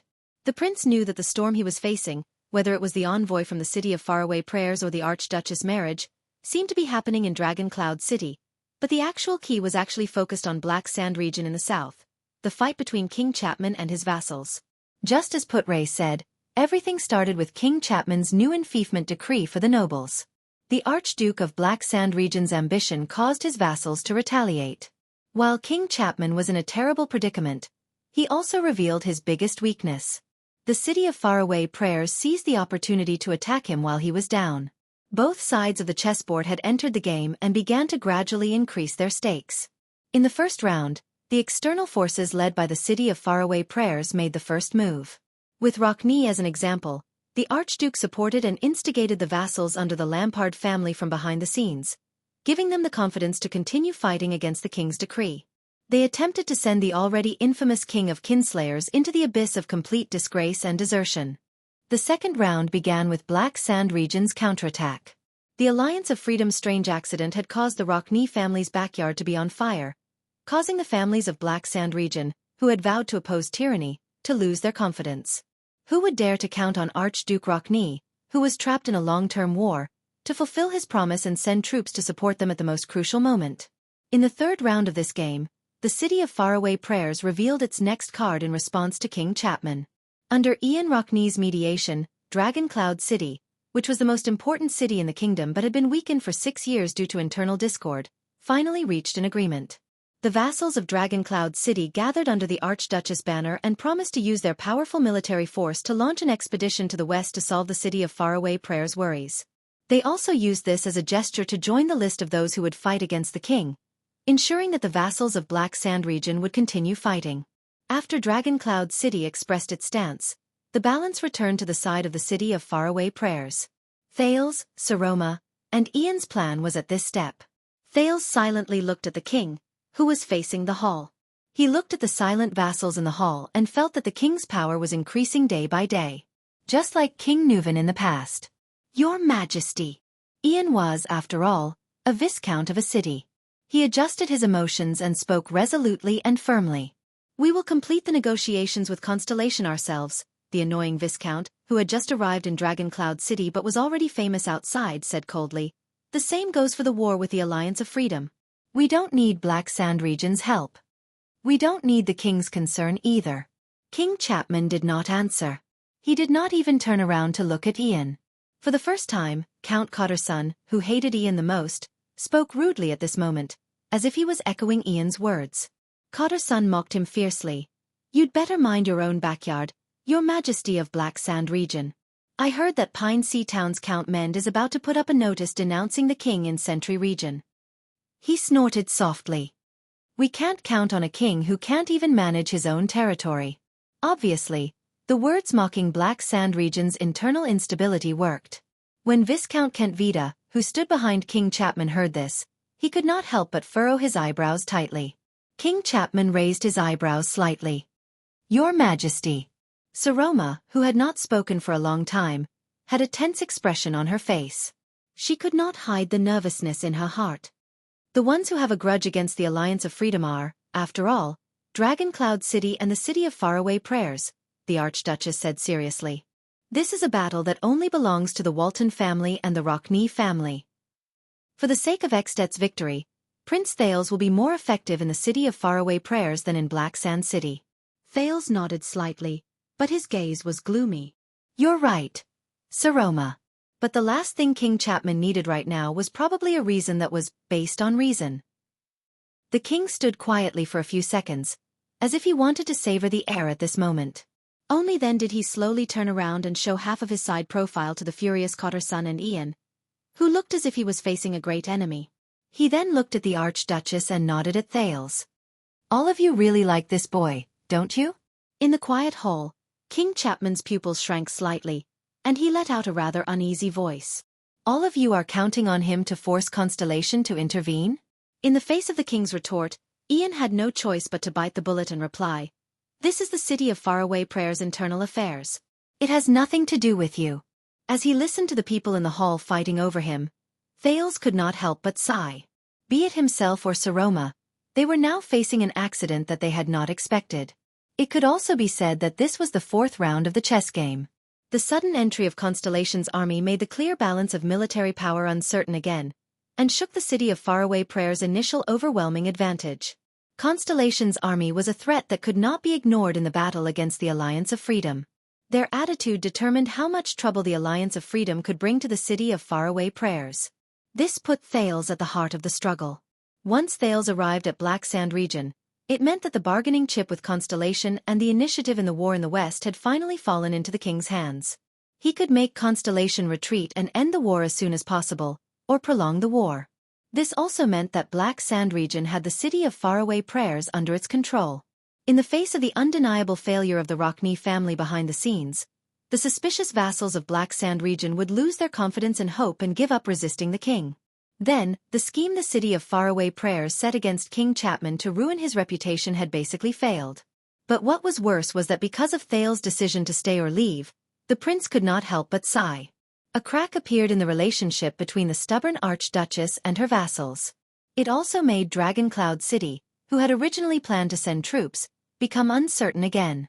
So, he could no longer sit by and watch. Thales stared at King Chapman, who should not be standing there. With a heavy heart he thought, I have to use this final trump card. A dangerous trump card with a price. But 20 years ago, King Nuvan used all of Xdet to attack the Alliance of Freedom, didn't he? Chapman sighed. Now that the Alliance of Freedom has changed again, as his successor and nephew, I can't just sit by and do nothing. When the vassals of Dragoncloud City heard King Nuvan's name, they stared at King Chapman with increasingly hostile expressions. Why would the Alliance of Freedom change at this time for no reason? Count Liner's expression was cold. He continued to use his sharp tongue to hit the nail on the head. Just like 18 years ago, when your father, the former Archduke of Black Sand Region, lost his life in the hands of a few defeated soldiers of Constellation while he was surrounded by guards and under your watch. Don't tell me you don't know? A kin-slaying king who has no bottom line? At that moment, the stubble on King Chapman's face trembled slightly. When they heard Count Liner's extremely obvious and malicious hint, a sneer rose in the hall. Beside the king, Kent Vida and Croce's expressions turned cold. They were about to step forward and speak, but they were stopped by Chapman's hand gesture. Thales stared quietly at King Chapman, who did not say a word. Ever since this man was crowned as a kinslayer, especially after his coronation, no matter if it was a noble family or a commoner, the entire kingdom had never stopped talking about him, regardless of whether it was true or just pure malicious slander. Xdet's kinslayer. Chapman the First, the kinslayer. Other than power and power, this name would accompany him throughout his life. It would even be written in the history books, followed Chapman to his grave, and passed down to the future generations. But even so, this man... Thales stared at Lampard's eyes, which were as calm as still water. The wariness in his heart deepened. The lady has spoken very clearly. Our intentions are also very clear. This is just a local conflict. Count Karkagel's eyes were spitting fire. We did not ask you to come, Your Honorable Majesty. Don't flatter yourself. King Chapman's eyebrows twitched slightly. He nodded and did not say a word. As the three counts of Dragoncloud City joined the battlefield and joined forces with the Archduchess and Ian, the king seemed to have nothing to say for a moment. But Thales sighed. He knew that if Lampard was such an easy person to deal with, then the second prince would not be here right now. Ian raised his eyebrows and seemed to have regained some confidence. Now, Your Majesty, if there is nothing else. King Chapman turned his head abruptly and stared at Ian coldly with a pair of cold eyes. Ian was shocked. The air of the city of faraway Prayer's words seemed to have been choked, and he did not continue. The king sneered and shook his head. Local conflict? The king raised his head slightly. Thales noticed that the dark red gemstone in the center of his crown was slightly reflecting light. It reflected the light in the entire hall. But Constellation has already intervened, hasn't it? The king said softly in a relaxed manner. So let me confirm it again. King Kessel seems to have some complaints about the Alliance of Freedom, so he sent an army to the Alliance of Freedom. He turned his head slowly and looked at the Prince of Constellation again. Thales. Is that so? Everyone's expression changed. Thales took a deep breath. Once again, everyone's gaze was focused on the guests from Constellation. Many people seemed to have figured something out and looked at the prince nervously. Among them, Ian, Saroma, and Nicholas were the most nervous. But in the face of Ian's anxious gaze, Saroma's puzzled gaze, and the Star Killer's angry gaze, Thales' expression remained the same. Even the prince's eyes did not waver. As if he was in a trance, he calmly opened his mouth and uttered the only word. Yes. When he said that, Ian's expression was the first to change. Thales, the Viscount of Dual Wind City of the City of Faraway Prayer's breathing quickened, and he said in disbelief, Are you really on his side? Ian stared at the Prince of Constellation with anguish and anxiety. How is this possible? Thales did not speak. Ian seemed to be very indignant. His facial muscles twitched violently a few times. In the next second, Ian suddenly pounced forward and grabbed Thales by the lapel. Waya and Ralph, who were already prepared, rushed forward and stood in front of Thales to block him. Ian wanted to go forward, but Monty, who was behind him, only swung his hand and grabbed Ian's shoulder firmly. Calm down, Ian, the Raven of Death said coldly. Ian, who could not take another step forward, took a few deep breaths and calmed down. He rudely flung Monty's hand away, gritted his teeth and said indignantly, Answer me, Thales. Thales closed his eyes and sighed. The entire hall watched this scene in silence. I have always been on your side, Ian. The prince did not seem to see Ian's half-reprimanding and half-surprised gaze. He said faintly, "Don't you think that handing this matter to King Chapman, to the king you both serve, is the best way to handle it?" When they heard Thales' words, many people frowned. Ian stared at Thales in a daze and shook his head with a pained expression. You. Thales did not answer. There was no change in his expression, as if he had lost the ability to change his expression. He only stared at the air in front of him quietly. At that moment, even Saroma slowly lowered her head. Her eyes were filled with disappointment. Nazir's gaze was deep and cold as he whispered to Lisban, "It can't be clearer. We have this hostage, but he colluded with outsiders and played us in the palm of his hand." Lisban stared at Thales from afar and sighed slowly. "So this prince is indeed the king's ally? How ironic." King Chapman laughed. His voice echoed in the hall again. "So that is the country's action. This is no longer a local conflict. For the entire kingdom of the dragon, the Alliance of Freedom's disrespectful actions will not be easily forgiven." The king snorted coldly and no longer looked at Thales and the dejected Ian. "This is not just about the interests of the city of faraway prayers, nor is it about Dragon Cloud City's reputation." With an imposing and sarcastic smile on his face, like a general who already had victory in his grasp, he waved his arms grandly at the nobles in the hall who had unpleasant expressions on their faces. "This is my answer to you and your father, Thales, and I will definitely take action." King Chapman's voice was soft, but it carried a lot of weight. Thales closed his eyes and quickly opened them again. There was still not a hint of emotion in them. "Very good." It was as though Chapman was not talking about the country behind him. King Chapman smiled again. He was usually stingy with his smiles, but it was as if he was going to use half of his smiles on this day. He paced towards the Archduchess and said slowly, "I'm not sure." Then, as the common elected king of all of Ekstedt, I hereby declare. His words made many nobles nervous again. What was he going to do? And the king did not let the people down. For the sake of stabilizing the situation in the Alliance of Freedom, intimidating our potential enemies, and for the sake of the everlasting friendship between the Lampard family and the Rockney family, King Chapman said loudly with delight and confidence, Black Sand region will send reinforcements to the city of faraway prayers to deal with the Alliance of Freedom. As soon as he finished speaking, cries of surprise immediately rose in the hall. Saroma looked at her regent in confusion, but Lisban only had a bitter expression on his face and tightened his lips. Many of the vassals looked at each other in confusion. They discussed among themselves, but none of them understood King Chapman's actions. Reinforcements? From Black Sand region to the city of faraway prayers? Ian muttered. Ian Rockney, who had already suffered quite a blow from Thales' unexpected betrayal, stared at King Chapman in a daze. His mind was a mess. What is he doing? Imitating Dragon Cloud City and righteously earning a reputation?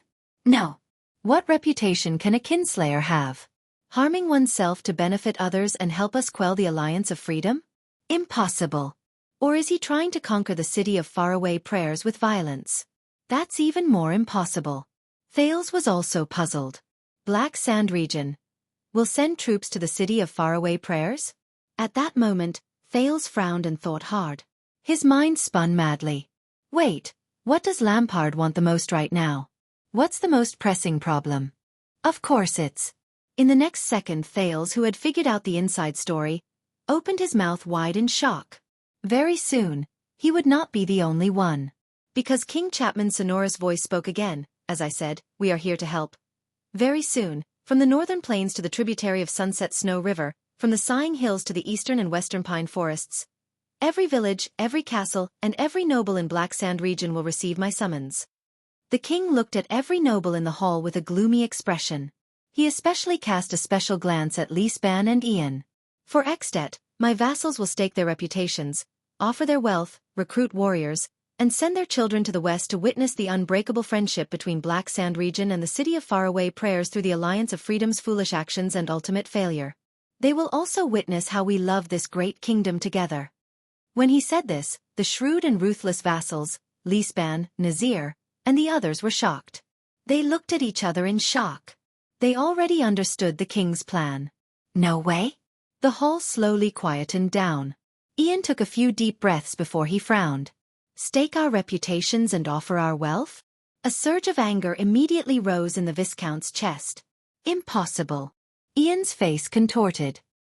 He could not help but shout at King Chapman. Do you think that by using the name of assisting the city of faraway prayers, you can make the world believe that we have secretly made peace with you and are in cahoots with you?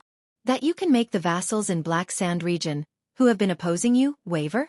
That will destroy their confidence in fighting against your tyranny? That's impossible. The Viscount trembled slightly. The indignation in his eyes was plain to see.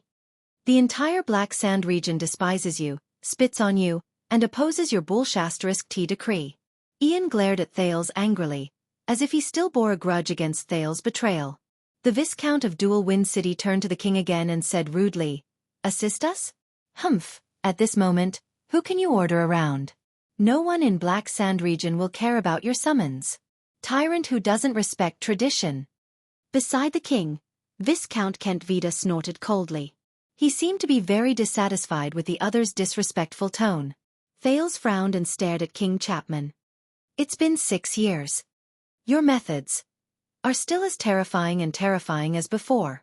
In fact, they're even more terrifying than before. Old friend. Regent Leespan coughed softly.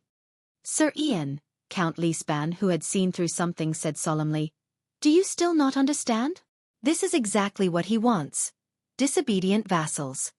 Ian was slightly taken aback at first. But then, he gradually came to a realization. Disobedient vassals? Ian looked as if he was struck by lightning. His indignant face first turned from red to white, then from white to green. Chapter 331. Clap, clap, clap, clap. A lonely but ear-piercing clap rang in the hall. The nobles frowned and turned their heads. The king was relaxed. He raised his hands calmly and clapped softly. It was as if he was enjoying a theatrical performance. Thales felt a wave of discomfort in his heart. He remembered the bloody dawn 6 years ago. At that time, Lampard was the same. He clapped softly, walked out of the murderous army, and walked towards Thales and Little Rascal with victory in his grasp. "Indeed, thank you for reminding me, Ian Rockney," King Chapman said flatly as he clapped. "My vassals have been a little restless lately. Many people have nowhere to vent their energy." The king inhaled and exhaled slowly. His gaze was cold. "So, this is the best opportunity, isn't it? I will provide them, who can't suppress their passion, with a chance to serve the country. This is the right time." Behind the king, Kent Vida crossed his arms and chuckled. Ian slowly came to his senses and stared at the king in a daze. He seemed to have expected it, but he still refused to believe the facts he deduced. What do you mean?" King Chapman did not speak. He only curled the corners of his lips and revealed a vulture-like cruel smile. Viscount Kent Vida, the second assistant advisor of Extet's Imperial Conference, stepped forward gently. Just as His Majesty said, from the moment the Prince of Constellation opened his mouth to confirm. No, it should be from the moment the Constellation Army appeared. This was no longer a local conflict. In fact, it's no longer about who the Alliance of Freedom, who broke the treaty, is loyal to. It's no longer as simple as a dispute between Extet and its tiny affiliated kingdom. He grinned and revealed a bright and relaxed smile, but his words contained a message that made the nobles frown. What the city of faraway prayers is facing is the honor and humiliation of all of Extet. It's our national dignity in the face of our mortal enemy, Constellation. As I said to the Archduchess in this hall a few weeks ago, Kent Vida said slowly, in the face of Extet's honor and humiliation, our internal disputes become insignificant. Saroma recalled the meeting a few weeks ago, and her face immediately turned pale.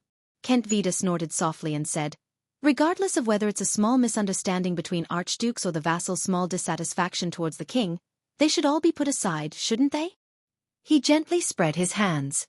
This is the supreme name, the war of the country, and the unavoidable righteousness of the joint ruling pledge.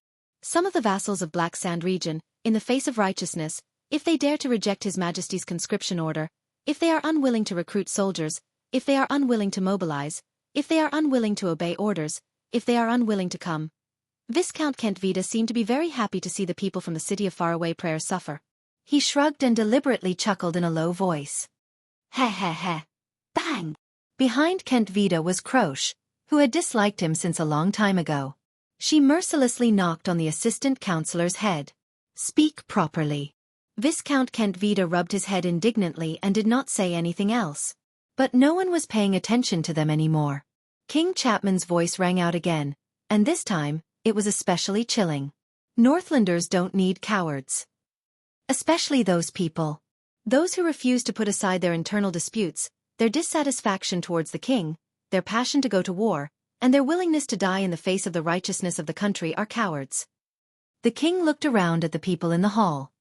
His eyes shone with a cold glare. What other reason do they have to occupy the name of nobility, the benefits of titles, and drag out an ignoble existence in the world? And as their suzerain, what other reason do I have to be soft-hearted towards them? Sighs rose and fell in the hall, along with exhales of indignation. Thales watched all of this coldly from the sidelines. His heart was heavy. Using the name of defending against foreign enemies to eradicate dissidents. As a ruler, you're really straightforward, Lampard. At least the rulers of other places would put in effort to whitewash it a little. Saroma thought about her current situation, and then thought about the king's current situation. She could not help but be shocked when she understood something. Ian's expression froze for a moment. The next moment, he swayed violently, as if he was hit head-on by a carriage weighing 1,000 pounds. The Raven of Death frowned and supported him. No. Ian's breathing quickened. He was drenched in cold sweat. Why you want to use this war against the Alliance of Freedom to purge your vassals? Is this the purpose of issuing the draft order because of Constellation's interference? No, Ian thought in despair. It can't be. How can it be like this? At the other end of the hall, the diplomat group from the city of faraway prayers was immersed in sorrow. The 6 counts of Dragon Cloud City stared at King Chapman. The cautiousness and wariness in their eyes had never been seen before. But in the next second, Ian suddenly raised his head. His eyes were filled with anger. "Do you think you will succeed, Lampard? Your vassals, they are all nobles, elites among men. It is because of their support and loyalty that the Lampard family can sit firmly in the Archduke's position." He gritted his teeth so hard that he almost crushed them. He did not even care about how he addressed the king. "But now you want to attack them. Do you think they will sit quietly and wait for the Lampard family's army to storm their castles, rob them of their wealth, and strip them of their titles? Do you think the warriors who are loyal to you can really handle the entire Black Sand region?" However, what interrupted him was the king's faint sneer. "Ha ha ha ha." At this moment, King Chapman turned his neck slightly and looked at the Archduchess on the stairs. The Star Killer frowned. He blocked Saroma's path without showing any sign of weakness. The hatred in his eyes never diminished. When he saw that Saroma looked as if she was facing a great enemy, King Chapman narrowed his eyes and shook his head. He said in a mocking tone, "Didn't I tell you? The Archduke of Reformation Tower has already expressed his stance. If Constellation really interferes with the Alliance of Freedom, then he will definitely not stand by and do nothing." His words made many nobles tense up again. Porphyus Trentida is a man of great righteousness. He will be very willing to send troops to aid the city of faraway prayers.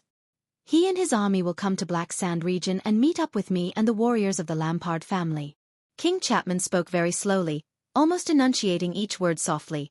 Then we will see which traitors in Black Sand region are unwilling to serve the country. Ian was stunned again. What? Reformation Tower and Black Sand region? That means that if Lampard wants to get rid of the nobles in my region, whether it's in name, strength, or timing, it's already. Reformation Tower, Trentida? Ian remembered something and sighed. In the end, he closed his eyes in pain. That bastard. Reformation Tower is the closest to us, Kent Vida added with a smile. Of course, they will understand our intentions the best. He remembered the cunning noble with the bowl cut, the glint in his eyes, and the provocative words he used. The Archduke of Reformation Tower. Porphyus Trentida. Even during the most critical moment in Heroic Spirit Palace, when the battle between Rockney, Alcius, and Lampard was on the verge of breaking out, the Archduke only held a short knife and hid safely in the distance. Him. Has he already sided with Lampard? You've planned this from the beginning, haven't you? Ian's face was ashen. When you issued the new decree and the families of Black Sand region first objected, King Chapman and his 2 subordinates stared at him coldly.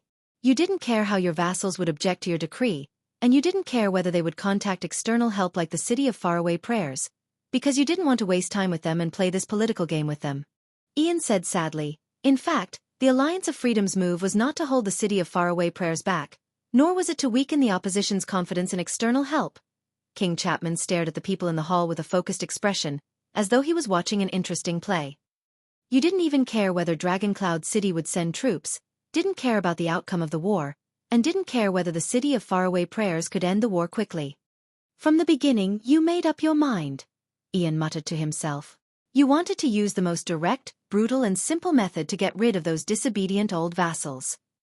What you lack is just a name, a reason, a grandiose excuse written in the joint ruling pledge that will not incite the people's anger, and that will have the least consequences. He said his next sentence with a pained expression. Such as constellation.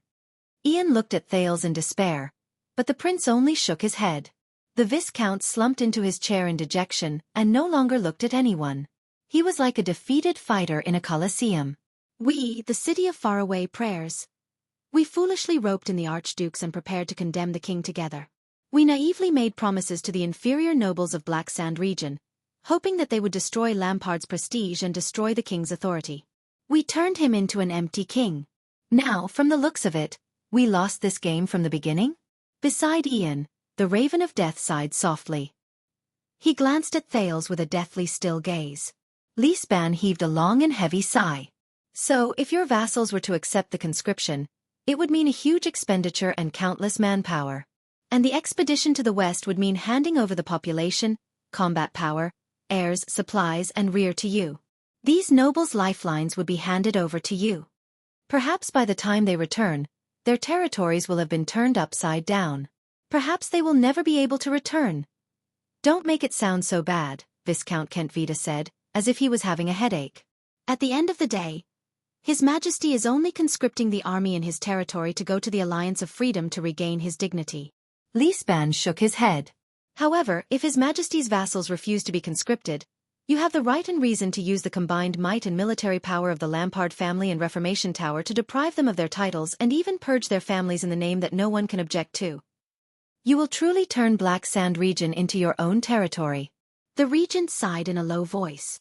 Isn't that right, Your Majesty? Thales looked at Ian's absent-minded expression and at Lisban's face, which seemed to have aged a few years in an instant. He felt dejected. Yes, I know this feeling. I have experienced it before, and I will never forget it. The argument earlier was just an appetizer for Chapman Lampard.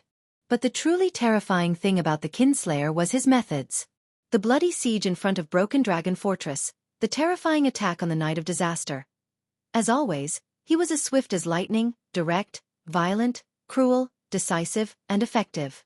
What was left for the enemy was only shock and regret. King Chapman snorted softly. It's not that they don't have a choice. King Chapman turned his gaze and met the old Lisban's eyes. They can choose to be loyal to the king, obey the decree, choose to continue loving Extet, and everyone will be happy, the king said coldly. His sharp eyes seemed to hide an unstoppable blade.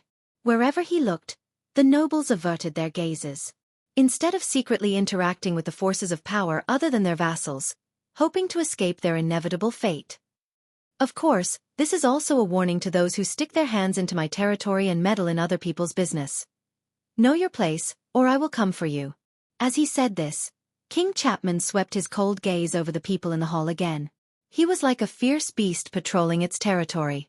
The iron fist emblem on his outer robe that represented the Lampard family was very eye-catching at that moment. Aside from the noble's indistinct breathing that varied in speed, the hall was silent. Thales quietly watched the dejected Ian, and a chill rose in his heart. Regent Lisban sighed softly before he said with a solemn expression, You have no intention of holding back at all, and neither do you have the shame and bottom line of a noble, right? Lisban, the former prime minister of the kingdom, faced the king's gaze, which was even more powerful than before, and called out his name without fear, Chapman Lampard. In the face of those traditional families who oppose your expansion of power, you not only faced the difficulty head-on, but also counterattacked. Mend, Devonson, Peruno, IKA, these Northland families in Black Sand region that we are familiar with.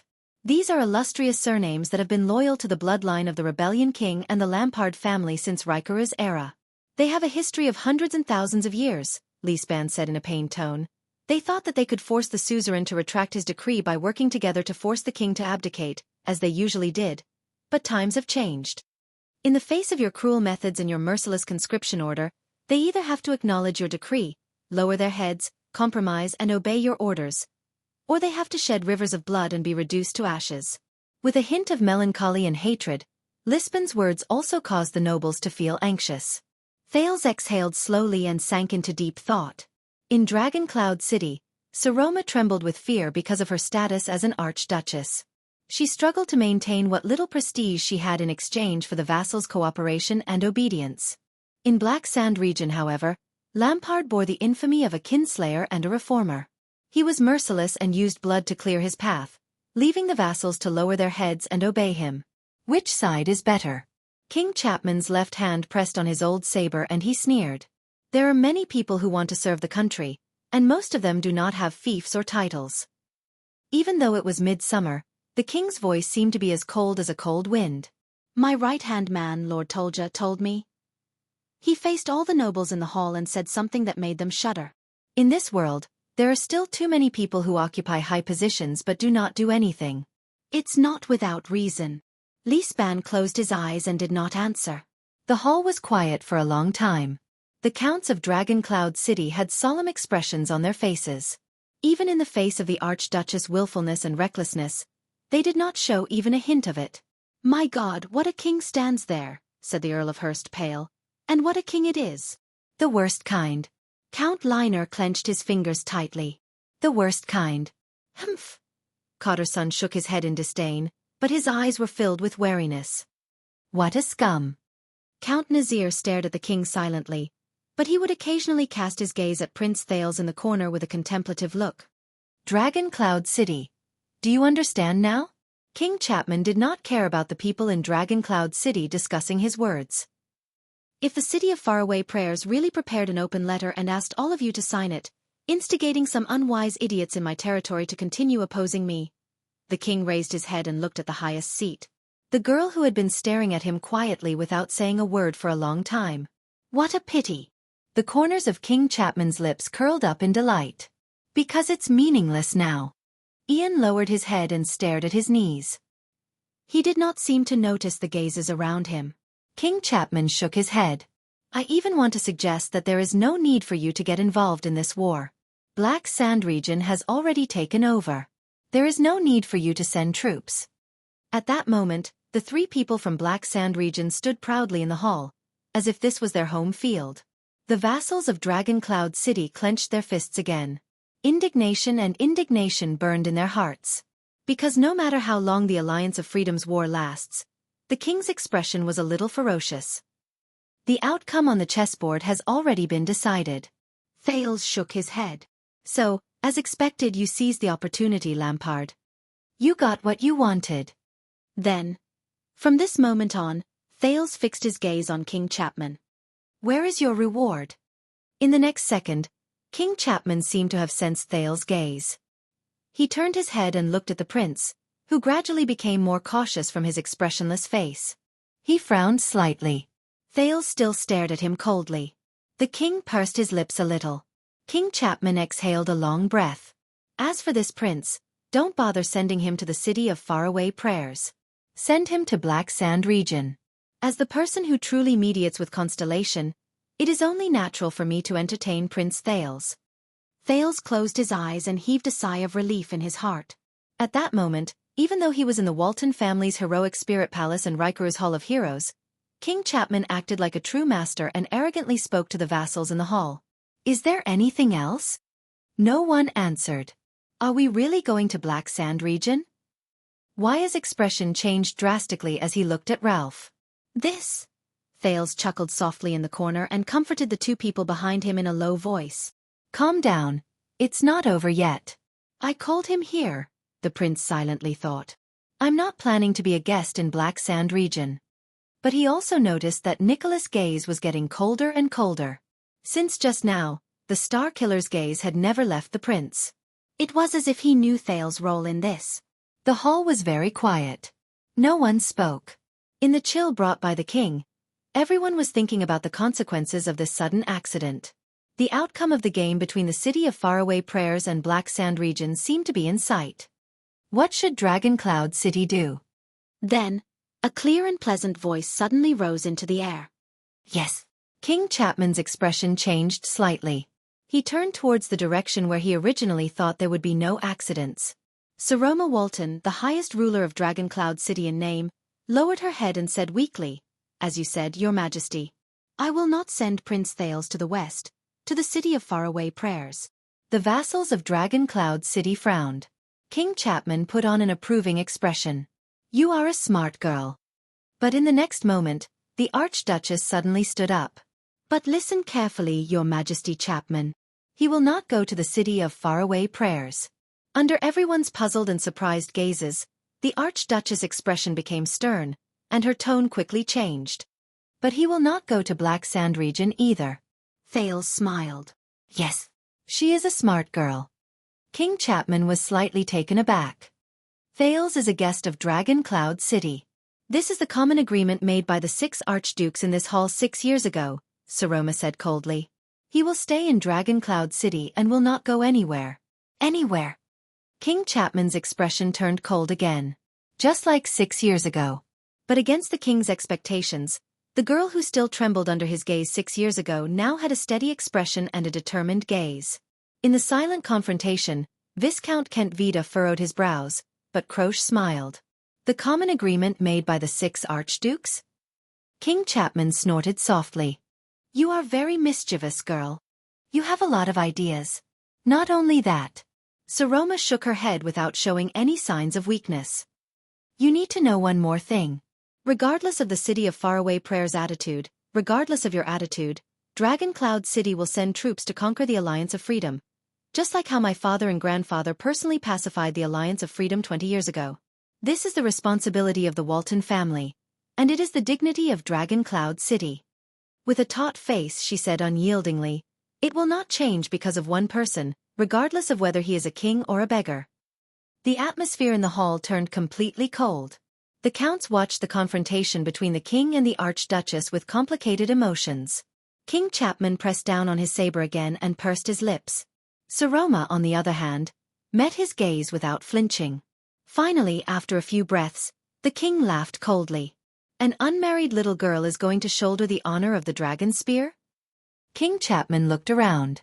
"Do your experienced and powerful vassals also agree to this?" Saroma took a step forward. Her expression did not change. "My vassals, every single one of them, support my decision." Under the king's gaze, the vassals of Dragon Cloud City frowned and looked at each other. At this moment, Regent Lisban took a step forward without hesitation. "The Archduchess' will is our mission," Count Lisban said coldly. "She said that Prince Thales will not go to Black Sand region." "Then he won't go." His old colleague, Nazir, sighed softly. "The problem is solved." Count Kotta-san also snorted coldly.